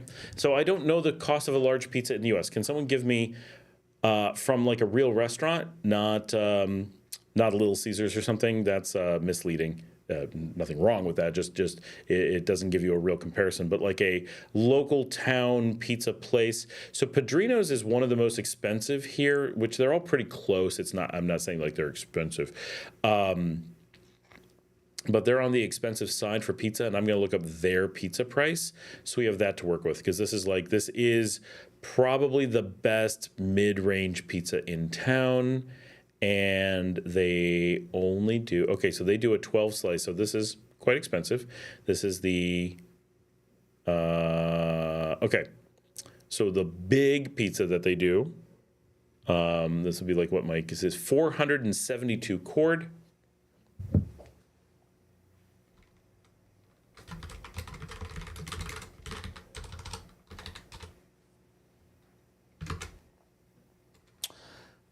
I'm going to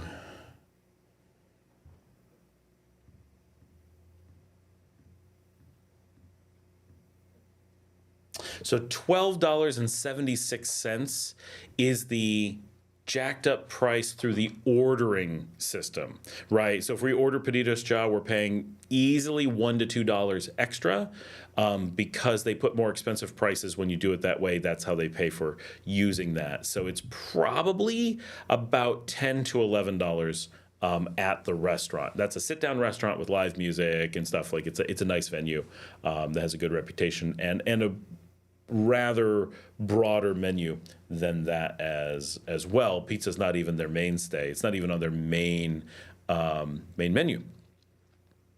Let me get a little bit of video lag. It's gone now. Yeah, every so often I'm seeing a little bit. Dale says, yeah, in New York City, you get to know which pizza or lunch spot is the one, which one is to avoid. James says, why don't you teach them how to make good pizzas as opposed to going into competition? Anchovies, pineapple, hot peppers, Italian sausage. You could skip sausage. Yeah, but who would I teach, right? And then, I don't know. It's you have to trust them to keep doing it. Jazz Blues Florida, looking at the join button before I split tonight. What's with the Ron currency? Thanks. Ron is coming up? Is that... Where's Ron? I don't know. That's weird. What number does it come up with? So the join button should be $4.99 US. And anything else, it should be just converting. But if it's showing you something other than US, it should be trying to detect where you are and showing the currency conversion for whatever it thinks that is. XL says, where are you, XL? He said $15 or $16 for a large. That's 50 to 60% more, I think, than that. Oh, yes, A#1 Savage, I saw you. I think you asked this earlier and I missed it, right? Is there a bus from Mexico to Nicaragua? There is not. I'm not aware of one. What you need is a bus from, did you say you're in Acapulco or looking at Acapulco? Acapulco should have a bus that will get you to Oaxaca. I'm guessing a little bit, but this is basically what should happen. To Oaxaca, and then Oaxaca should have a bus to maybe Quetzaltenango, but you want to get to Antigua, which is the tourist hub. So most things, I think, will go from Oaxaca to Antigua. Antigua has a bus to Nicaragua. So you can't go direct. You're always going to have a break at Antigua. Nothing from down here is going to go past Antigua. So even if we want to go to Sheila, we have to go to Antigua and then take a bus on to Sheila, even though it's inside the country.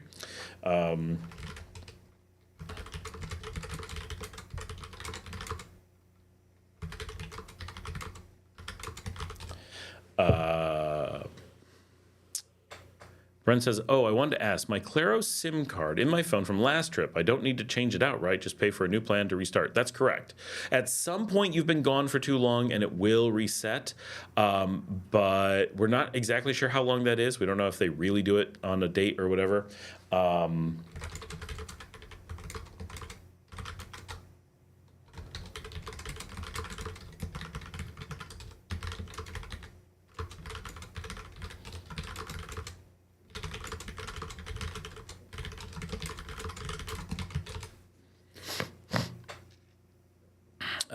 In Las Vegas, the one I mentioned is $18 for a large. It's not anywhere near the Strip, and I consider it very reasonable. That's Reasonable for sure. Secret pizza at the Cosmopolitan on the Strip runs 40 plus for a large. Okay, that is expensive. Yes, Acapulco, get to Antigua. Yes, that is the thing. Just Acapulco to Antigua should have a bus, and you should be good. It's pretty straightforward. It's just that Antigua is the thing everyone has to know. Antigua is like the pivot point for Central America and Mexico. Things from Mexico will go to Antigua. Things from the south will go to Antigua, but no one goes through Antigua because it's such a huge tourist hub for the region, but in Guatemala. And it's so close to Guate that people who are going to Guate were like, whatever, just go to Antigua and then take a taxi into Guate. So few people are going to Guate that they don't care. For me, it would be so much nicer if the bus just went to Guate and then you had to go on to Antigua, because Antigua is another 30 minutes past it.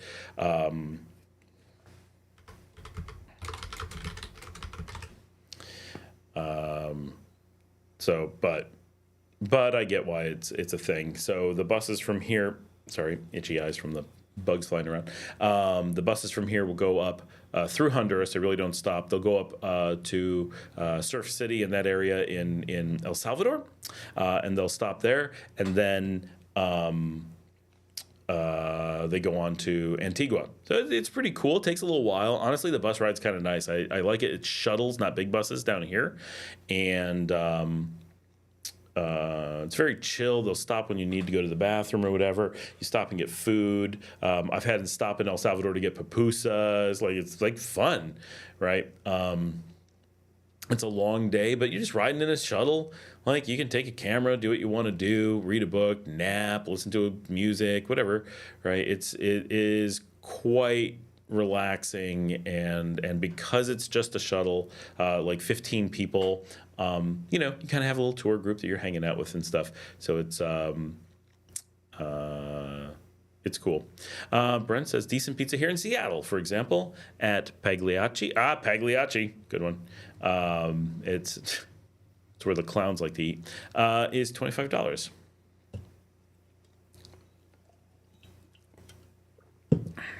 For those who don't know, Pagliacci is a clown character from an opera.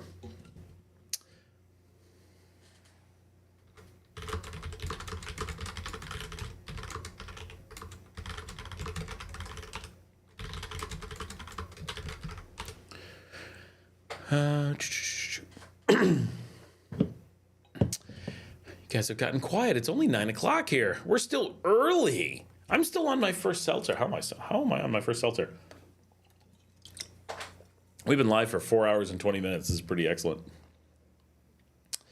Jazz says, what's the hot items on the Via menu on music nights? Well, I mean, so first of all, the whole menu is available. That's not a big deal. And he says, will this? Nope, it's gone. Remember, I'm a vegetarian, so a lot of the things that people like places I don't necessarily know. But I know a lot of people, like our groups at least, when they're going to get a Variados when going to some place like Via, and I've had their Variados. It's quite good for the parts that I eat. Now, if you're one person, I wouldn't go for that, or you'll die from all the food. But if you have a group, that can be a really fun thing to do. And they did that last night. Jimmy and his friends, he had some friends in from Texas, they got the Variados, the Mexican Variados, which, by the way, awesome, Mike, good idea, I like that. At Encantique, which is also right. So that's why we're not looking at doing, even though we have a Mexican Southwest themed place, right? Our name is Desperados, so we're themed like the movie Desperado, and that's our theme song and everything. And we've got actual saguaro cacti, and we have a pretty cool vibe. So our vibe is Mexico, but our grill is Argentinian. We have an actual Argentinian grill. And but we won't do tacos or anything like that, or we will, but only very limited things like salmon tacos, because it's very easy to get tortillas. We're local tortillas made in town, not bought, and purely with ingredients that no one else does. We won't do the same things that Encontiki does because we don't want people who are looking for Mexican food to be coming to us instead of him. He needs those customers. And so, yes, if we're going to do a specialty salmon taco, that's fine because he doesn't have salmon. He doesn't have fish at all. Like we're not competing. If we can get mahi-mahi, if we can do right, like that stuff will be awesome. I don't even think he does shrimp, so we could do grilled shrimp, tacos. There's no one else on the beach doing that stuff, and we'll do it in a very different style. Our American experience is Texas, and he's Californian style, so it's already different sauces and different approaches for a lot of things. So, and any Mexican that we do would be super minor on the menu, not.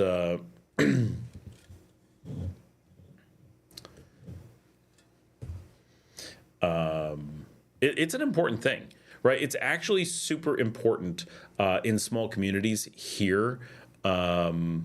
Either you're going to be some ruthless business person and you better hope you can be better than everyone else, not just in better food, but you got to have a better vibe and actually beat them in the market, or you need to work together and not because the market is just so small. There's so little money to be made. So much of the goal is not to lose money rather than to make money. You really need to see it as a partnership rather than a competition. And that's the only way you're really going to make it work. So all those good, like, that's one of the reasons we like to go on what, so last night we went out to Tacos and Kontiki for karaoke, right? Why are we not doing karaoke? Because he's doing karaoke. That's his thing, right? We don't want to cut into that. He doesn't, it's not like he has an overflow of karaoke, right? And we want to support him. Like, we want that place to be successful. We need a good taco place. We need a good burrito place on the beach. So, and he's got a beautiful place. He's done a great job. He's got, oh my gosh, a bridge going over a flowing water thing. Like, it's not done yet, but it's coming along really well. It's really nice. He's got a tiki bar. Like, no one else is going to do a tiki bar now, hopefully. Like, that's all. It's really gotta be that way. But it also makes for a really great community, right? Like, we all try to hang out. And so we'll do really big parties, but we'll only do them on Saturdays up until a certain time, about 11 o'clock, because that's when Pelican Surf opens and we don't want to cut into his business. So we very carefully, we'll do parties and then tell everyone, all right, it's such and such a time, we're cutting the music. If you want to keep dancing, Pelican Surf, here's how you get there, right? And we all benefit from that, right? It's not like at the end of the day, we're like losing out. No. This is how we all win, right? We can all win or we can all lose. Those are about the only options. And one of the things that you also have to learn when doing business in Nicaragua is it only takes one guy, one business, one girl who doesn't need to make money, and they can just lower prices and put on promotions, and they can make everybody go out of business, right? Who needs to make money? Anybody can pull back and not make money, but anyone who has to turn a profit to survive, you can basically guarantee that they can't. And that's one of the killer things that people don't realize when they're like, oh, you can make money in doing these things in Nicaragua or whatever. Yeah, as long as there's no competition, that doesn't need to make profits. If someone decides in this market, now in the US, obviously that could happen too, but you have a much larger market and it's impossible for, like, people could lose an indefinite amount of money. Oh, we're going to, I want to put this restaurant onto business, so I'm going to put one next door and I'm going to lower the prices and up the quality until no one would ever go to the one next door. Well, at some point you're going to be busy. You're going to be closed for a holiday or just something, and people are going to go there. They might keep them in business. And so you have to keep expanding and offering more. And then more people come and you get so busy that they still overflow. You might never be able to do that. But in Nicaragua, the number of people who are going to go out to the beach is so few that, yeah, if you offered really cheap food, if you just start giving food away, yeah, the price or the number of people will increase that come out there, but only so much. You will potentially put those other places out of business, but the cost could become, in the US, it would become potentially $1 billion, right? And in Nicaragua, it's like, oh, that may be quite expensive, but it's really doable. And so that fear that a business will get really angry with you and be like, I don't care about making money, I just care about you going out of business, is a real thing, right? and when you have a group of people who no one has to make money and they're all like, screw that person, they're screwed, right? So you don't want to be on the wrong side of that type of market. And it's just, and it has nothing to do with Nicaragua, has nothing to do with individual people. It is the natural kind of effect of that sort of market because it attracts people for reasons other than profits. Dale says, I'm glad that you all look out for each other there, except for that a-hole up the beach. Yep, there's that one. Brent says, I got a kick out of the shuttle ride from Granada to Leon. When someone had the urge, they just stopped the van and found some trees along the road. They announced Baño Natural. That was probably not the private shuttle. That was probably the public shuttle, but maybe. There are almost no bathrooms along that route, though, so that's a real problem. There are a few now. They've put them in, but a year and a half ago, you could be out there for 2 hours. I've been out there with my kids, and they're like, "We really need to find a bathroom," and I'm like, "Oh no." I found one place that was open in the middle of the night, and I'm like, oh, thank goodness. Like, there's very few options that whole way. Now, often there's no traffic, and it's not that long, but it's a bit much. Brent says the ladies needed to wait for gas station stop. Must not have been Nicaraguan ladies, because the ladies I know in Nicaragua would not have waited. Larry says, I like Mike's food. That Mike's is tacos and Contiki. I only wish he would add a comedy monologue night. Who would do that, though? That would be Mike's a natural entertainer. Oh, if Mike did it. Brent says, yeah, the pizza here is just pretty okay. Nothing here for the purists, though, really.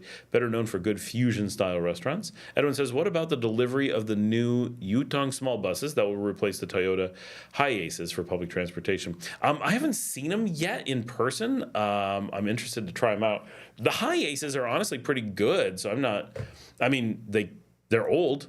So that could be cool that we get them replaced, but I've not had to ride or not gotten to ride in one yet. I'm not sure if they're coming out to Leon or anytime soon. Let me know when you see them. Dale says, yeah, Brent found some really good food in Seattle, just not pizza. Yeah, I've had good food in Seattle, I would say. Seattle seems like a foodie city. But it says Lombardi's in New York is great. I've heard of them. Edwin says, I love those Toyota Hiaces because when I was a kid, I used to be in one of these when I studied on La Verde Sonrisa in 2016, 2017, as well as the Toyota Coasters. Hitchum says, drones still a no-no. They are far more a no-no. So a few weeks ago, a new anti-drone law was passed. So the previous laws were that you couldn't fly them and you couldn't cross the borders with them. Now all that are in the country must be turned in. So it used to be that if you got caught bringing it into the country, you could lose it. If you got caught flying it, you could lose it. Now, if you get caught leaving the country with it, they know that you've been breaking the law the whole time you're in the country. So you may not be able to exit. So it's a really big deal not to have the drones now. Every business that's been selling them has to turn them in. Everyone who's got one at home has to turn it in.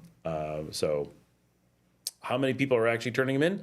I don't know, but it's it's not moving in the direction of allowing drones. It's a doubling down on not allowing drones, unfortunately for me. But the U.S. is looking at essentially the same ban, not with the turn-in, but stopping new ones now as well. So it's more countries in bigger regions are considering doing the same thing now that they've had to deal with them for a little while. Which I hate because they're incredibly useful for those of us who make that kind of content. But it is true, if everyone has them, it does create problems for sure. Larry says, I offered Mike tickets to the game. He messaged me that he wants to go. However, he can't confirm until 12 on Sunday. Awesome. That would be cool if he went. Larry Paul is coming with us as well. You said I had 3. It's me and Dominica and Paul. He just decided he was coming at the last minute. My dad is calling in tonight. I didn't know he was here, but he often is. Night, Dad. Edwin says, even though the newer models are going around Managua City and the country highways or special private transportation. That makes sense.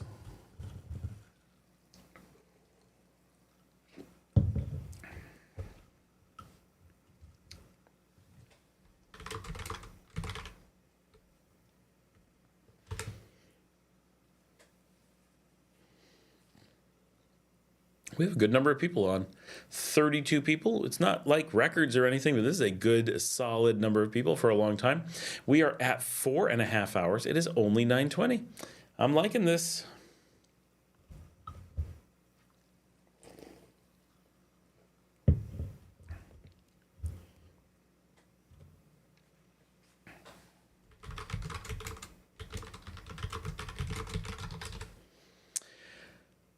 MS Katie Cat. I'm sure that's Miss Katie Cat. Just curious, the purist in me that tries to live a lower toxin life. Is there places to buy natural soaps, deodorant, and toothpaste?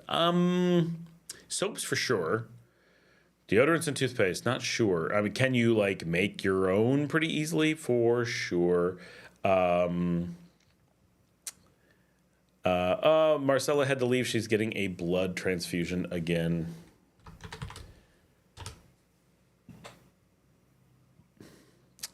But natural deodorants, I'm not aware of any. There's a possibility. But that would be, yeah, but Larry, that would be awesome if Mike came along. That'd be a lot of fun.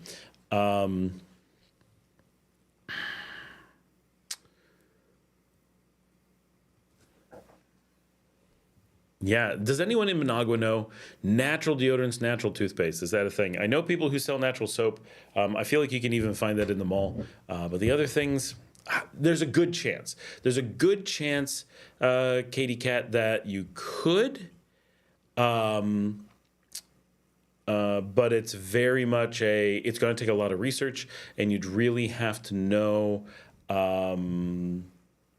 You'd have to put in a lot of footwork to track it down, I suspect. But I bet you would be able to find it.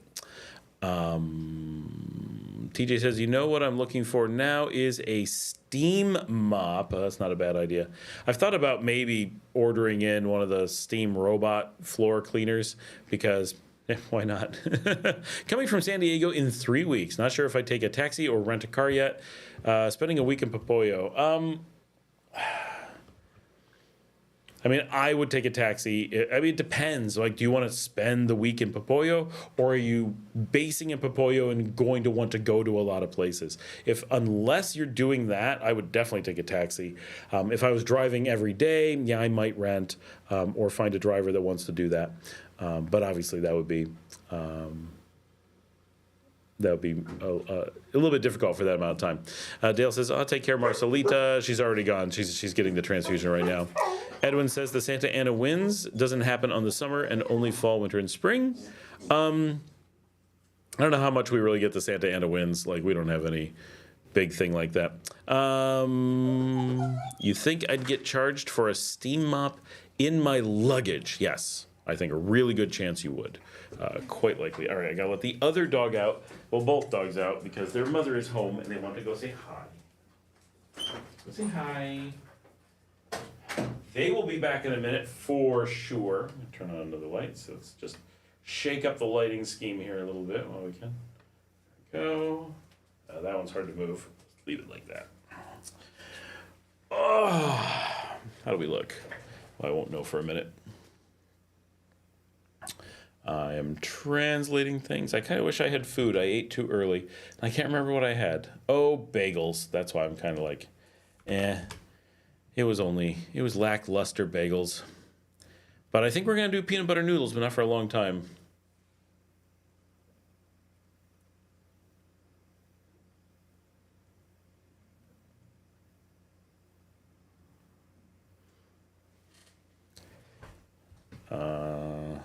Hold on. Where's my messages? There it is.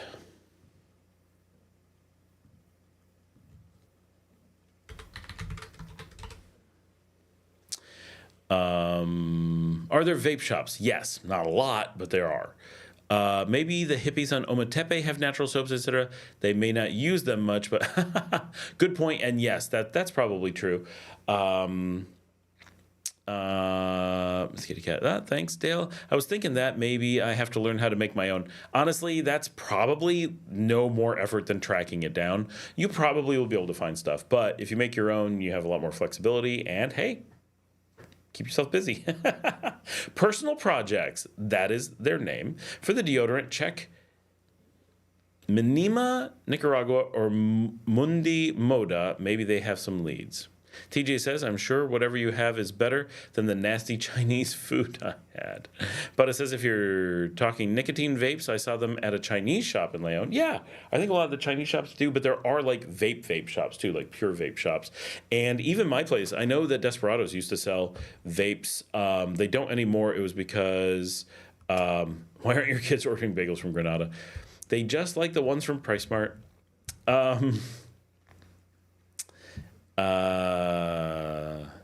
Us kids, not my kids, because my wife just likes the ones from Price Mart mostly. Was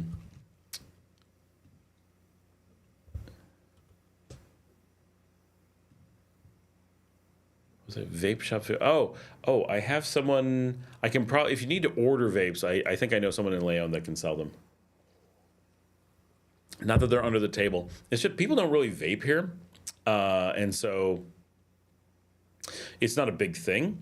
But people do vape here, so there is stuff. It's just not common like in the U.S. So it's a small market.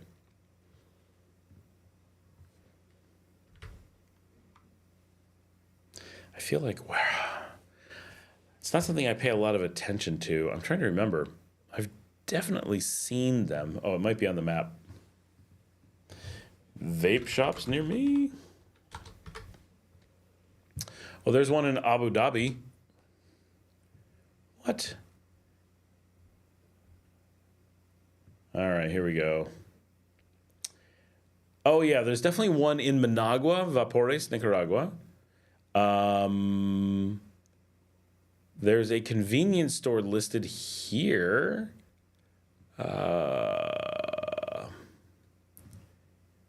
Lluvia de Sabor y Color. Oh, I think I know this place. I'm looking at the photos. It's not super clear.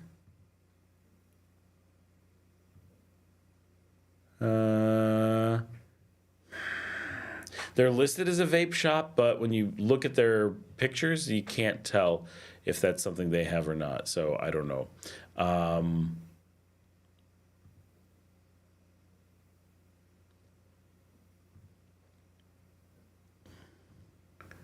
looking at the...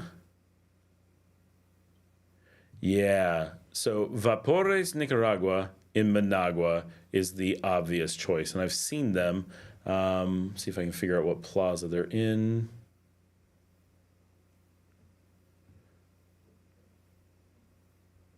There they are. Oh, that's why I see them. They're next to the Barrio Cafe. They're just down the hill from the Barrio Cafe on on Los Robles. They definitely have them. TJ says, hey, I've been there. Bryce says, I got to smuggle a Starlink here. Bryce, you're in Nagarote. Just get fiber. It'd be cheaper and faster. Edwin says, I don't know what that place. Send the link so I can check it out. Definitely nothing exciting, but it's a place.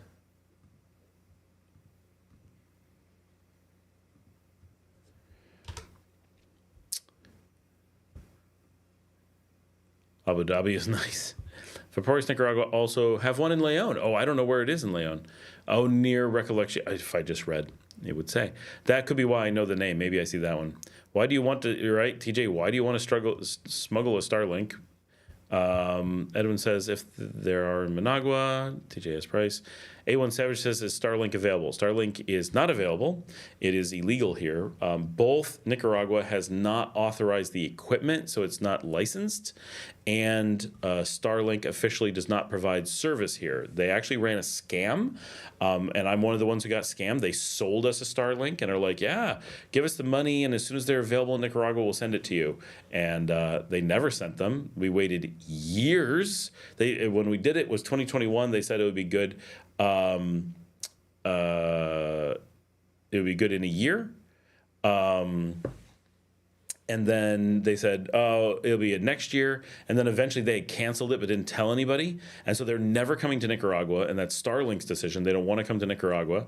And of course, they make no money here, right? There's no reason to have Starlink here. So it's completely pointless. But they were just trying to make money off of people, and so ran this scam and tried to keep our money. We did end up getting our money back, but we had to go after them because they were conning people, like complete garbage. Now, it worked out great because who wants Starlink here? Nobody. That would be ridiculous. So it's good that we don't have it. But they tried to. Now, I know some people have smuggled it in, and some people have gotten it to work. Some people say it works pretty well. So is it possible to get it and use it? Yeah, you might make it over the border with it. If you get caught, assume you're in trouble. Because it is smuggling, right? It's definitely, you can't just smuggle in international communications gear into pretty much any country. Satellite dishes generally are going to be something that you need to mention. Plus, generally, the cost of them is over the declaration amounts. So you really need to pay taxes on it and stuff. And it's electronic equipment, so it has to go through Telcorp. And it's not licensed, so they won't let it in. So they'll just confiscate it. But even if you get it in, it could shut off at any time or never work. But I do know a couple people who are using it, but mostly they're like, oh, I didn't realize I had good internet. Oh. Saw someone on Reddit, I believe he said he had Starlink. They're hidden in their custom Sprinter camper van and said it was awesome. Yeah, I mean, okay, so that's true. If you're doing something like sticking it in a camper van and you want to be able to just camp in the woods in different random places, yes, it's true that Nicaragua doesn't offer anything other than Tigo and Claro 5G for you to use in situations where you're mobile. That's unfortunate. But there's very, very little of people doing that. Camping is such not a things here. Like that whole ecosystem pretty much doesn't exist here. So, but it could. Like, I'm not saying it couldn't, but definitely niche. Bryce says, Starlink on the website says it's not available in Cuba, Nicaragua, and Russia, but I was told Starlink was treated the same as drones. I think that's pretty much true. At this point, it's not as bad as drones. I don't think it's in a you must turn it in if you have it kind of situation. I could be wrong. But yeah, it's similar to a drone. Speaking of nicotine, do they sell American brand cigarettes in shops there? A little bit, yes, but not a big selection. Oh, is an alcohol thing okay? I don't drink alcohol. Oh, is an alcohol thing. Okay, I don't drink alcohol, Edwin says. TJ says, fiber would be better anyway with latency, for sure. The fiber here is excellent, far better than Starlink. TJ says, I had Starlink, before it was available to the public. Edwin says, what kind of streetlights do you like the most? The high-low pressed sodium or the LEDs? Well, I like LEDs because they're just way better for the environment, obviously.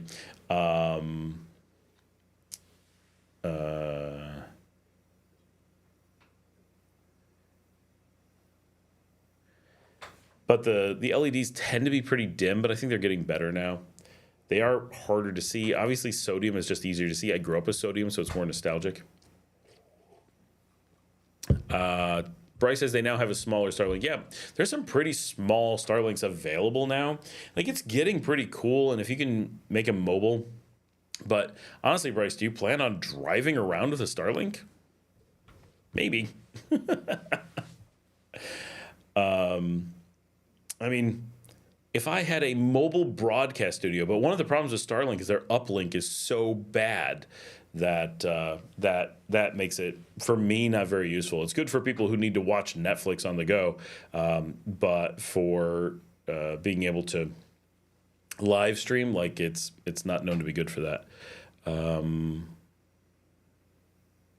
Yeah, low pressure sodium is good. You can do that with LED. It just takes more work.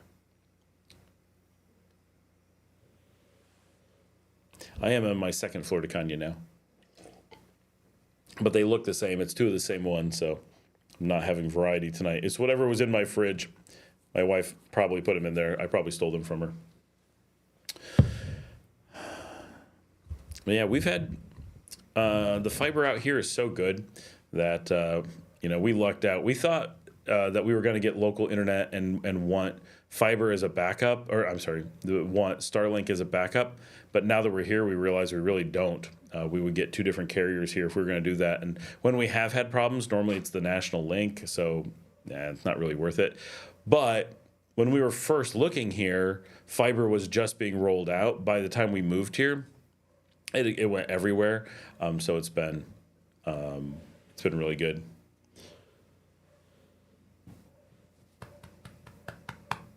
A little bit of air in the.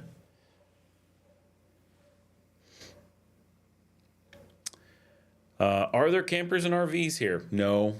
I mean, I'm not saying that there's zero, but there's very few. Super rare.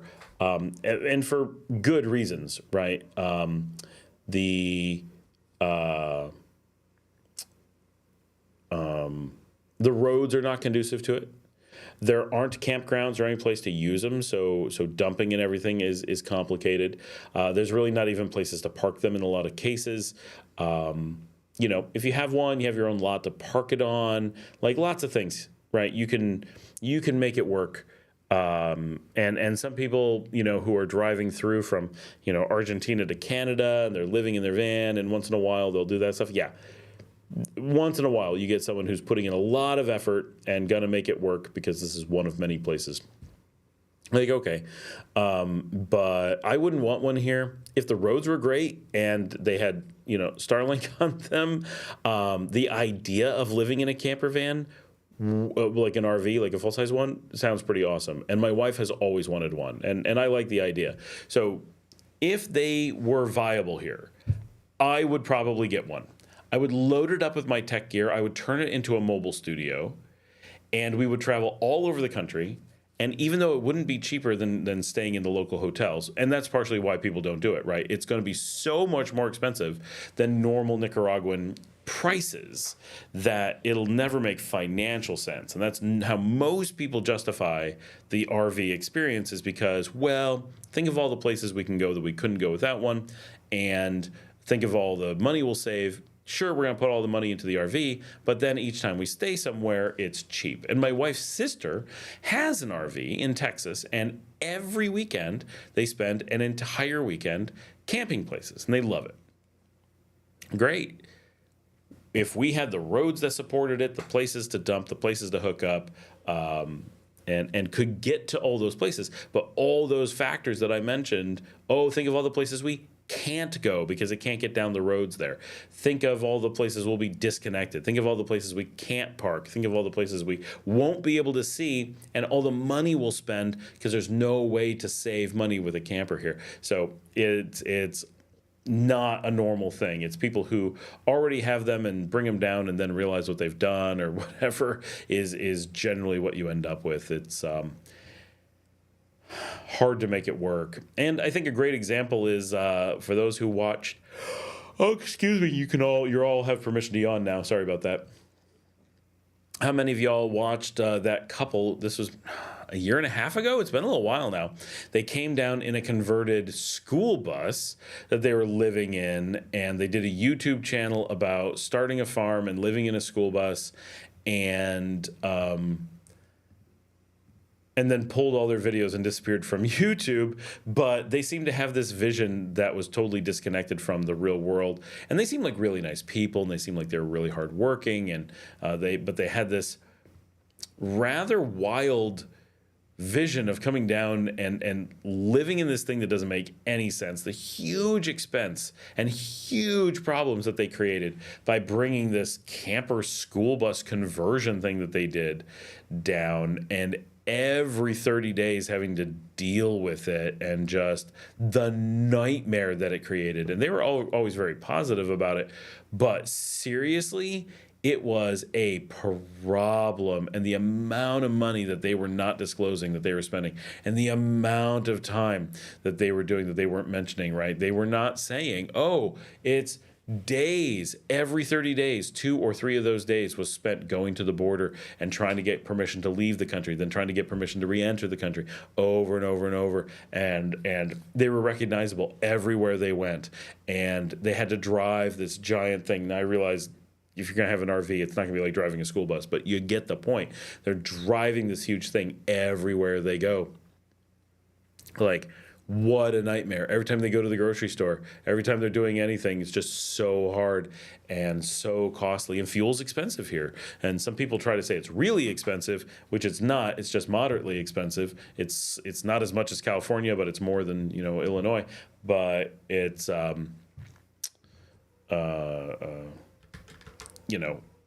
not really cheap to just gallivant around in a super large vehicle, right? So, I'm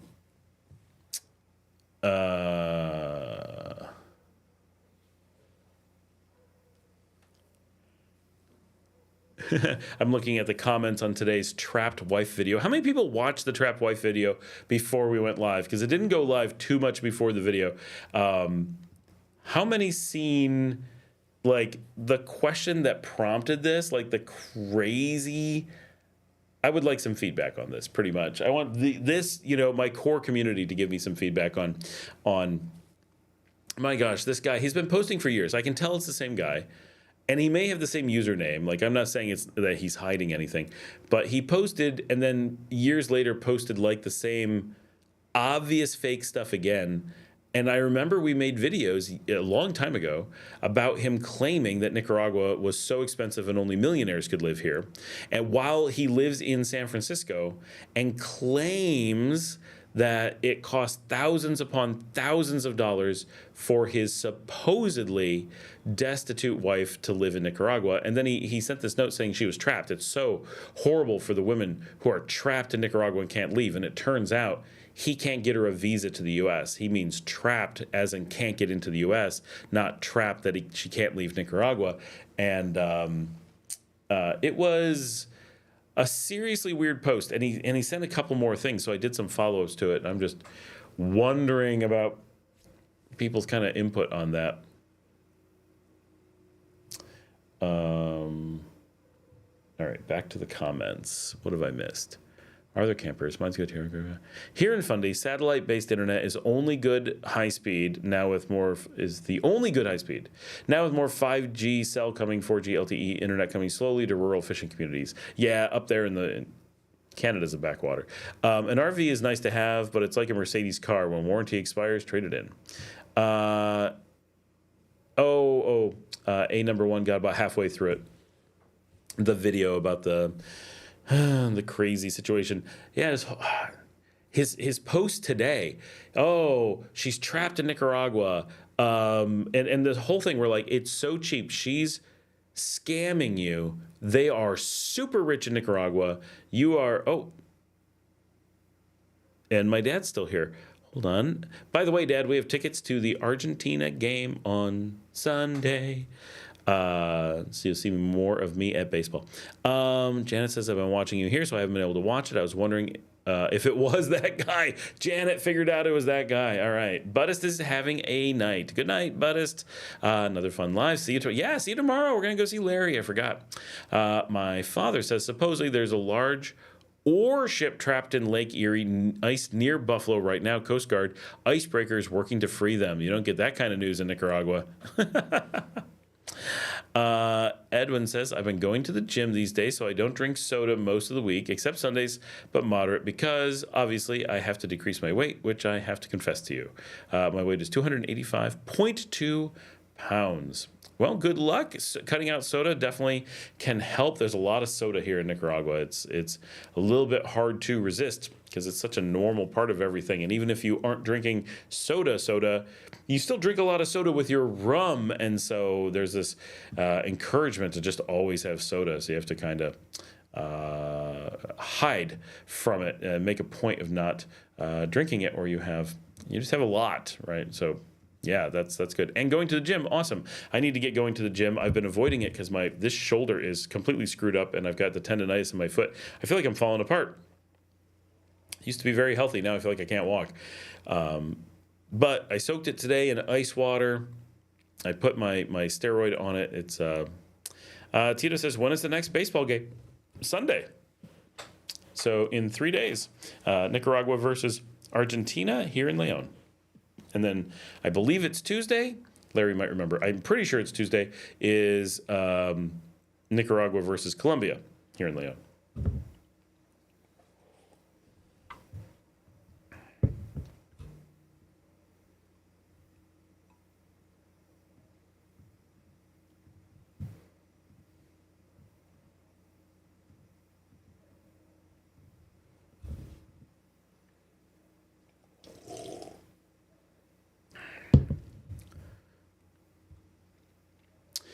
A1, Edwin, if you live in Nicaragua, you've got a leg up on everyone. Healthy food there. Edwin, I assume he's asking me, you like the Caesar salad? Just in general, Caesar salads? I love Caesar salads, or Cesar salads, as they actually are. That is one of my favorite Mexican dishes. Caesar salads are good. They're very popular here, much more popular here than in the U.S. I like salads in general. I'm a big lettuce fan. That sounds like a funny thing to say, but like my wife doesn't particularly like lettuce all that much. And so like I really like lettuce. I can do any type of salad. I really like a lot of different dressings as well. But the thing I miss most in the salad thing, because we can get decent Cesars here. I'm trying to think of who does a couple. There's a couple that are really, really good. Every so often I find one that's just excellent. But I really should order them more. The thing is that very few people put fish on them. Here they're almost always with chicken, and then I can't eat it. So I don't want those. Or they're really expensive for no reason, because I don't eat the chicken.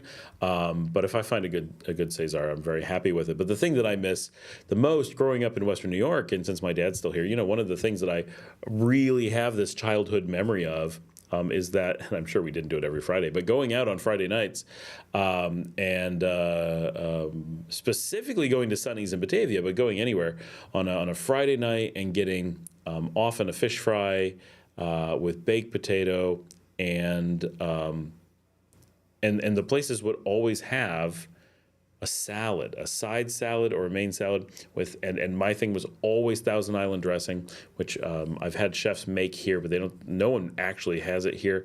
And Thousand Island dressing on a traditional salad with iceberg lettuce, maybe some carrots, maybe a little bit of tomatoes chopped up, maybe could be some hard-boiled egg. That's an option. Croutons, Thousand Island dressing on top. That flavor. That's the week is done. I'm heading out. I'm relaxing on a Friday night. The real meal is coming. That is my opener. There's nothing like it, and that I can't get here, at least not very easily. I'm really hoping that when Desperado starts doing salads that I'm going to be able to convince them to do that, and I will get it every time I go. Although I do have to say, getting the smoked corn at Desperado's, not to promote my own restaurant, but I go there and I get that is delicious. Okay, James switched over years ago to SodaStream with natural juices. Still get the fizz sensation. Honestly, I don't like the fizz sensation. That is actually what keeps me from soda. So that would not do it for me at all. I would just drink the net. I would never put the air in it. Edwin says, I know at a number one, Savage, I have 10 days in it. I got to the gym Monday to Saturdays. Gyms in Nicaragua is closed on Sundays. Oh, there's a lot open around here. Edwin says every morning starts at 7. Larry says Golden Fitness in front of La Fice is open Sunday. He means here in Leon. Edwin is in Managua, but you're definitely going to find ones in Managua that are open on Sunday. There has to be. I'm pretty sure, Larry, isn't the one at Paseo Real open on Sundays too? Oh, and that new one in Chinandega. We need to go do a video at the one in Chinandega. I need to take Ida to do that once I have a car and a license, because There is one of the best gyms in Nicaragua, just recently opened right in the stretch that I love in Chinandega, and it looks fantastic. And I've seen lots of people from all over the country posting from there, so I want to go up and film it and get some shots and talk about what it costs and stuff. But that's an interesting one for the expats who are looking at Chinandega. There's a few things like that, like really nice gyms that you struggle to find in much of the country. Managua, sure, you can find it. Leon by Paseo Real, but in Chinandega, you could be, you want to spend a little bit more and be in like one of those nice neighborhoods, and you can have some pretty nice restaurants and access to some stuff. It's a very different lifestyle. You're very out there, but it's got some nice things for sure.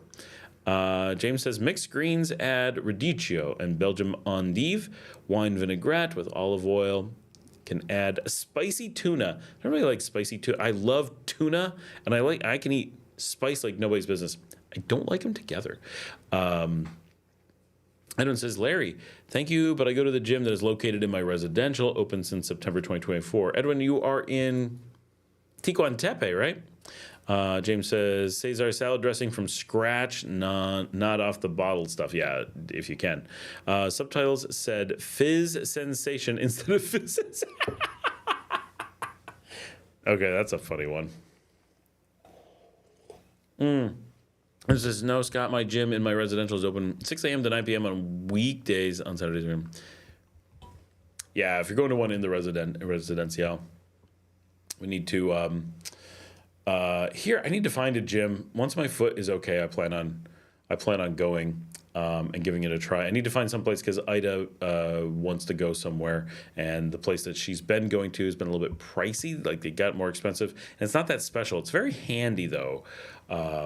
But I'm also always tempted to be like, can we just get gym equipment for the house, and then you don't have to go anywhere? Like, that just seems like a better way to go. Edwin, I can send you a DM via TikTok. Edwin said that to me. You can send me a DM via TikTok. I'll need to get into TikTok and look at all the millions of messages that I never read. Jan says, it's worth it to read the subtitles for entertainment. I'm always tempted to be, no, they look normal when I look up. A1 says, I can't wait to get back. Don't let them close the country to foreigners. God, I'm doing my best.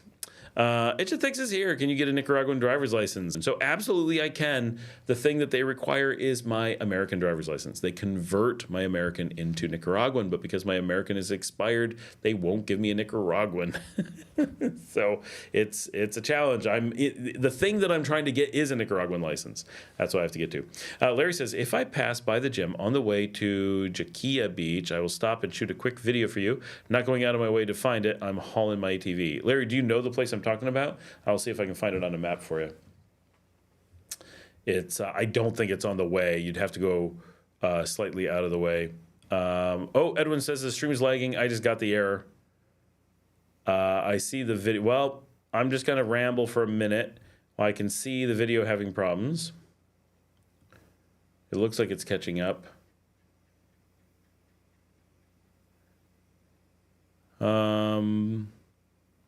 Edwin says picture is freezing. Janet says, it says, Chan says, when you said about the subtitles, the rest were right, though.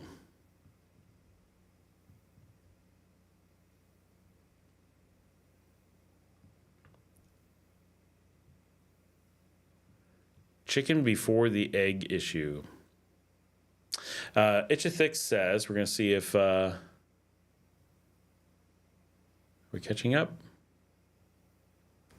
Are we good? Are we good? All right, it looks good on my monitor. Itchathix, yes, I can go and do the test, but the test requires a lot of things that I have. It takes time. Like, it's not a... They're like, no, this won't be quick. And it's almost certainly faster for me to go to the U.S. And I really need to have the U.S. one anyway. So I'm not getting out of anything by doing the Nicaraguan one first. Oh, I just found a Guatemalan brunch restaurant. What? What? No pictures. All right. Well, now I've got something I need to go try. I'm not finding the place. It's so new, I don't think it's on Google Maps, which sucks. Yeah, it's not on there. I just went all the way around the map and it's not there. Well, poo. Oh, wait. Larry, when you go to Chiquillo, you go around Chinandega, right? You turn to the right at the rotunda and go around.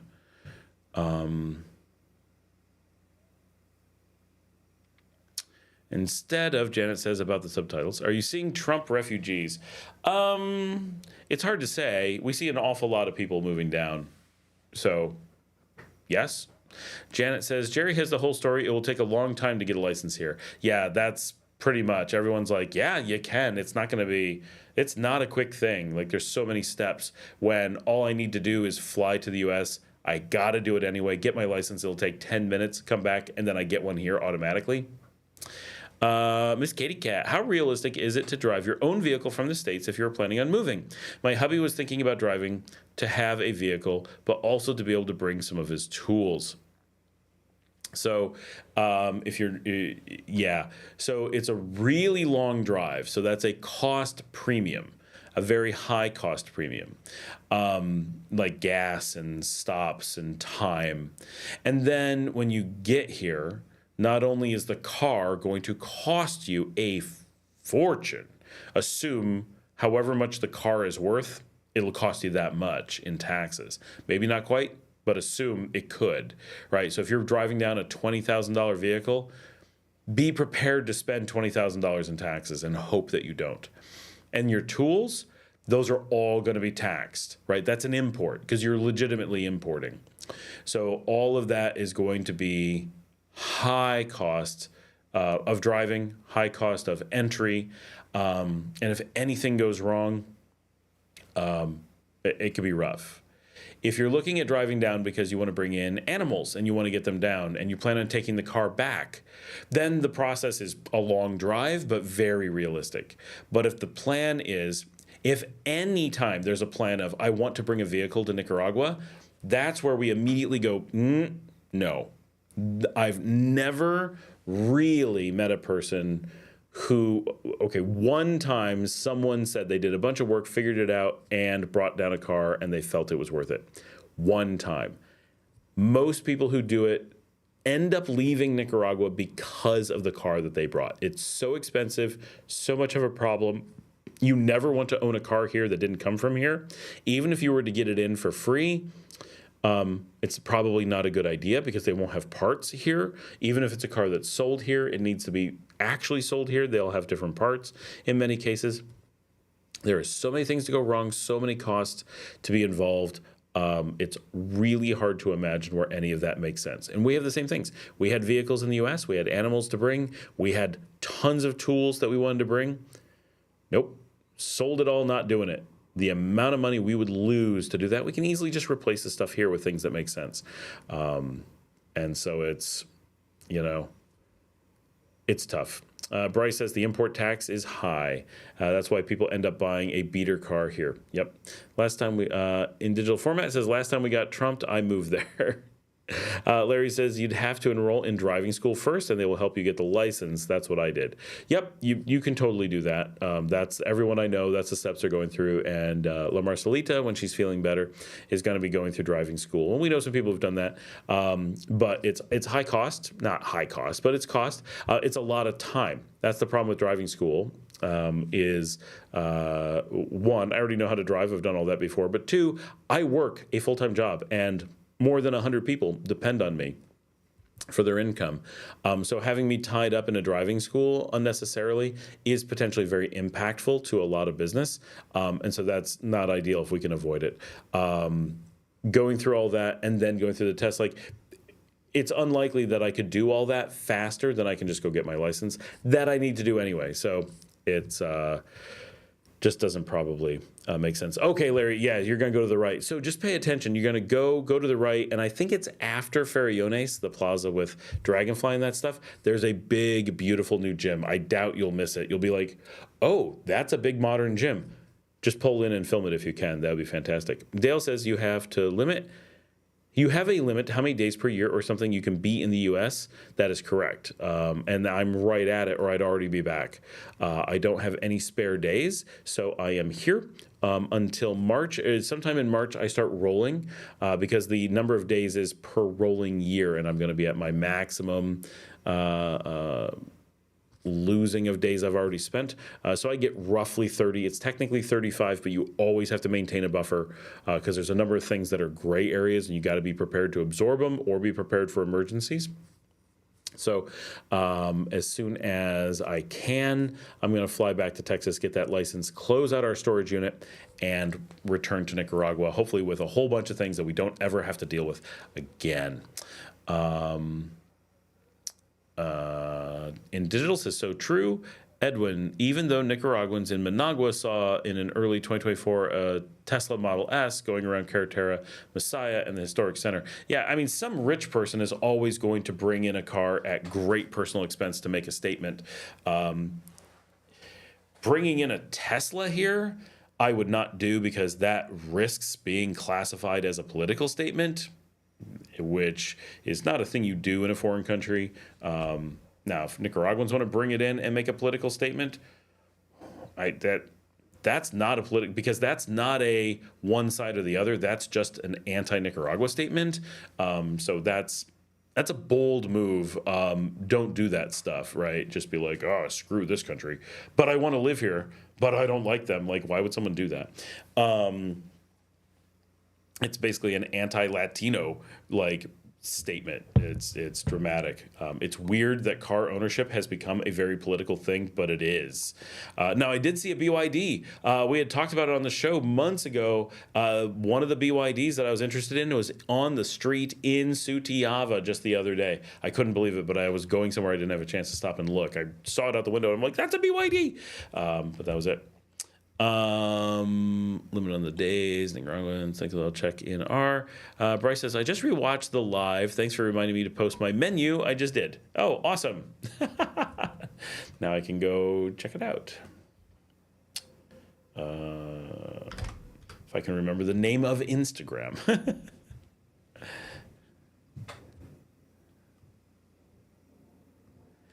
And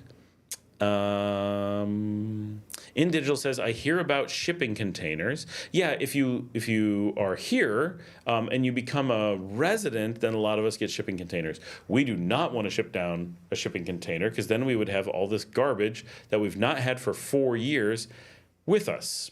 That would just be a bad idea. Could we bring it in? Would we get a tax credit? Yeah, we get a lot of things that allow us to bring it in. But we'd still have to pay for the shipping and then deal with all the stuff we brought in, which just wouldn't make a lot of sense. We would be overall sad as to the situation.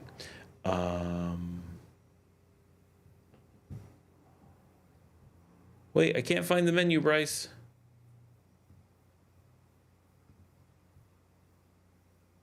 There's menu information. Oh, wait.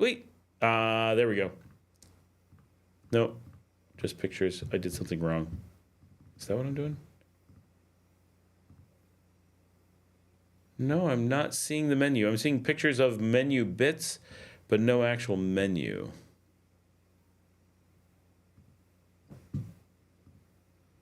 I'm also not seeing anything that's new. Or was it on the website? Is that where it is? Checking that too. Nope. I don't know. All right. Wow, finally getting this storage unit sorted out. Yes. It required multiple people. This is why you don't have multiple people in a storage unit. Everyone's got stuff in front of other people's stuff, so it's like, oh, I can't get my stuff out until they throw their stuff away. It's a nightmare. So we're all going and getting that done at once and giving almost everything away. Andre says, are there public marinas in Nicaragua where a person can safely dock a boat? So can you find a marina? Yes. I imagine you're picturing something different than reality, though. Do you have a $10 million yacht? What is it that you're... Oh, Edwin is off. Good night, Edwin. Have a good night. Dale says, those BYDs are gorgeous. It is true. They're very cool. Andre, yeah, what kind of boat? What do you, so the marinas are very few and far between. I know of actually just one. It's in Chinandega, and it's really remote. It is safe. But as far as I know, it's just for millionaires. It's for foreign millionaires who come in ocean-going vessels, come in from other countries and then dock it there. So, I mean, you can certainly pay for a dock there.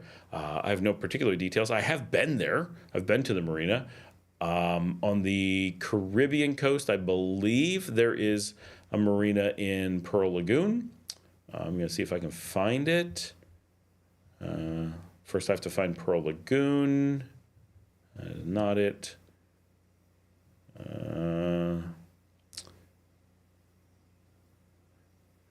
Why would a car be considered political? Teslas are made in the States because, James, Teslas are made by a political figure in the States, and he's an extremist, and the cars are not very good value at this point. So it's considered extremely political to invest in those cars, especially as many of the features that you pay for are fake and don't actually exist. So it's seen as kind of a, willing to get taken advantage of in order to move money to a political figure.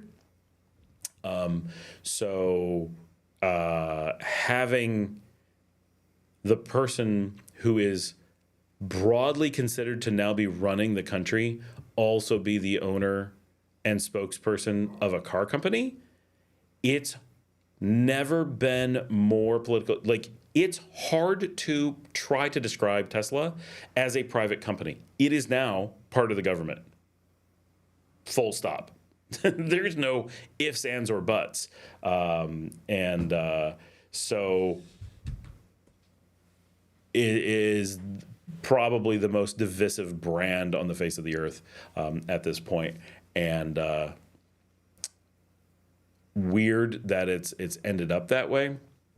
But at this point, people are dumping or buying Teslas, depending on your political viewpoint, like crazy, because people who want to show they're a loyalist to one group are buying them because it's a symbol of loyalty, and people who don't want to advertise their loyalty or don't want to be mistaken as a loyalist to another party are dumping them because, I mean, it's like flying a really specific flag announcing not just your party loyalty, but a very specific subset of that party loyalty. So,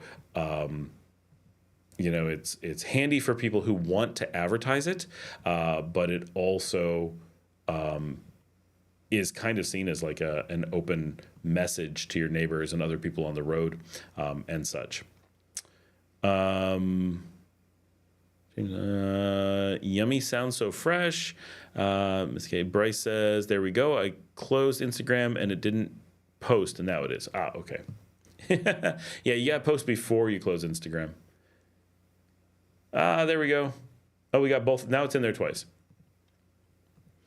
All right, we got frappes, we got slushies, we got batidos, we got mini waffles, mini donuts. Not full-size donuts, just mini donuts. Funnel cakes, cakes, strawberries with cream. Oh, now there's full-size donuts as well. Are they, I hate to ask, Bryce, are they American donuts or are they Nicaraguan donuts? Because they're very different animals. You got sandwiches with meat, hot dogs, hamburgers, fries, hamburger combos, hot dog combos, sandwich combos, wings, or alitas, as they are called here, extras. Oh, onion rings, nice. Mozzarella sticks, nice. Hash browns, cool. Got pictures of them? Yep. That's the style hash browns they have at Desayunazo and a number of places. We get them on breakfast sandwiches here, like, and they sell them in Managua. We've got them in the freezer here. They're not inaccessible, but a lot of people haven't had them. Jamaica, I like Jamaica. Very cool. Awesome. The menu is now, let's see, wait, can I get this for everybody? Yeah, there we go. Here, guys, here's the menu. That is Bryce's menu from his restaurant. Give me something fresh. Close Instagram. You can check now. Tesla stopped selling those Cybertrucks? That feels like fake news. As much as that would make me happy because I hate those things, it doesn't actually feel like something that's true. Bryce says they sell Price Mart donuts and resell them. They're pretty close to Krispy Kreme. No, that's too bad. Yeah, I've had the Price Marts. Wait, do you mean other places? That's not what they're doing. I have not had anyone resell the Price Mart donuts. That would at least be acceptable. The ones that I've had anywhere I try to get them, and especially the ones called American donuts, which are so bad, are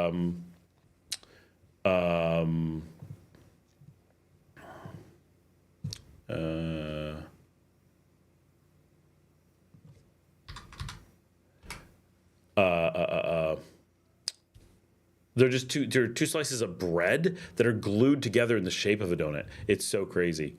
And you're like, this, like, other than being in a donut shape, which is not actually a donut shape. The shape is called a torus. It's only called a donut shape because donuts come in that shape quite often, but not always. And if it's not tasting like a donut, then it's not a donut shape. It's just torus-shaped bread.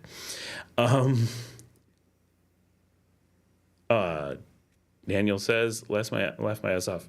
If you've ever seen the South Park episode where they all drive electric cars and move to San Francisco. No, I haven't seen that. Jan says, Kelly Blue Book said they stopped taking orders for the less expensive Cybertruck, but they think the expensive one will be delivered much faster now. Bryce said that version 1 of the menu, we add quesadillas, full breakfast items, not tamale. Oh, soon. Awesome.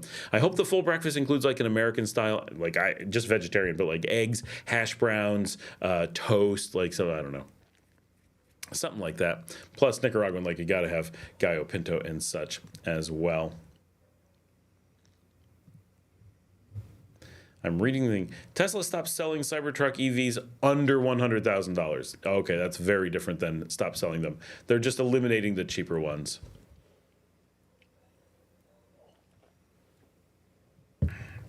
It says most buyers opted for all-wheel drive and other trim packages that made them go over $100,000 anyway, so they're just getting rid of the low options. That sandwich mixed dough without the chicken sounds decent. Maybe some cheese in there. Let's see, sandwich mixed dough. Classico, sandwich de pollo, mixed dough. Pasta de pollo, lechuga, tomate, cebolla y huevo. Yeah, I would say, Bryce, I know that having extra items on the menu is always bad, but just shaking it up with like the same thing with no meat, just do a no meat sandwich. You don't need more ingredients for that. It's a good way to have people feel like, oh, they thought through vegetarian, and it doesn't take anything to do. And honestly, here, like an egg and cheese, lettuce, tomato, and mayo sandwich is actually pretty good. That's what the breakfast sandwich is at Desayunazo. And you can add hash browns to it and make it part of the sandwich. Something to consider. Of course, there's very few of us vegetarians, so none of it really matters. Nuts, there is a donut. Is that the name of a place? Baynettes?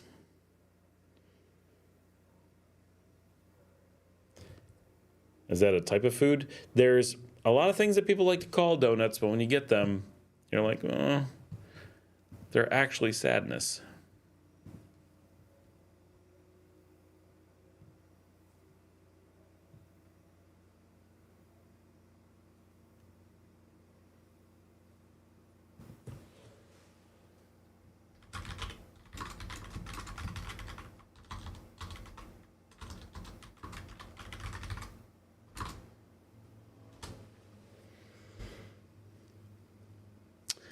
Ecom Insider, hello, Scott from a future Expat. I think he means expat, hopefully. Awesome. How's your planning coming? What's your schedule looking like? Bryce says, yep, Texas melts as well. Okay, very nice. And Digital says it's New Orleans style. Oh, okay, yep. Bryce says, copy, paste Waffle House for breakfast. Perfect, because I like their breakfast. Ooh, are you going to do hash browns like smothered and covered and like do that? Like that would be pretty cool. Want you smothered, want you covered, like my Waffle House hash browns. Why do astronauts use Linux? Waiting for the punchline on this. It came up. It's never going to show the punchline. It's never going to show the punchline. Why is it taking 10 minutes to show the punchline? Well, this is what? See post. Okay. Oh, there we go. Oh, because you can't open windows in space.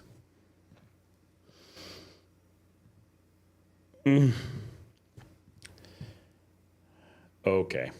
Those are bad jokes. Come October, there'll be one more vegetarian in Nicaragua. Very nice. See? Bryce, you got to be prepared for us. We're taking over. E-Coming Insider, sorry about the moving to Messiah in November, coming out for a quick trip in May. Oh, yeah. These little flies, the moment they land on my desk, they let me just squish them. Like, they don't try to hide at all. No self-preservation. I just kill them left and right, but there's so many. All right. Bryce says, lots of people order stuff from the extras, but it's mainly the onion rings, not normal here in Nagarote. They're not too normal anywhere. I'm trying to think. I think the Simple Beach Lodge is the only place that I've seen them in the Leon area. And they're really popular there. Like, onion rings are a thing. We've been doing them for a couple of years, and they're a big menu item. Hello. Ooh, food is being brought to me. How awesome is this garlic bread? Mm-hmm. Thank you. This is very garlicky. I can feel it in my eyes. Lots of people. Larry says, how far past the rotunda is the plaza where the gym is? My friend was talking to me when you mentioned it. Oh, I'm not sure. You go, I think it's past Farallones, but it's not to the next rotunda. It's somewhere in that first stretch between the rotundas, and it's just on the right by all that stuff. Like, it's near Farallones. It's right in the middle. Maybe it's before it. There was a spot where it could have been put in, but I don't think so. Oh, I did not find a marina in Pearl Lagoon. If anyone knows if there's a marina around there, there's definitely one or two places where you could dock a boat, but I don't know if I would call them a marina. I'm not seeing anything with the name marina anyway. I'm going to eat some bread while we're doing the show. We're 5.5 hours in. I'm allowed to eat a little bit of garlic bread that my daughter made for me. Waffles. Well, of course, waffles. She doesn't know I'm a Scott Allen. She doesn't know I'm a Scott Allen Miller VIP member. James says handmade onion rings. Well, everything's handmade here, obviously.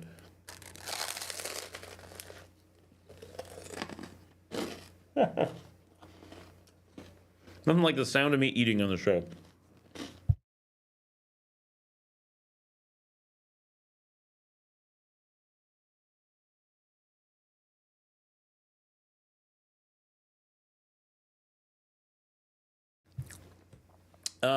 So Andre says, considering relocating to Nicaragua for the winter months and would like to have a boat to go fishing while I'm in the country. Is this possible and are there licenses required? I don't believe there's any license required. I can't even imagine how that would work. Maybe Larry knows, but I that would be really surprising. I can't imagine. But this is a lot of garlic. Unfortunately, it's garlic powder. We've been struggling to get garlic. And it's thick French bread, so it's a little bit hard to bite through. The thing I can tell you, Andre, is that no one would do this. The end result of the combination of complexities, I don't know of a single person in the country that would do anything like this. The one possible option is somewhere in San Juan del Sur, where there's no marina, just boats floating in the harbor. There are fishing villages. The entire coast is fishing villages. The fishermen use like little more than rowboats. The stuff, because there's nowhere to park them. The only place to park a boat on the Pacific coast is half a day's drive from civilization and probably millions of dollars to park a boat. It's an incredibly exclusive marina at a resort. That's the only one I know of in the country. We don't have a coast that makes parking boats easy. And fishing it's deep sea fishing. Whatever you're going to do, it's going to be deep sea. Because you go out any at all and you're way, way out there. I'm trying to find the actual marina. I thought it was about here. Maybe it's over here. I'll do a search. But by the end of the day, when you put all the things together, it's so costly in time, so costly in money, and the actual available like ability to go fishing is so poor that I think you end up just there it is. See if I can find the website of the place that oh yep, there it is.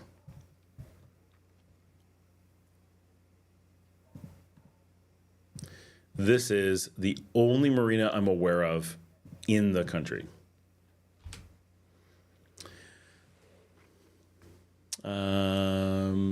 Garlic bread. Saw that someone in Esteli area is growing strawberries. That's surprising. The Fresanica, the big strawberry growers in Matagalpa, that's been a big thing. Bryce says, be for real, how advanced is Nicaragua's Coast Guard? Oh, be for real. How advanced is Nicaragua's Coast Guard? I go to Miramar Beach and El Triton. Oh, I eat at El Triton, and you see no police. Couldn't someone just bring a small yacht to the side of the country undetected? Yes, but if you bring a yacht to the side of the country, where are you going to park it? There's nowhere where you can bring it close to the coast physically. It's not a legal question. It's a how would you do it? Now, I wouldn't do it at Miramar because that's the government's fuel depot. They definitely have people out there watching. And you don't need to worry about their Coast Guard. There are Venezuelan military boats out there. Yeah, you could bring something up to the side of the country undetected. I saw a drug runner go by a few weeks ago. Now, they're way out. They weren't stopping in Nicaragua. They were just staying within sight of the coast. They were running from, we assume, Costa Rica to Guatemala. Maybe they were going farther, but they were so close to the coast, I bet not. Yeah, no Coast Guard was able to catch them. But that's a speedboat, right? If you have a yacht, you need to have somewhere to park it so that the Pacific storms don't flip you over or do damage. Or how are you going to get to it? Like, there's nowhere to put in the whole way up the coast. People are using the estuaries and running over sandbars, and this is really complicated to do anything. So I can't even imagine how you would get. There's a reason why no one does it, right? There's not a single person doing this anywhere on the coast for a reason. Yeah, Individual says, I know some folks in San Juan del Sur have boats, and there are charters, right? But all those boats that I know of float in the bay, which is a little bit different. Don Timoteo says, boats in Nicaragua do need a registration. I've seen stickers on the boats, he says. James says, garlic that's not from China is hard to find in Canada. Individual says, also, I sailed from Costa Rica to Nicaragua. No worries. Where did you put in, though? Where did you land when you did that? There is a ferry that lands at, way up north, but I have no idea if any other boats can go there, and it's so far. It would be so hard to get up there to do anything.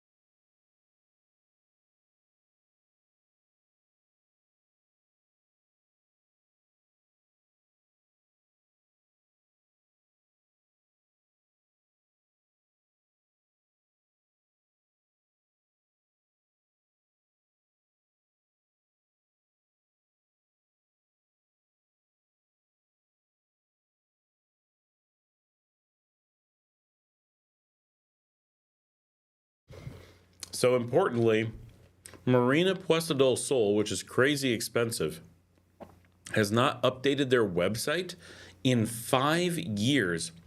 And at some point, presumably more than 5 years ago, they took down their marina information. There's a very real possibility that the marina is gone. There's also the possibility that the entire facility is gone. And I'm looking to see if there are rooms available at any time. No rooms available this year. I'm going to say that the entire resort is gone. So that's unfortunate. That was beautiful. I was there in 2015 when it opened. It was fantastic. Beautiful place. But that's interesting that it is gone. It was the only thing of its type at all. But it was so expensive. I couldn't imagine anyone going there. It was so far away. Larry, do you know anything about it? I just put the link in for Marina Puesta del Sol. I haven't bothered to go up there in quite some time. I just assumed it was still there. Some people had mentioned it, but it looks like it's gone.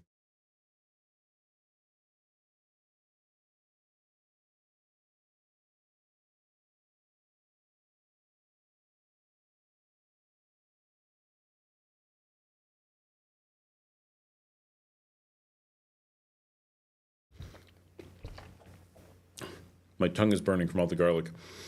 You asked about smuggling a Harley Davidson in on a yacht. Larry says you can go to the fishing villages and the boat owner will take you out pretty cheap. Yeah, I have friends who go fishing all the time, but it's all done via the fishermen. You want someone who's got boats that make sense here, someone who is going out over the sandbars and knows what they're doing. In San Juan del Sur, you've got a little bit different because you've got the harbor, but I don't think there's a marina. But everywhere else, you want to come see what the fishermen are doing, and I think that'll really quickly explain to you what the experience could be like. Lake Nicaragua, Don says, Lake Nicaragua is dirty and not a fun place to boat.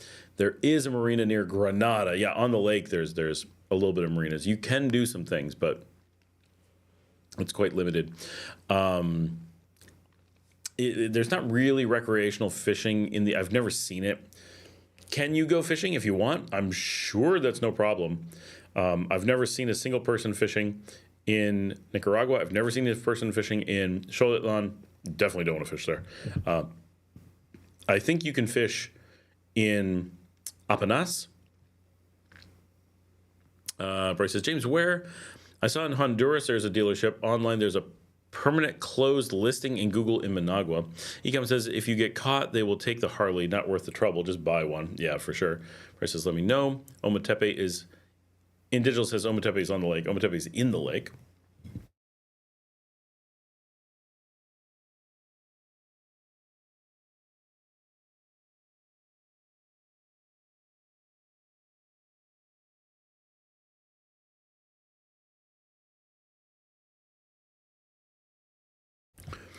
Larry says his buddy Captain Greg in San Juan del Sur has a panga and takes people deep sea fishing on tours. He's a great fisherman. I know from Las Penitas, they go deep sea tuna fishing on a regular basis. I know lots of people to go out and do that. So it's widely available to go fishing, but it's not a keep a yacht and go out kind of fishing kind of situation. Indigenous says, is the lake safe on Ometepe? So that's Lago Nicaragua is the lake with Ometepe. What do you mean by safe? Safe in what capacity?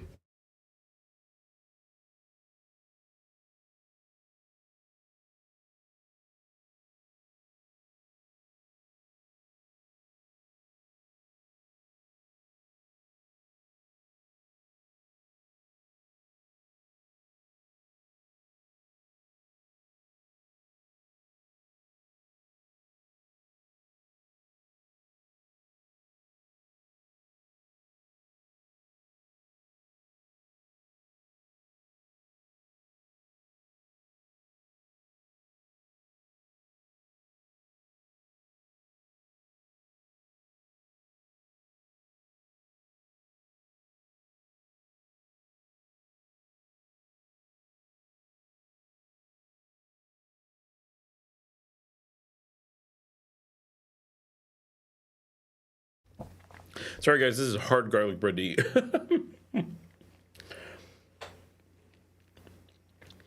James saw a used one on Encanto 24.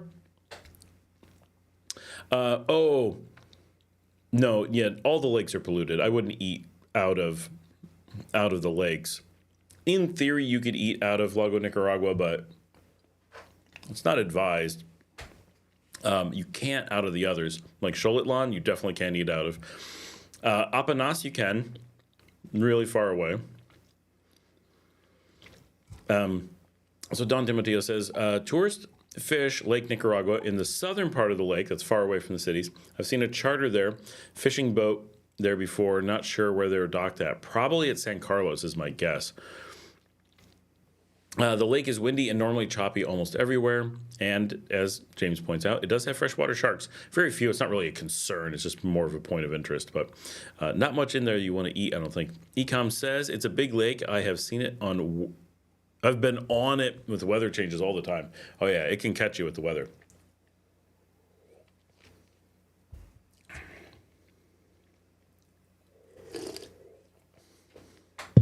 Yes, Janet, I'm hitting the mute button so you don't hear the crunch. It is so hard for me to bite through it. It would be loud if I was doing that on with the mute off.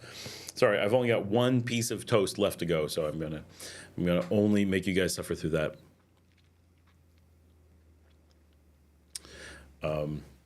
Yeah, one of the toughest things is just mentioning the closed dealership listings here. So many things in Nicaragua are still listed, yet have been closed for how many years? It's such a problem here that websites are like this marina, right? Oh, the marina is still, active with a website. Great. Is it still in business? No, it looks like it's been out of business for 5 years. It looks like it was in the last decade, because I was there a decade ago. It was brand new, looked great. It was absolutely fantastic. And we were so impressed. And it looks like they operated for maybe 5 years. And then for the last 5 years, it's been deserted. And look, this goes into they are recommended in Lonely Planet, Moon Travel Guides, and Footprint. None of which have returned and done any investigations. All of those are fake guides. There's no guide writers have been in the country for, people tell us, like 12 years.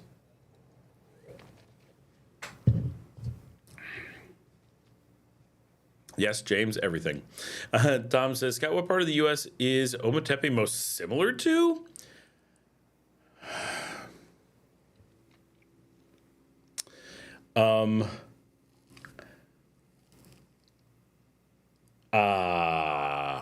Anyone want to help me with this one?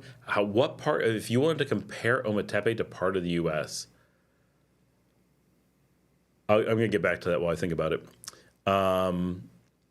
In digital says, bull sharks, lol. Janet says, but now I'm hungry. You can come by. Luciana will make you garlic bread. Bryce says, are there any long-term expats who live in Ometepe? Oh, for sure.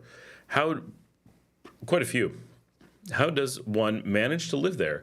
I feel I would need to run to Managua or something for specific things. Well, no. I mean, they've got stores and restaurants and stuff. I mean, sometime you're not going to, it's an island of 55,000 people, right? So most of those people, most of them are local, and they send people out for shopping all the time, right? There's a constant, it's an agricultural island, but it's an island. Oh, my dog is right here. So my foot is touching her nose.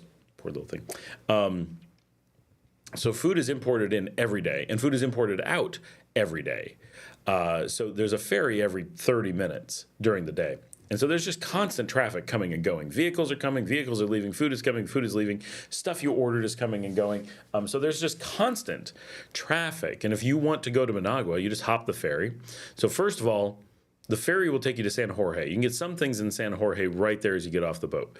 Other things, you can go into Rivas, which is just 5 minutes away, and it's walkable if you really needed to, which is a fair sized city. So you've got La Colonia and a whole bunch of stuff right there. You don't have to have a car. You can get to, if you're in Moyagalpa, get on the ferry on foot, ride over, go do your shopping, probably take a taxi, but you don't have to, and then return, take the ferry back, walk back to wherever you're going, or take a taxi in Moyagalpa, and you're good to go for almost everything. You could do a bunch of shopping, definitely the nice grocery stores. Rivas is a full-size functional city. It's a regional capital. So you're pretty good. And that's only the things you can't buy on the island. If you want to go to Managua, you take the ferry over, you get off the ferry, and a bus is waiting right there. Get straight onto the big public bus, and for, I don't know, $2, $3, you're on an air-conditioned bus that takes you right into downtown Managua, drops you off, and you can go do shopping or whatever you want to do right there in Managua, get on a bus, go back, take the ferry, and return, or whatever. So if you're living in Ometepe and you want to come and go, it's actually not that hard. There's a bunch of like time constraints and some, it is time intensive to get some places, but it's really not that bad as long as you figure out the patterns and which buses to take and such. You can definitely make that work. But if you're not running a business like some of us are, the need to go to Managua for tons of stuff really isn't that. Once you've stocked your house and you got your furniture and you've got your, whatever, you got your computers and your internet and you're all set up and you're doing your life and you're not running a business, it's just your normal groceries is the only stuff you need day to day, and you're going to get that quite a lot of it on the island. There are actually quite a number of restaurants on the island, so while it's not a restaurant hotspot, it couldn't be. Ometepe definitely has as much or better culinary options than Leon, right? Just like Las Penitas, the beach here has better food options than the city of Leon, or at least equal to it. We get more variety and higher quality out on the beach. So if you were living in Ometepe, I don't think it would actually be that hard. The biggest thing is you're isolated to a full community of 55,000 people with a fair number of tourists. So there's always these people wandering through. Your locals, your neighbors, especially if you're not in Moyagalpa or Altagracia, and you're just out in like your 8 neighbors are going to get real old real fast. And you're going to be like, hey guys, yeah, let's go to the pub and have a beer. Okay, see you tomorrow. Every day. Right? There's so few people in most of those communities that it would get quite old. If you're in Moyagalpa or Altagracia, it's fine. Those are the bigger things. You'd want to, especially if you were like single and you were like, oh, I hope to go out and meet somebody. You're not going to meet anybody. You're meeting the same people every time, right? Like there ain't no variety of people. No one's coming and going. So that's a big deal.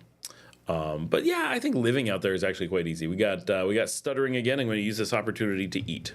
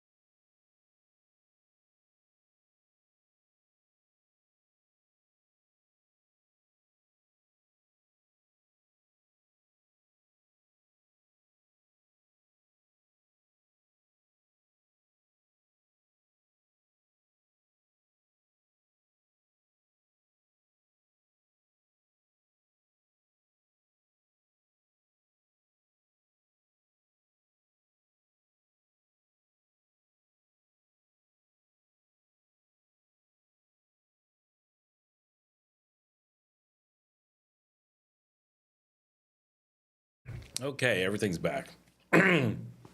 And I finished that garlic bread. Okay. Ecom says, if you're in Messiah, try Guess Burgers, one of the best hamburgers I've ever had. Oh, good to know. I'm going to look them up. I bet better in Instagram. Check out the gram, which hasn't been banned yet. Luckily, we don't have to worry about that stuff here. But will they pay to keep things open once they're not available in their home country? Guess burgers? Burger guess? No. We might need a link to that. Oh, I don't know. Get it to me. I don't know. All right. Juan Polanco. Hi, I'm a Nicaraguan living in Miami. Very often I visit my country, and I'm glad you and your family are having a great time living there. Thank you. Back to Tom's question. Yeah, I saw someone say it's an island. Bryce said, yeah, Hawaii might be the best place, right? Volcanoes on the island. Imagine a really small island around Hawaii. I guess it's like that. We're at a similar latitude, so the weather and climate and stuff actually are relatively similar to Hawaii, right? So North Pacific. It's valid. Yeah, all kinds of pollution. Yes, it's hard.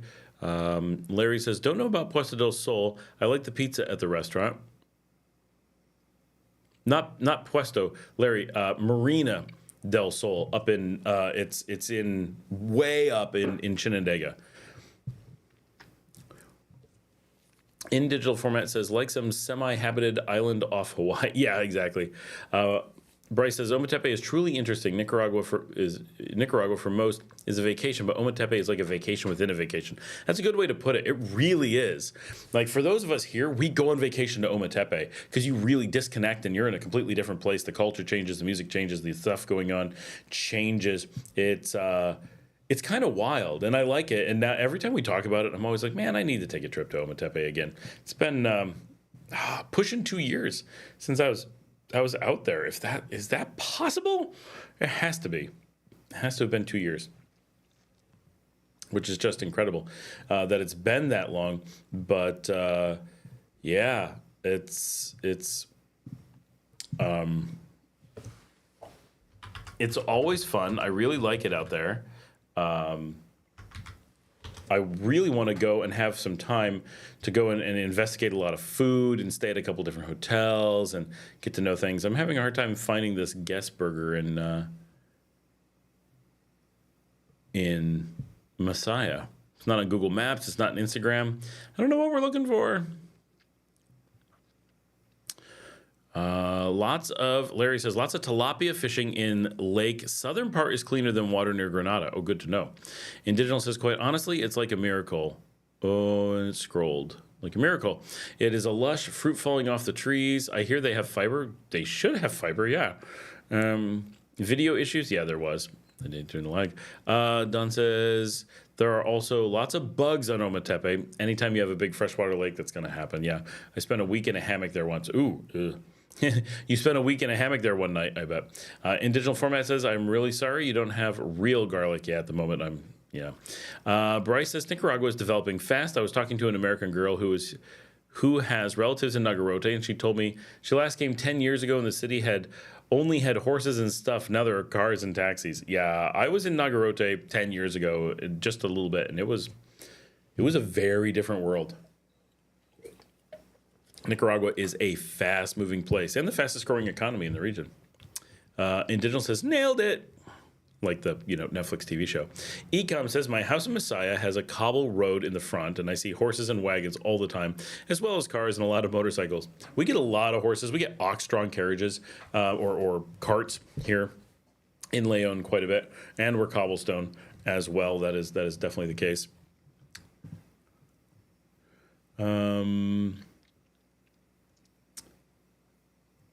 Oh, hold on. It's hard for me to see all the people sending me stuff in different places. Even though whoever has control of the Facebook for Marina Puesto del Sol has been posting Merry Christmas messages once a year. But they're not open for reservations at all. And trying to read if they're...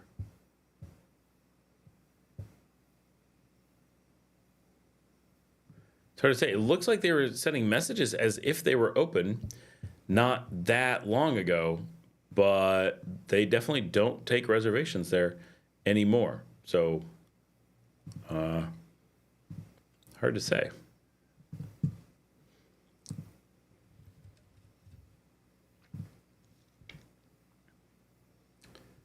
And now I can't get out of whatever I've done. Oh, there we go.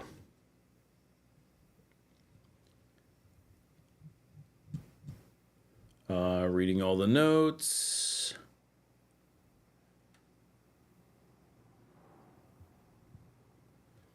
Yeah, supposedly a catamaran was there in 2023. All right. Any expats living on the Corn Islands? Pretty much all the Corn Islands is expats, right? Never been to Bluefields area, but it looks stunning. Nothing in Bluefields ever makes me want to go out there. Oh, Gus Burgers. Sorry about the name. It could be gone. Can't find it either. Oh, that sucks. Janet says from the Facebook page, it seems like Marina Puerto del Sol might only open for people who directly contact them. There's a welcome message for a catamaran in 2023 on the page. That could make sense. But what a weird thing to have like a web page. Like, who would contact them given that it looks like they're out of business? Like, what? Just say contact us instead of announcing that you're not available. Dale says, I thought your video about why they use cobblestones or pavers instead of asphalt was very interesting. Oh, that's an old one. I was walking through Belen in northern Sutiava 2.5 years ago when I filmed that. It's funny how I remember where I am for all the different things. Indigital says, I never got to the East Coast, have always wanted to go. It's amazing how many people want to go, and I don't want to go really. I mean, I do, but it's so low on the priority list. It always amazes me how much people want to see it because I know what's out there, which is not a lot. I mean, it's different. It's interesting. I mean, maybe I'm cheating because I get to go to Belize and I get to see the same kind of landscape, and I'm just flying in. I don't have to drive 8 hours. I just fly in. I'm in the middle of it. I get to see it. People drive me around and I fly out. It's true. That is very different, right? The completely flat Caribbean waterfront, which just is unique, and we don't have that out here, and it does have its own vibe, and certainly it's cool. So, yeah, I'm probably just spoiled with my excessive access to the ocean and such that I can't appreciate it the way that I should.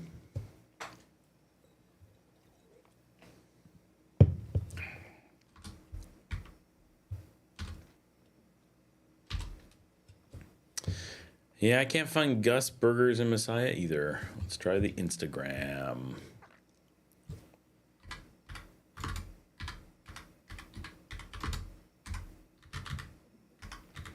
Restaurants don't tend to... Nope, nothing on Instagram. Restaurants don't tend to survive well in Nicaragua. It really is a fast turnover. People get cocky. Sorry, no offense, Bryce. People get cocky and think they're going to open a restaurant.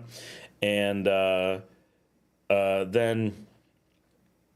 the reality of how hard it is, how little profits, if any profits, set in, the competition in the market...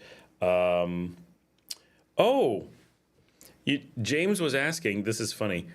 James was asking, how can a car company be political? And the headline just came up on my phone that protesters projected Heil Tesla onto the factory in Berlin just now. Very, very political. One of the most political things there is in the world these days. What was I looking up? Oh, I just wanted to see if anyone... Nope. Okay. Just checking messages. All right. Janet says, hey, I didn't want to say what they are doing at that marina is logical. It could be that the owner is just living there, so it's like an old friend that came there before, might contact them to stay there. It could be. It's not the kind of place that you expect to have an owner. It's a resort. Like, it's big. Lots of rooms, a marina, multiple beaches, multiple restaurants, event spaces. It's a big property that would need to be maintained. And so either it's empty or they're not we hit the 6-hour mark and it just did a full bloop reset. I'm waiting to see if, does the main thing do that?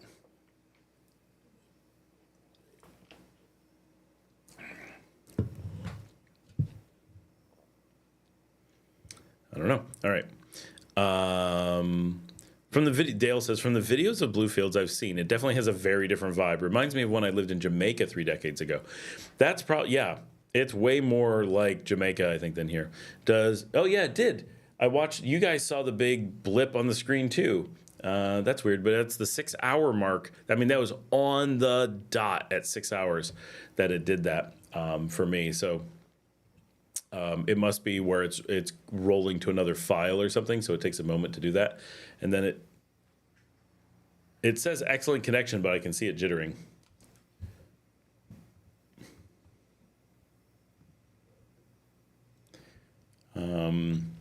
Oh, I forgot that there's updates over here too. That's handy. Does Nicaragua have limestone for concrete, or is it imported? I think we have limestone. I've never seen it imported, but we don't do a lot of, I mean, we don't have like big scale, large scale concrete manufacturing, but we do have concrete factories. We do make some, so I would think so. I really don't know. I know where I would think, like outside Managua on the Carretera Norte, there's a concrete factory out there. I bet they're taking it right there. Tesla is a car company to layman. Its core is mobile data acquisition. James, as a Canadian, that might be true. As an American, that is absolutely not the case. In no way. Be aware, if you talk about Tesla to Americans, it is a political discussion. There is no such thing as Tesla as a car company, primarily in the U.S. Not in any way whatsoever. It is so completely tied to its political figures, far more than it's tied to its cars. Like easily 90% of discussions of Tesla are political with no thought of the automobiles whatsoever. Bryce says, yes, it's very interesting. We rely on a lot of online orders and stuff since the town is new and everyone knows everyone. We cater reunions, birthdays, and all this other stuff, actively searching. In digital format, totally different culture. Bryce says, people walk by, restaurant is new. Yeah, it makes more sense. Bryce says, 70 Cordobas a week for the small town delivery drivers to post your menu on their WhatsApp channel. Oh, interesting. Oh, you guys don't have Pedidos Ja out there. Maybe God will keep blessing me. It's a tough game. And, over time you end up with, you got to deal with employee turnover and that kind of stuff. And in the villages, it's probably better. On the beach, the drama on the beach is crazy. Absolutely crazy.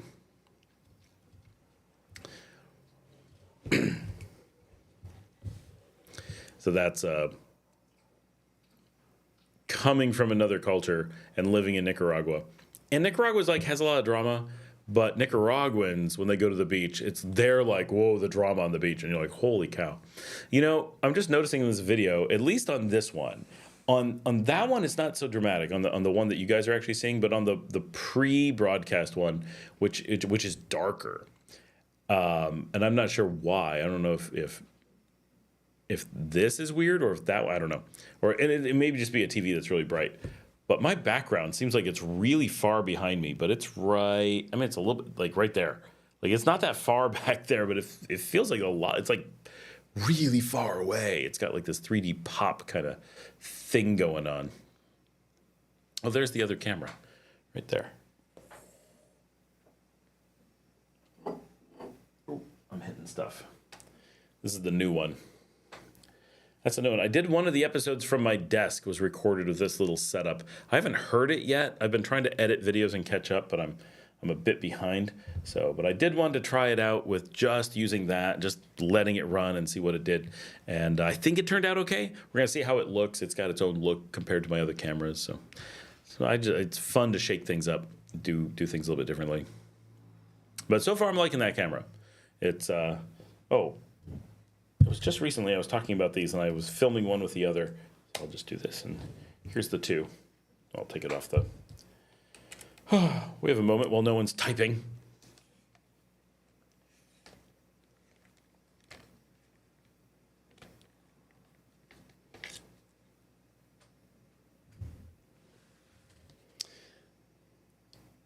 They are very, very similar. Got to get them in front of my face. Right there. Very close to being the same camera. It's the ZV-1F and the ZV-1. But they're fun to use. These are cool cameras. But definitely the 1F is the way to go. Find it way better and way lighter. When I lived at the beach, this is in digital, some visitors had never seen the ocean and definitely couldn't swim. Oh, that's really common. We see that all the time, people going out and going in the water with no idea how to swim and just, oh, well, we'll give it a try, right? People do this, no big deal. You're like, that's kind of a big deal. We lose people all the time. Please be careful. One of our regular viewers, he was just telling me, he took his kind of like a stepson out. I was swimming. He's like, you don't have to worry too much. And he went out and it was really bad. He lost, luckily the adult lost his shorts and could not save them because he had to focus on saving the kid. Just walked in a little bit. Didn't like go swimming or anything. Really was not prepared for Pacific Coast rip tides and super dangerous even as an adult. So they got lucky, but we lose kids out there all the time because people think they can just walk in and they'll just take their kids and they're gone. So it's the Pacific Coast is brutal. James says, been down by the new bus terminal. Will it become the Leon main terminal? No, it is not in any way slated to be the main terminal. It's just the Sutiava regional hub. Like that's all it is. Now it's going to be pretty big, but we already have the Marcadito and the bus hub right now is in the street. Like they've taken over a couple side streets and stuff and shoved it all over the place. And so the buses are just like in front of people's houses and stuff. It is a mess. So they're moving it all into one place, putting shops in there, cleaning up the Marcadito, getting the streets open so that people can get to and from the beach. It's going to be a lot better, but the main bus terminal is way, way, way on the east side of town by the highway, and it needs to be by the highway. Like they can't move that away. So it's pretty good. Yeah. So Bryce just asked, this is the ZV-1, the original, which I got last year. And so I like it. I love the form factor. I love the white look. I love holding it in my hand. It's great. But it's got a few funky things. It overheats way too fast. Its battery life is terrible. The microphone is crap. You turn it on and the camera has to come, the lens has to pop out. I think there's no battery in it, which is, there is a battery in it. It's just dead. And so you have to wait for this lens. And then if you want to do telephoto, you have to do a little thing. And when you're done, you've got to close it. It's got to go in. And you want to put it in your pocket? Well, guess what? It turns itself on just from being in your pocket. So the lens comes out in your pocket. Now you can't get it out of your pocket to turn it back off. All kinds of things. Like it's not good. So that part of it, I don't like. But there's things about it I really like. So the things I liked about it, I like so much that I said, okay, so the 1F, F for fixed, people call it F for flop, but the fixed is actually the thing. So first of all, it's a fixed lens. It does not do telephoto compared to the built-in. So you have to have a lens cap, right? But this only goes down to a 24 millimeter. This one's only a 20 millimeter. So it's much wider than that one. And it's lighter because it doesn't have to have that heavy lens. It's also a little bit newer. They fixed a couple little things like moved a tripod mount so it makes more sense, but it's the same screen, same processor, same all the core stuff, but they fixed the microphone. Now it's got a decent microphone, but when you turn this on, it's instant. It just comes right on because it doesn't have to do anything with the lens. So you're ready to take a picture or whatever, and as long as you put the lens cap on, guess what? I can throw it in my pocket, and even if it turns on, it doesn't matter. Right? So it's a completely different experience. It operates faster, operates more accurately. It does a wider field of view, which actually is what's useful most of the time as a vlogger. If I was only filming other events, which is what I thought I was going to use it for. If I was going to go to a parade, this is kind of useful, right? If this is my only thing. This one I can zoom in a little bit more, not a ton, but zoom in enough and get good shots. The image quality is good. They're 1-inch sensors, same as your Pocket 3. but overall, this one is so much the winner. If I had to just travel somewhere, just grab this, go. I've got an excellent camera that does what I need, and I can put in my pocket. I can just take it with me, and the battery lasts way longer, doesn't overheat as fast. So a lot of these little tweaks that really do matter. So I like them. I also use the DJI Osmo Pocket 3. It's sitting right over there. I really like that as well. I have it pretty recently, and I've got 2 microphones. I got the one that came with it, and then a white one, because I obviously like white equipment. So yeah, the Pocket 3 is really amazing. I'm very happy with that. And Digital says volunteer lifeguard. Yeah, finding that is hard. Basically, the surfers are your only chance. Janet says that camera is historical. Is historical. That camera is hysterical turning on in your pocket. Yeah, it sucks. That is such an annoying thing. And you have to protect the lens. So you got to be really careful putting your hand in your pocket, but it's also touching the sides of your pocket. So it gets the lens dirty. So now, and then do you know how hard it is to clean an auto ejecting lens? It is not easy. Like okay, now I got to turn it on, have the battery on. I got to clean it. I got to let it dry while it's on. Like there's so many extra unnecessary steps that cause problems. Like that is a big design flaw. I totally understand. And they made a new one. And if you get this one in the Mark II, they slightly modified the lens, but in a way that doesn't match well with the 1F. So it's like, I don't know if that was really a good step up. They took most of the enhancements from the F, but put this basic lens on it and made one or two things a little bit worse, but most things better. And that's the camera that Elton uses from Immense Coffee. So this is what he lives on. His whole show is filmed on one of these. I only use it as like a 4th string camera because I film GoPro. I've got the 4 GoPros, the 9, 11, 12, and 13.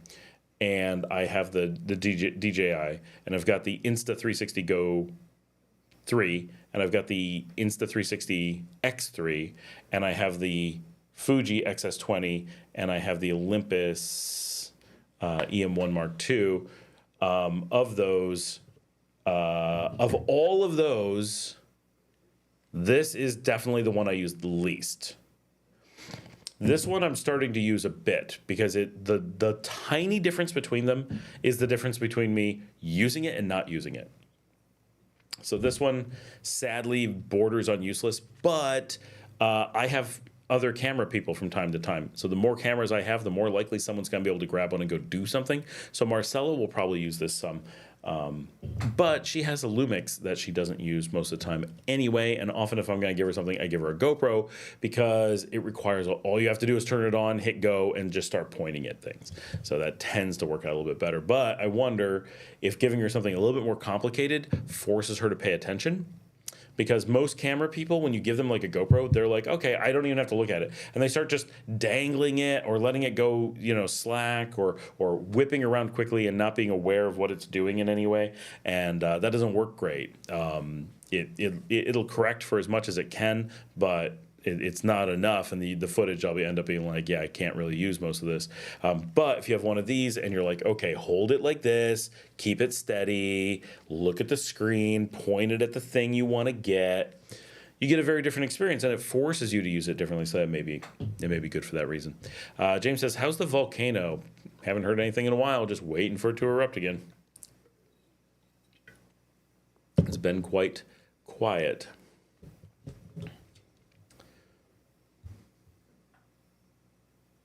It's funny watching myself because now I'm just doing the funny thing with the camera. I'm like, okay, yep, there we go. Being weird with cameras because I like cameras. Plus, I film a lot with my iPhone. But the DJI Pocket 3, thanks to Jillian, who got that for me, Gigi. That is an amazing camera. I can't wait to get out and do more with it and do some walking around and get some really cool footage of different events and stuff. I'm looking forward to using it for evening photography, which this one also is pretty good for. They get pretty good low light especially compared to my GoPros. Obviously, nothing compared to this, which with an f1.2 on a APS-C sensor like that thing. We can lose all the lights, and just the ambient light from my desk is enough to light up the show when the power goes out. So it's incredibly impressive with those super fast lenses. So, Yeah, that's what we got going on. Everybody kind of drifted off. So, Ecom, where's this Gus Burger? How do we find it? Inquiring minds want to know where to find the burgers. Gus Burger, wider than a mile. We're eating. Okay, I did a search on Gus Burger, and what came up is Danny's Burger. In Messiah. There's also a restaurant, Aeropuerto 79. A long way from the airport. All right, Danny's Burger. Fast food. Unclaimed. Has a great rating. 5.0. Only 6 ratings. Probably just the owner and his kids. But, you know, given the benefit of the doubt, the burgers look pretty decent. The fries look pretty decent. Maybe slightly undercooked. It was just a picture from 2023. They got shredded lettuce. Okay. Only 2 pictures. That's it. Okay. Not much to go on. No reviews or anything in a really long time, looks like. Let's see. Can we see these reviews? How do we see them? The best, okay. Alfredo Champ. A year ago, best hamburgers I have found in Nicaragua, and I have shopped around. Not like other places that will give you a huge bun and a little meat. Hamburgers with great taste and well made, reasonable price, would recommend. Doesn't recommend, but he would if you asked him. But unless you asked him, he's not going to. Stacy Pleasance, also a year ago. OMG, the burgers are amazing. Homemade smash burgers with a go is variety of toppings, all at awesome prices. It's a fabulous little mom and pop place with the visit. Juliette Declerc Q says, tasty homemade burgers in Messiah. Some of the best burgers for sure. Great portions of fries. $4 to $8 per burger. And there's a Danny's Burgers on Facebook. No one's talking, so I'm talking burger joints. All right, still up. Danny Burger. Un negocio familiar con más de 12 años, sirviéndole a nuestro fiel cliente especializado en comidas rápidas de alta calidad, ofreciéndoles variedad de hamburguesas, hot dog, papas fritas, pollo a la plancha, carne de res a la plancha y más. And they have posted last week. So unless they went out of business this week, they are still around. Any chance that Danny Burger is the new Gus Burger? That is the question.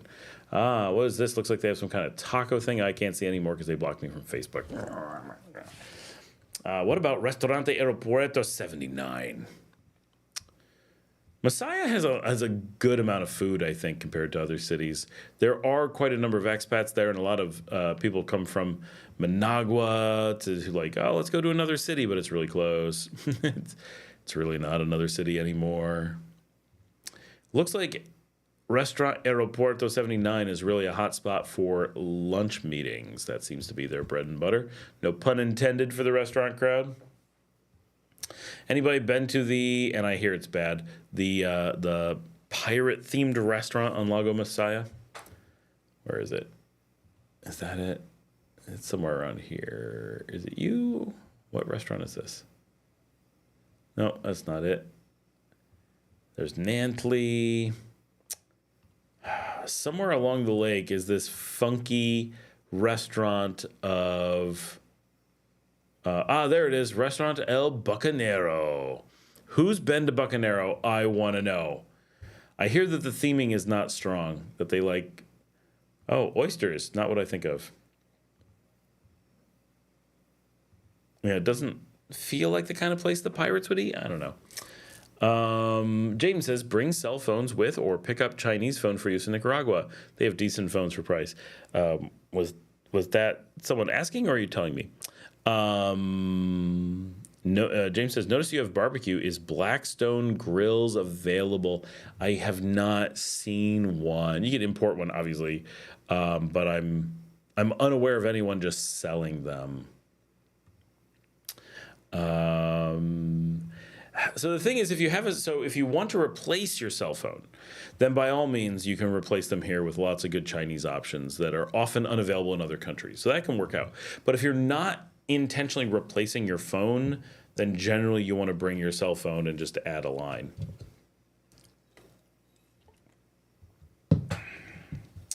Oh, someone posted a picture from last year. The views of Lago Messiah are pretty nice. Gotta give them that. They do have pasta. My kids would eat pasta.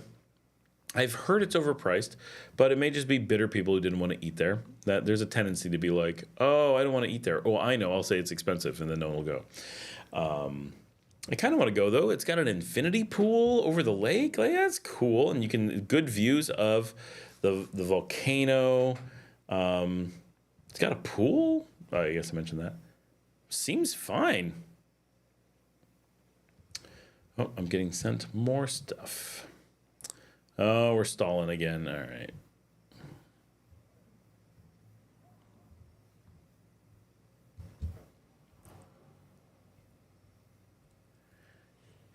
Yes, Janet, you found Danny Burger. That's what I found for Gus Burger too. Same one.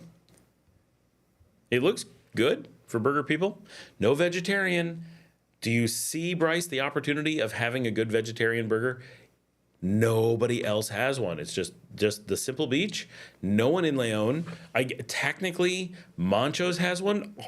It's inedible. I mean, I have never had my entire family throw food out before. That is the one restaurant where they ordered, and like my wife and kids, my kids will eat. They are very picky eaters, so let's just be clear. But they can't handle throwing out food, wasting food. They'll complain, they won't order, they'll do without. But if you give them food, they're like, you have to eat it. They were like, I can't. They could not stomach eating the food. All three of them just threw their food away. I ate most of it. It was hard. Like it was just, it actually was difficult to eat. I tried it years later to see if it had improved. Years later, maybe a year later, to see if it had improved, and maybe it was a little bit better, but it was not something I would ever. And it was expensive, and it wasn't like, I don't even know if you could call it a burger. It was good bread with like some kind of veggie stew on it. It was totally bizarre. It didn't have the form of a burger in any way. So, assuming you can't count that as a veggie burger, literally, I only know of the Simple has one in Las Piñatas, and you could have one. And that is a zone from Nagarote to the beach, in which there may be nothing, with the entire city of Leon without a veggie burger, and nothing all the way to Chinandega. I don't even know where there's a veggie burger in Chinandega, but just maybe. Luckily, that Mancho's isn't my Ramon. Yeah, Janet's husband's nickname is Mancho. It is funny. I always think of it as the burger place named after your husband. I don't think that was what their intention was, but it's pretty funny.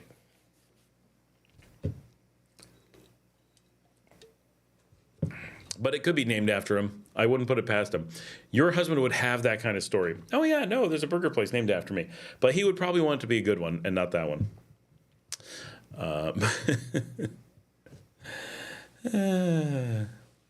That is funny. Yeah, unfortunately, there is some solid, not good food options around town as well. From time to time, there really aren't that many actually bad restaurants. That one really stands out with that burger. That just we've never found anyone who could eat it. But of even relatively blah restaurants in town, the food's normally pretty edible, and street food almost always pretty decent. You can tell from looking at it if it's going to be something you want. There's rarely big surprises. Service sometimes places is slow. That kind of stuff will get you, but when it comes, that's funny because pretty much everyone knows who owns that place. That's another reason we don't want to go there.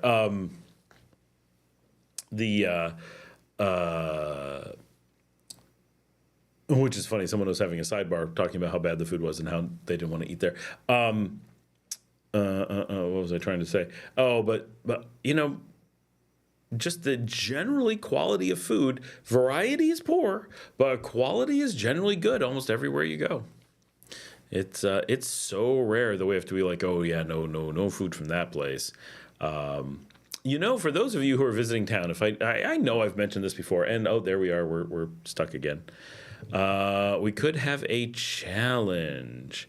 What would the challenge be, Janet? To see who could handle stomaching that food? That would be funny, but I have an actual ethical problem with them getting any money, so we wouldn't be able to buy anything there. Not just because their food's bad. It's also so bad that I would be hesitant to want to in any way reward them for making such bad food, but that is not the reason that we would never do anything that might accidentally create any kind of profits for them.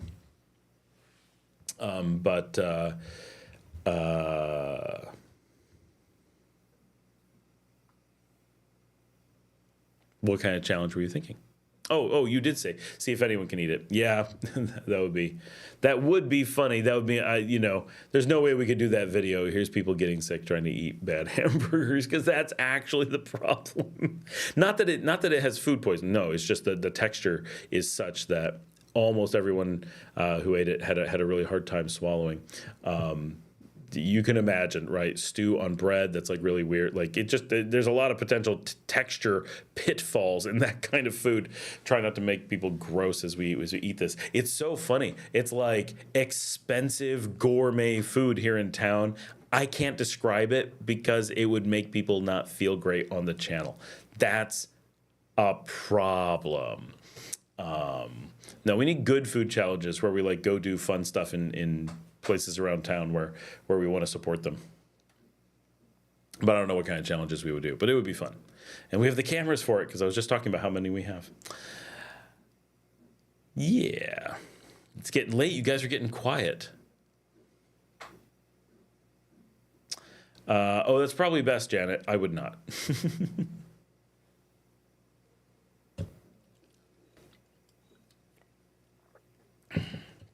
Save yourself.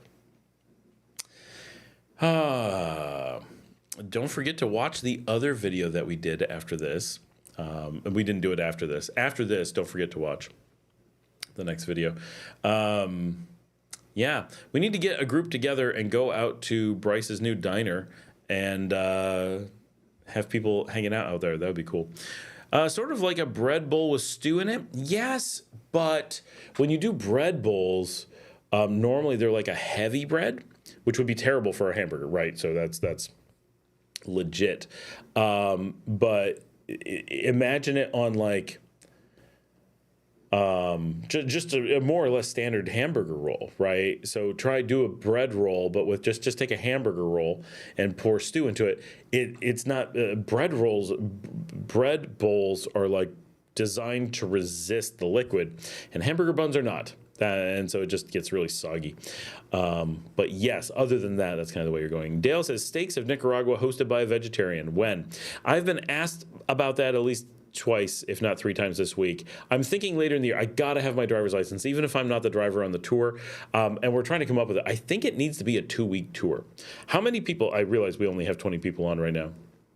How many people are... would be up for a 2-week, this is pretty epic, right? 2-week tour of Nicaragua going to steak restaurants. Because what I think we need to do is a day of travel and doing stuff, but real chill. This is like a kind of luxury tour, not a backpacking tour, right? Like, so for example, and it wouldn't be quite 2 weeks. It would be more like 12 days, but like we'd have a meetup day the day before. Well,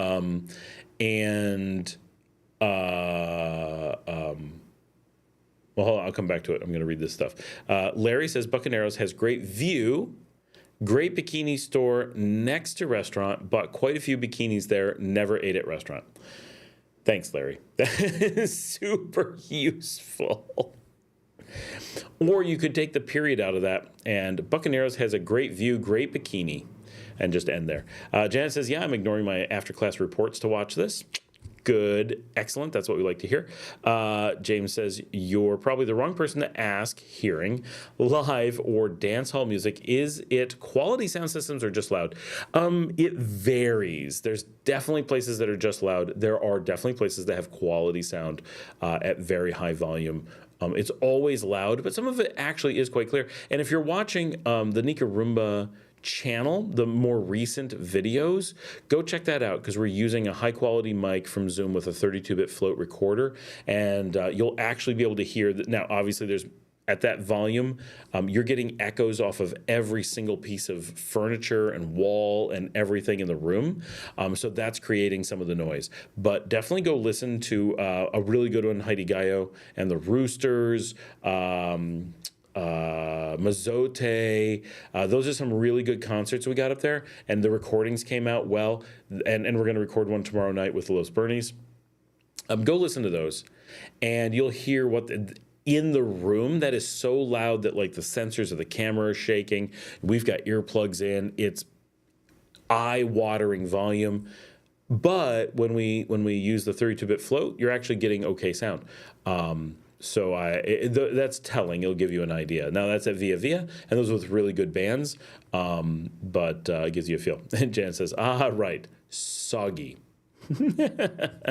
It's not just soggy, but that's one component of what's wrong with it. I do have to say, I went to the Palace in Guate, and they did a bread bowl. I hadn't had a bread bowl in a really long time. They were not common here.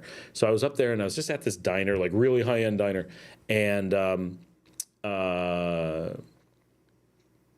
saw this bread bowl, and I'm like, this looks really good. So I just went for a bread bowl. I can't remember. I think it came with a sandwich, like a cheese sandwich with a bread bowl. So it was good. And I was sending pictures to my daughter because she loves bread bowls. And they did a toasted bread bowl. So it was more like eating soup out of a giant crouton. It was really good, but it was not what I was expecting. I'm like, what an interesting take on the bread bowl. Like they actually like reinvented the bread bowl. It was pretty cool.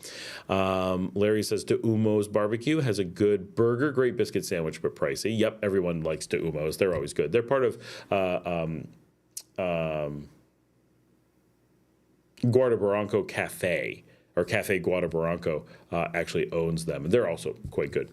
Okay, back to steaks. So for the steak tour, what I'm thinking is something like it starts in Managua. So it's like a meetup. So some people who want to hang out the night before, we can do so. That way we're ready to go first thing in the morning. We know everyone's around, but it's casual. If you don't want to make the first meetup, you don't need to, kind of thing. So I'm thinking, and we wouldn't start with steak, right? We would do a steak at the end and avoid it a little bit. I know, James, I'm thinking the same thing. Larry picked up his selection of bikinis at the store. I'm just like, oh, no, don't picture Larry in a bikini. Stop. Went to, so start there and do like pasta, do something light, do Caesar salads, do something like that. Get everybody ready, right? Then we take a trip the next day and like drive to Huigalpa. Might be no, probably not. We'll probably start in Granada, something really simple. So if anyone is late arriving, that it's easy to get them to catch up with us, right? And then we start with a good steak in Granada, go out and and do like a really nice out. Corey's asking how were the steaks there. Corey, we're talking about doing Nicaragua in 7 steaks as a tour of the country. We're considered one of the 4 top Western Hemisphere steak countries. Brazil, Argentina, Uruguay, and Nicaragua. This is steak central. Very, very good steaks. We're up there competing with places like Japan. So start in Granada. I think I know the place I want to do there. Need to do some research, but I've got some idea. Start with something a little bit low key. Do that. Go for a walk in the evening and have everyone stay at maybe the Del Rio or maybe on the square at the Colonial or whatever. And just be right there, and just everyone can hang out and chill. Go do cocktails somewhere in town, and just be very relaxed. Get to sleep in the next morning. No reason to make people rushed. Have like an organized breakfast somewhere in town. I'm sure I can come up with somewhere amazing because I lived there. I just, off the top of my head, I'm not thinking of anything that really stands out. I don't want to do Kathy's Waffle House, right? That's what everybody would do. But something really cool that we'll have organized, right? So they're expecting us, or maybe at the hotel because they're pretty nice, and maybe have them do something special. Then take a shuttle for everybody, or 2 shuttles if we had a large group, because just do the vans, and then go to Huigalpa.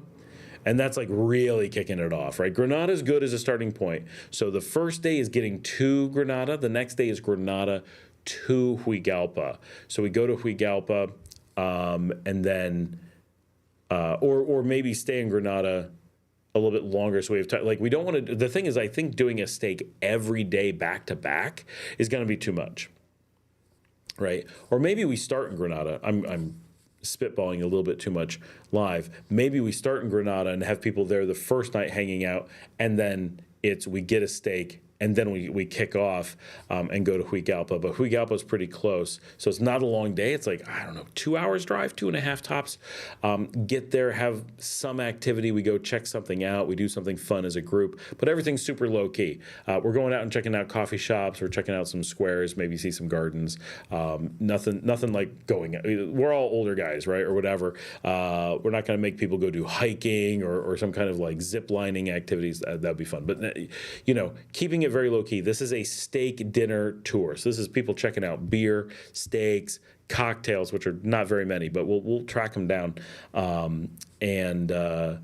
Like this kind of luxury experience, and staying at pretty nice hotels. So we'll stay at the Hacienda in Huigalpa and do the whole Hacienda experience. We'll talk to the Hacienda people, have them like arrange something. So like we get a hold of, like, they'll talk about their steaks, talk about their sourcing, talk about what they do, whatever, give us some tours. It's a beautiful facility. And honestly, it's not that expensive. I just saw the room. It's like $50, I think, for like a starter room for the night.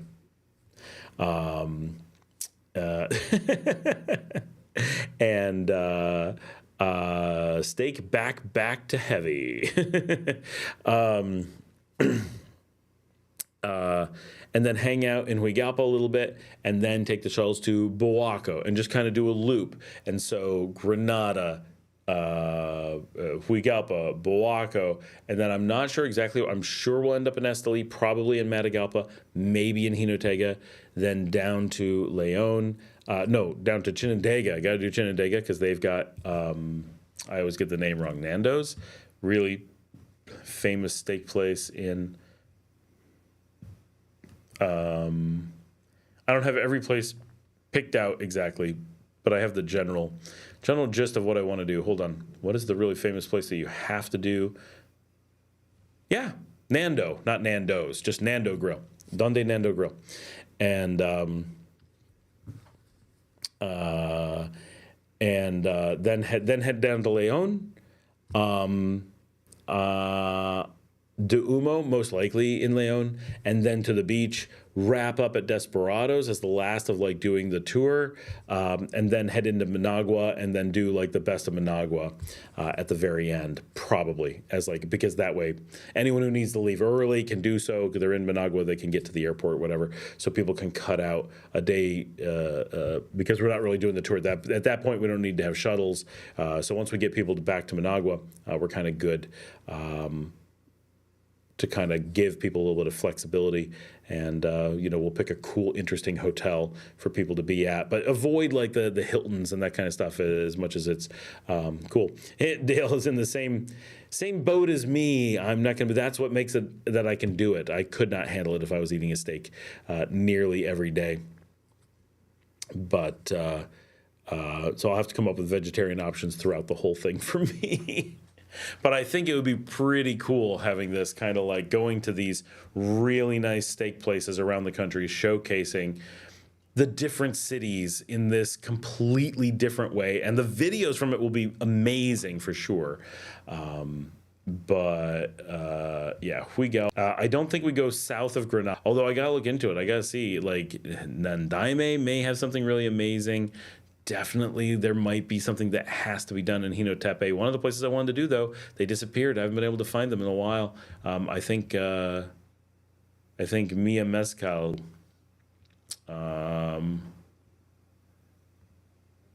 It's sad, but what are you gonna do?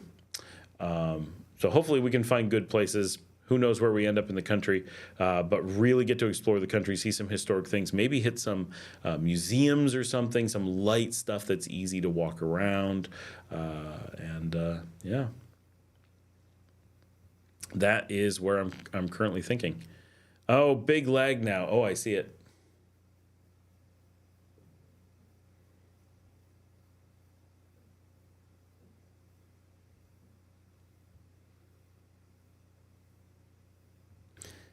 Is it? Nope, still going.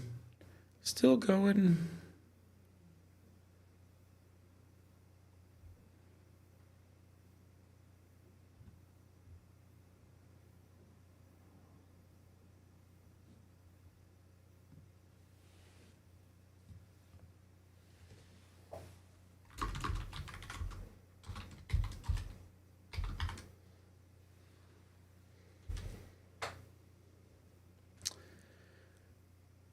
Oh, it's very frozen. That's kind of moving. It's not good. Oh, we just jumped up to 24 people though. We were down a little bit and suddenly I don't know if the lag makes it jump around like that. It says we have more people though. That's pretty cool.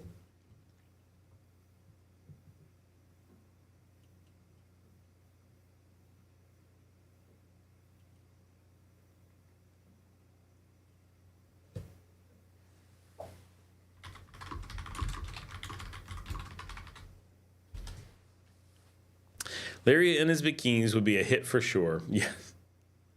The Larry's Bikini Tour of Nicaragua. Oh, it looks like the lag went away and we went back to the right number of people.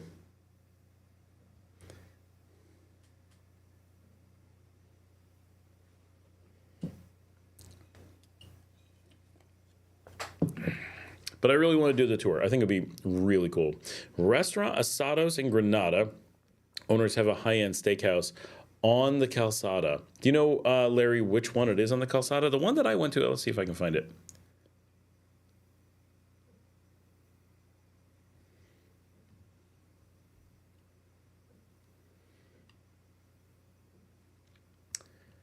It's been a while, but I had one I really liked. It was just off the Calzada,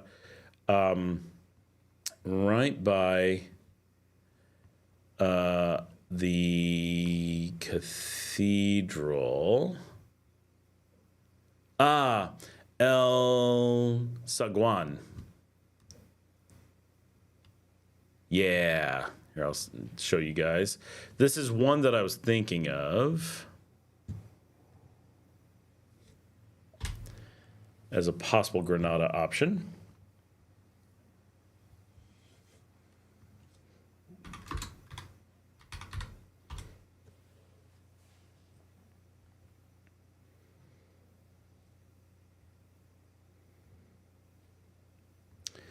Haven't been there in a while, but I know they're quite good, and the venue's quite nice.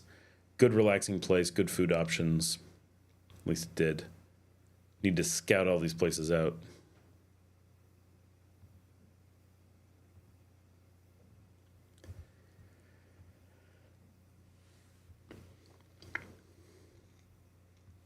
I don't know of any like steak places on the Calzada proper. It's weird. It's not like the kind of place where they end up, but it seems like there should be some. What there should be is Desperados Granada on the Calzada. That's what they're waiting for. That would solve the problem.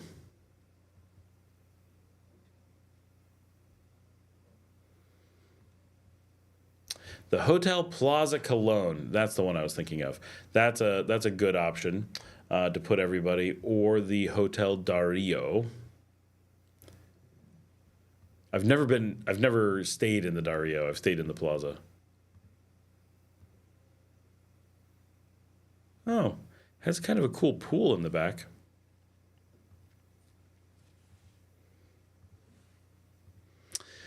Ernesto's here. Hay dos buenos lugares en Inotepe, Tulum y Café Alicia, pero seguro hay más. Then he translated it. Yeah, there's two good restaurants. So Café Alicia I go to regularly, but I don't go there for steak, obviously.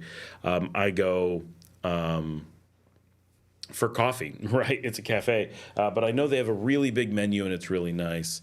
Now, the other place, Tulum. I don't know Tulum in Hinotepe. I'll have to look that one up.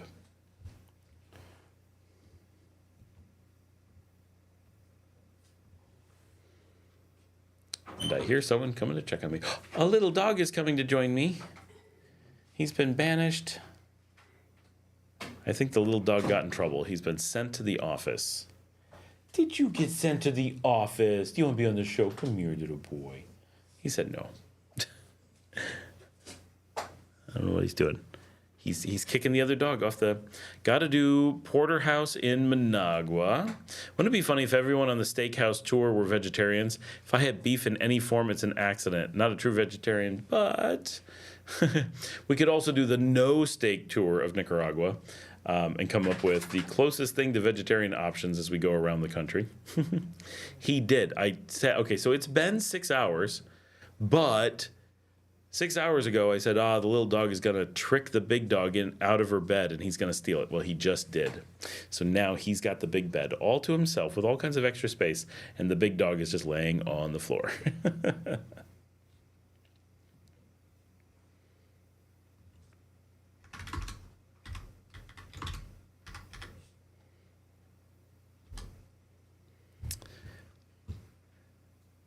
That's harder. I don't know what places to go to. In Managua, I could come up with some. In Granada, I could come up with a little.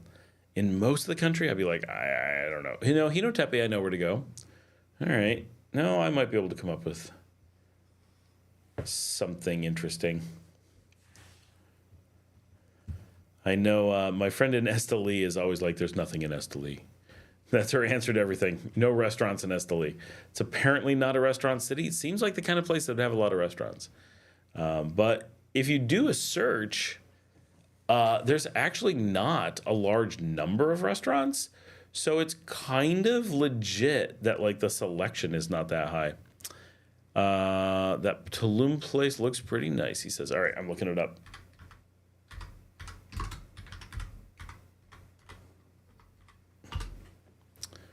Tulum Hinotepe. Now, where is it located? Okay, so it's a little bit on the west side of Parque Central. But, okay, about 6 blocks down, 1 block over from Alicia. All right, all right.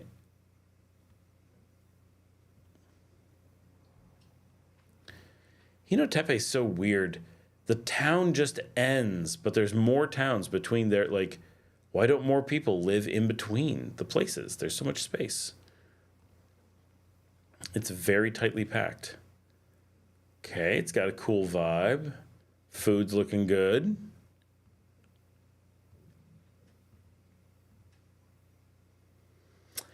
Oh, now that I see, you know what? I have seen photos of Tulum, but I've never seen it on a map. So I forget that it's in Hinotepe, and they do cocktails. Yes. Ooh, whatever that is looks really good. Yeah, there's a lot of potential. Tulum could be really good. That's my kind of thing. That's why I like Hinotepe. It's got all that kind of stuff. I have been a fan of Hinotepe for a long time. I need to give everybody the link to this so they can see it.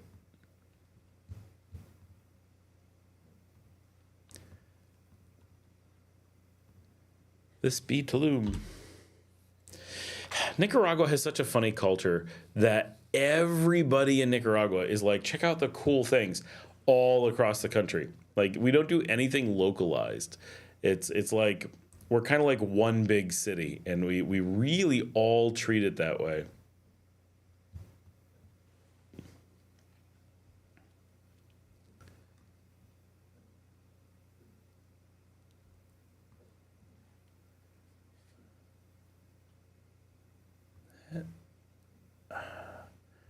Always trying to recognize this one place, and I just can't quite do it. That's gotta be it.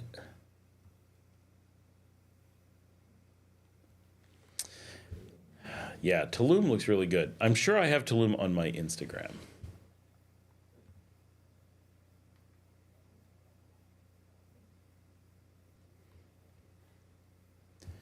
We are 10 minutes away from doing a 7-hour live stream.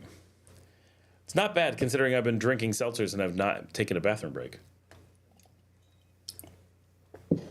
And it looks like I drank a liter of water. I'm over a liter of water on the live stream.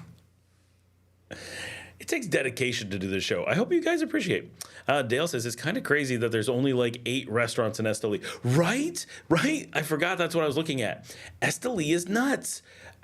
Now, obviously, there's more than 8 restaurants, but yeah, when you're on Google Maps and you're looking like at restaurants instead of, like specific types or, little Commodores on the street, but you're looking for like things that come up as restaurants.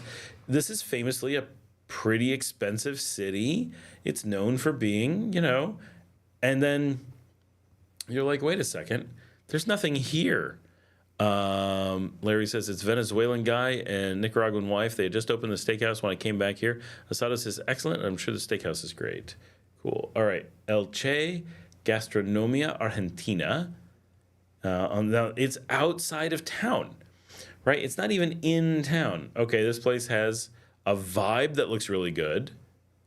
Argentinian grill up in the mountains. Big sign. Okay. Yep. Looks like it's got potential. Very nice. Okay. That's a good looking place. And then there's a cocktail place, it says. Well, Rancho Lomos del Sur. Plastic chairs. Little weird booths.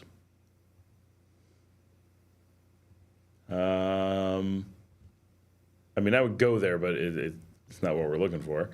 The Semáforo Ranchon Bar. The Streetlight Bar? Okay. One of these days, I'm going to get some people and just go from like bar to bar in like the most towny bar places and film some of that. And that's going to be some really interesting content where we're like, okay, here's a bar we're coming to later. We're going to show it to you in daylight so you know what we're coming to. And you guys are going to be like,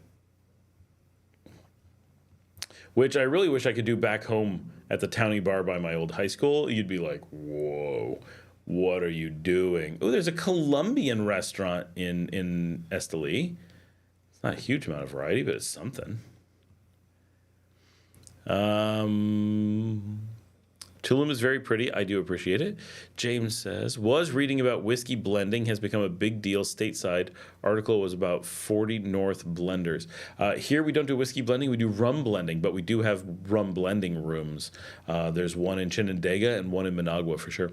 Ernesto says, I was recently in Esteli. I'd recommend Las Chaguitas restaurant. There are a lot of places, but for some reason, owners do not online publicity as much as other cities. It really doesn't. Yeah, I don't know. Oh, the view from this place, if that's really their view, looks amazing. That's one thing I like about Esteli is it's got like those mountain views sprawling out places. It's kind of cool.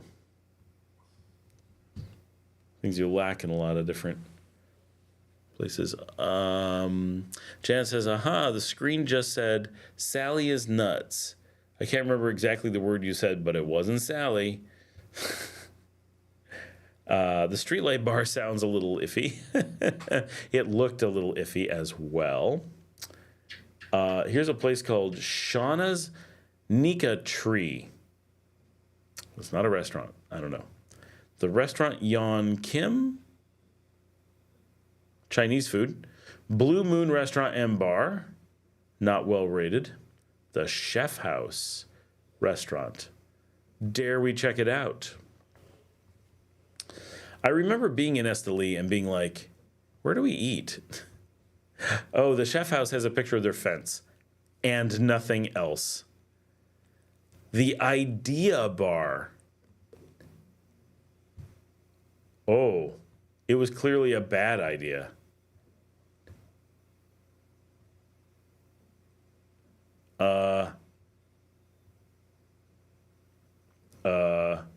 It is amazing to me when you're looking at like places in Esteli or in Matagalpa, and you look at them and you go, this would never be a place in Leon. Like just the style, the way that people do their doors or something. Like there's enough difference that you can pretty much, even just from the picture of a business, you can be like, it's a different city. Chispas de Colores. Guapayon Jose Benito Esteli. Fast food. The Cyber Marcella. Oh, if they have no photographs at all, you know it's great. Yeah. There is so little. When we were there, we stayed at the Hex, which is pretty far north. Oh, I forgot there's now a McDonald's Esteli. That's brand new, like, I don't know, 2 months ago. There is a Trattoria Pizzeria Italiano that looks like it's probably decent. I don't know the barrios up there, so it's really difficult to know, like, is this a barrio you go to for things or a barrio you would never? Very hard to guess. Where is the stadium? Is that the stadium? Yeah. The Mangoes Lounge. Oh, actually, that looks nice. Oh, it's right by the Hex. That makes sense. Other places in Esteli. Alma y Fuego for steaks. Rinson Pinareño for Cuban cuisine. Both places have been around for about 20 years. Oh, that's cool. All right, Mangoes looks cute. That could be good. Oh, they got nice lights and stuff. Nice decor. Cool. Cool. Oh, they have like a menu. Of course, they have burgers, but not veggie burgers.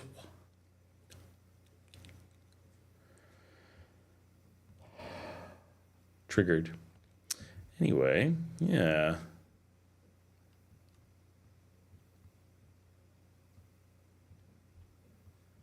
I really wish I had more time to go out and do the food tours of all the cool places, show you guys all the awesome stuff everywhere.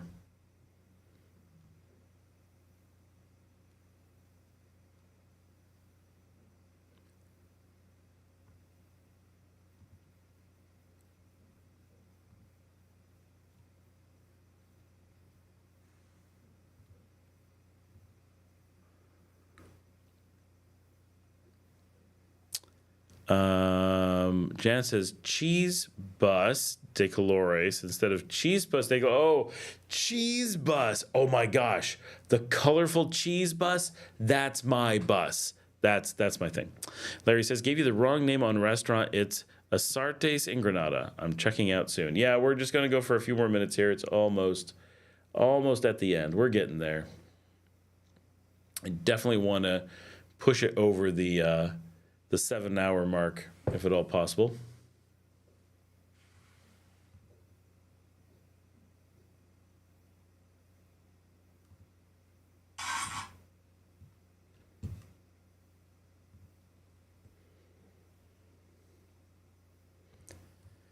So we're just about to wrap up. We got just 2 minutes left to go, and then I'm gonna get some sleep. Doing a 7-hour live stream coming up on midnight. We did a good job tonight, people. We got a lot of people still on here at the end. Very awesome. We have racked up, for those who care, 425 views. We'll probably get one more by the end of the night. Got a lot of likes. Remember to hit like. Remember to watch today's video. Remember to give me some feedback on the crazy dating thing. And there's going to be more videos on that because he gave even crazier feedback on it and cannot follow the conversation. But he gave multiple feedbacks that I've made videos about, and he hasn't seen this one yet. Excuse me, got the hiccups now. But it's been fun. So thank you so much for everyone who came out and hung out tonight. It's great to be back. Going to be doing this all year, our second year of doing live streams. How cool is that? And I'll do my best to be announcing these on. If you haven't joined the WhatsApp group, make sure you do that. Beyond Nika Abla, both of those are places where I am announcing. Makes it a little bit easier because I can just go to the group and throw the link up, and you guys can just hop in. Dale says, I remember how hard it was to get vegetarian food in restaurants in the 1970s and 80s. Nicaragua reminds me a bit of those times.